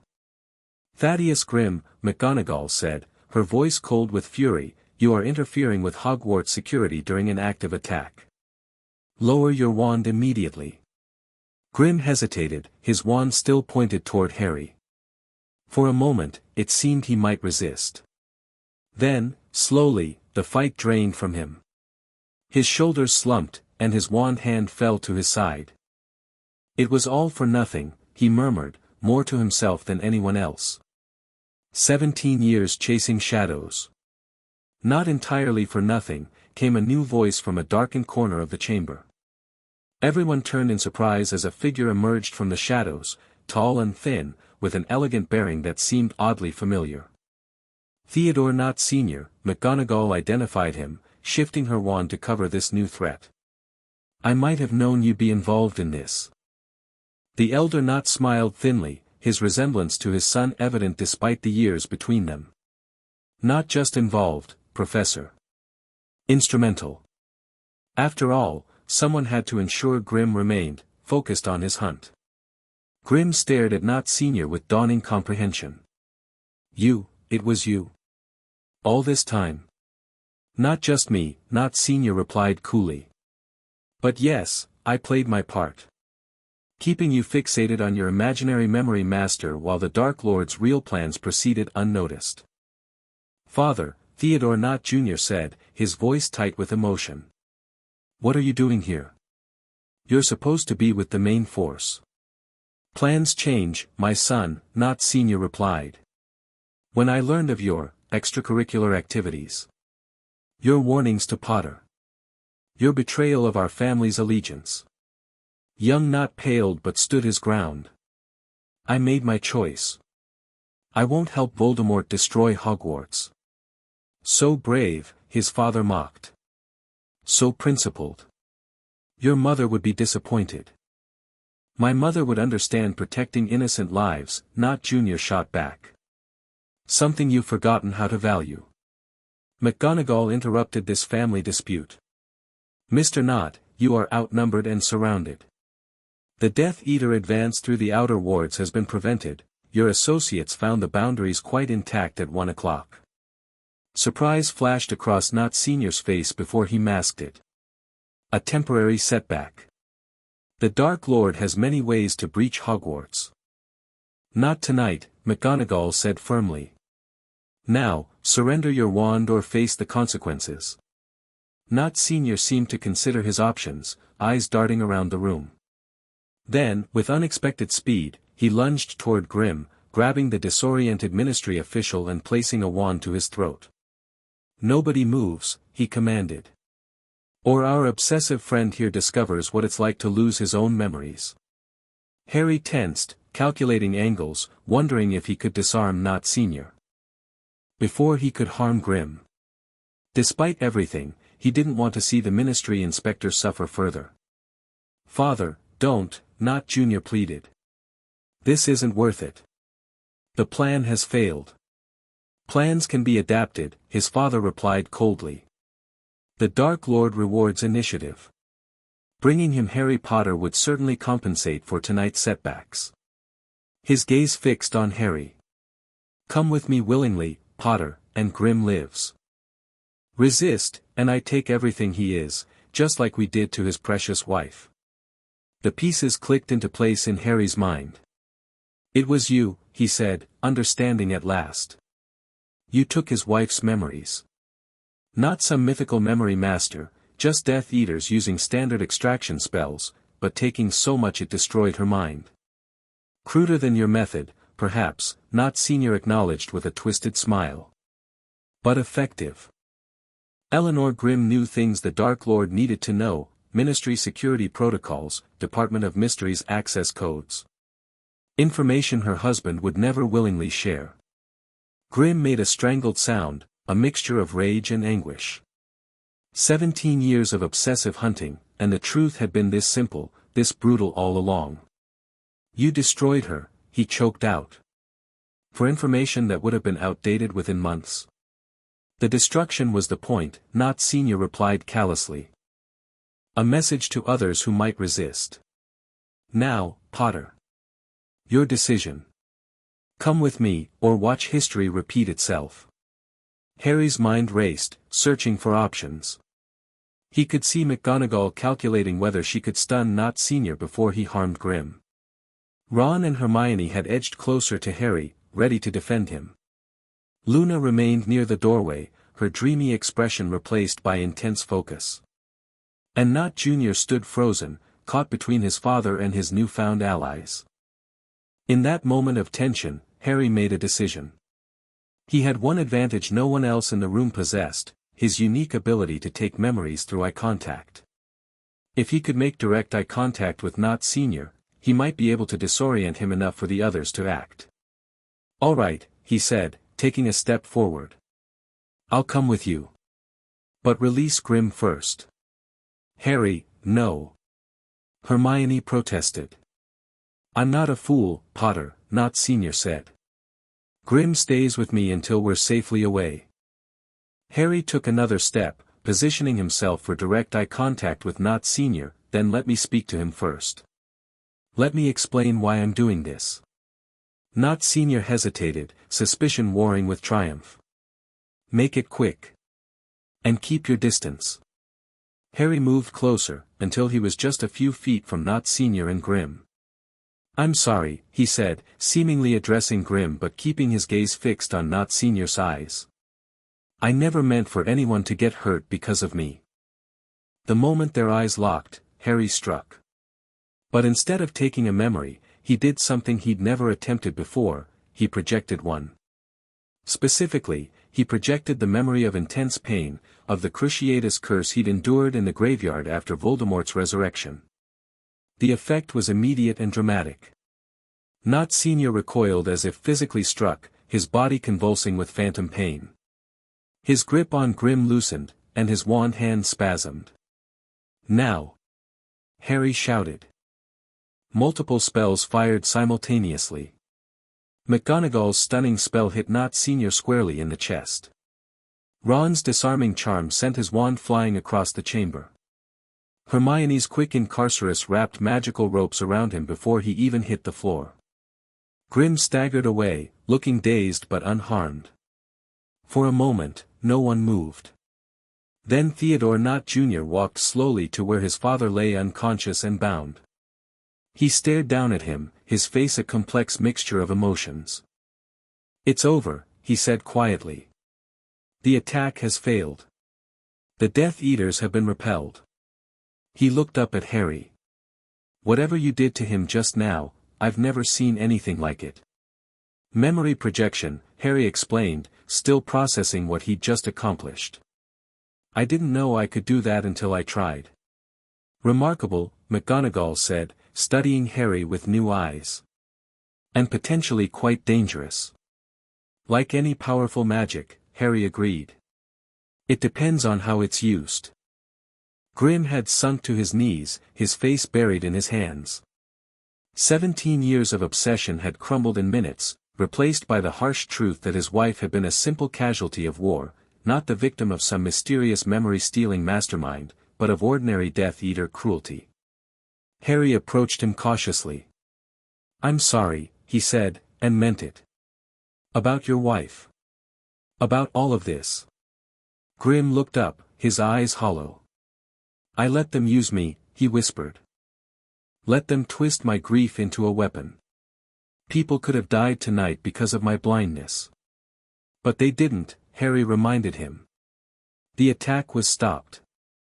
The castle is secure. Thanks to you, Grim acknowledged. The irony doesn't escape me, Potter. I hunted you as the protege of an imaginary villain, only to find you standing between Hogwarts and genuine evil. McGonagall interrupted their conversation. We need to secure the prisoner and check on the situation elsewhere in the castle. The fight may be over, but there's much to address. Harry nodded. What about the Death Eaters who were already inside? Bellatrix and the others? Most have been captured or driven off, McGonagall informed him. Bellatrix Lestrange escaped, unfortunately. And there's been no sign of Severus. He protected us, Harry insisted. At the astronomy tower. He gave us time to escape. McGonagall's expression softened slightly. We'll sort out everyone's true loyalties in time, Potter. For now, let's focus on securing the castle and tending to the wounded. As they prepared to leave, Luna approached Harry. You've learned something important tonight, she said in her direct way. About your ability. About what it can truly do. Harry nodded. It's not just about taking memories. It's about sharing them too. Connecting minds. The Memoria potion didn't give you this power, Luna said. It just awakened what was already there. Something passed down, perhaps. From my mother? Harry wondered aloud, remembering how the original memory thief had impersonated Lily Potter. Perhaps, Luna agreed. Or perhaps it's older still. Magic has ways of surfacing when it's needed most. As they left the chamber, Harry glanced back at the mnemonic extractor, the ancient device designed to harvest and study memories. He wondered how many others throughout history had discovered similar abilities naturally. How many had used them for good or ill. His own journey with this power was just beginning. Tonight had shown him both its dangers and its potential. The ability to take memories was a terrible responsibility, but the ability to share them, to create understanding through direct experience, held possibilities he was only starting to grasp. In the days that followed, Hogwarts slowly returned to normal. The Death Eaters who had infiltrated the castle had been captured or driven off. The vanishing cabinet in the Room of Requirement had been permanently destroyed. Thaddeus Grimm had returned to the Ministry, his obsession broken but his sense of purpose slowly rebuilding as he dedicated himself to properly documenting Death Eater crimes. Theodore Nott Sr. had been returned to Azkaban, this time with enhanced security and no possibility of early release. His son had faced a difficult decision but ultimately chosen to remain at Hogwarts, where McGonagall had arranged special protection for him given his family's complicated situation.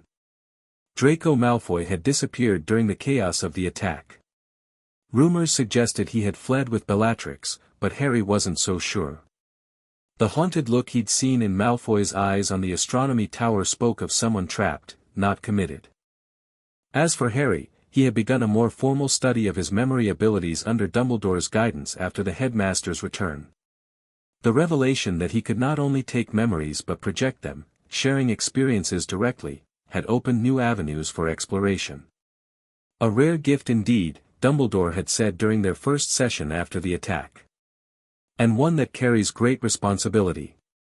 Do you think my mother had this ability? Harry had asked. Is that why the person Grimm was hunting impersonated her to Snape? Dumbledore had looked thoughtful. Your mother possessed extraordinary magical talent, particularly in charms work. It's possible she had an affinity for memory magic that manifested differently in you. Or maybe someone just used her form because they knew she was important to Snape, Harry suggested. Perhaps, Dumbledore agreed. The truth about your mother's abilities may never be fully known. But yours, Harry, are still developing. And they may prove crucial in the challenges that lie ahead. Now, sitting by the lake with Ron and Hermione on a rare sunny afternoon, Harry contemplated those challenges. Voldemort was still out there. The war was far from over.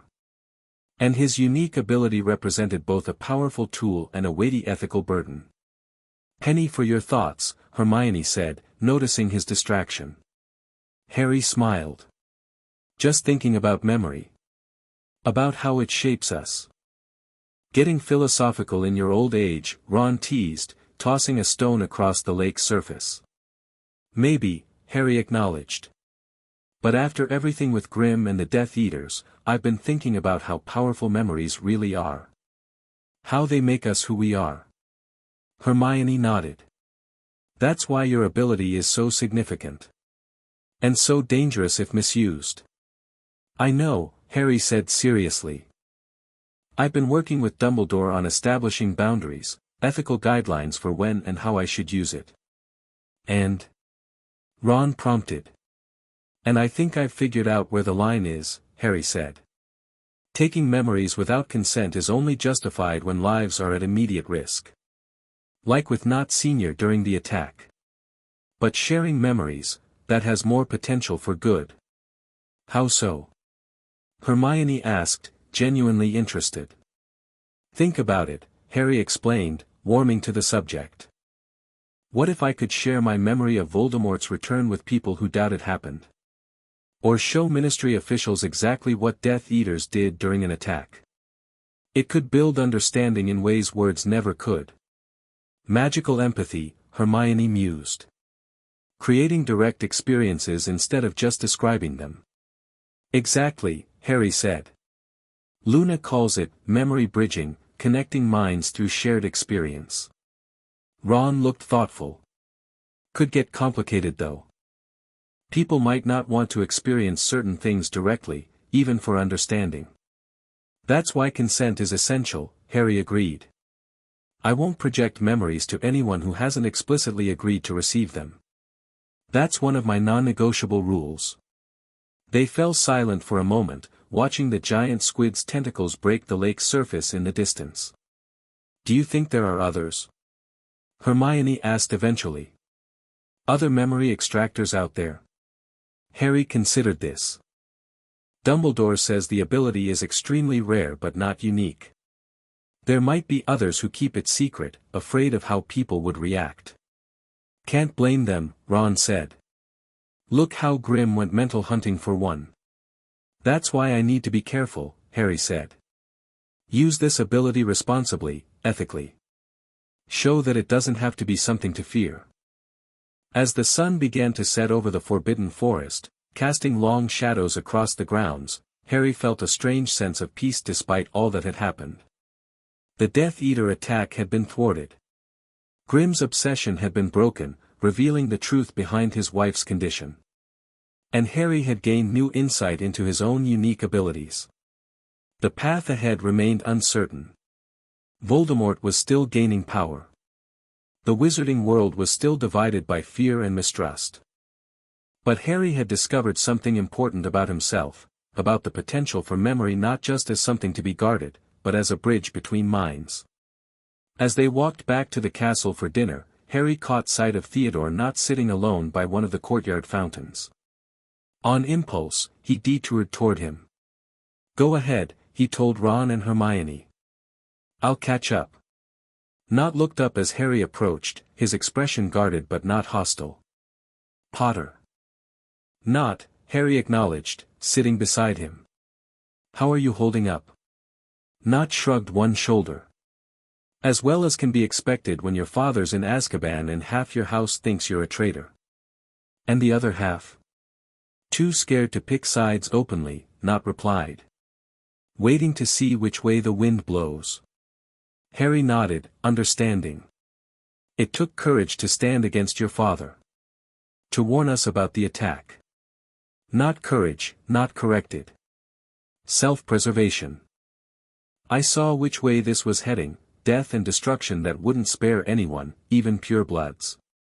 Still, Harry insisted, you made a choice. A difficult one. Nott studied him for a moment. That thing you did to my father, projecting pain directly into his mind. Could you project other things too? Better things? The question caught Harry by surprise. Yes, he admitted. I'm still learning, but I can share any memory or experience I've had. Including what it feels like to stand up to Voldemort? Nott asked quietly. To fight back and survive? Harry suddenly understood what Nott was really asking. In a house full of junior Death Eaters and frightened neutrals, he needed something to strengthen his resolve, a first-hand experience of successful resistance. I could, Harry said carefully. But it wouldn't be pleasant. Some of those memories are intense. I know, Nott replied. But sometimes we need to experience intensity to find our own courage. Harry considered the request. This wasn't taking a memory, it was sharing one, with full consent. Exactly the kind of ethical use he'd been discussing with Dumbledore. All right, he agreed. But not everything at once. We'll start with something manageable, maybe the DA meetings, what it felt like to learn to defend ourselves together. Relief flickered across Nott's face. That would be helpful. As the last light of day faded from the sky, Harry realized he'd come full circle. What had begun as an accidental theft of Neville's memory in potions class had evolved into something more nuanced, a tool for understanding, for connection, for empowerment. The memory thief, it turned out, could also be a memory giver. And in a world increasingly divided by fear and misunderstanding, that gift might prove more valuable than he'd ever imagined. The end. Thank you for watching this video. Please be sure to subscribe to our channel and like this video.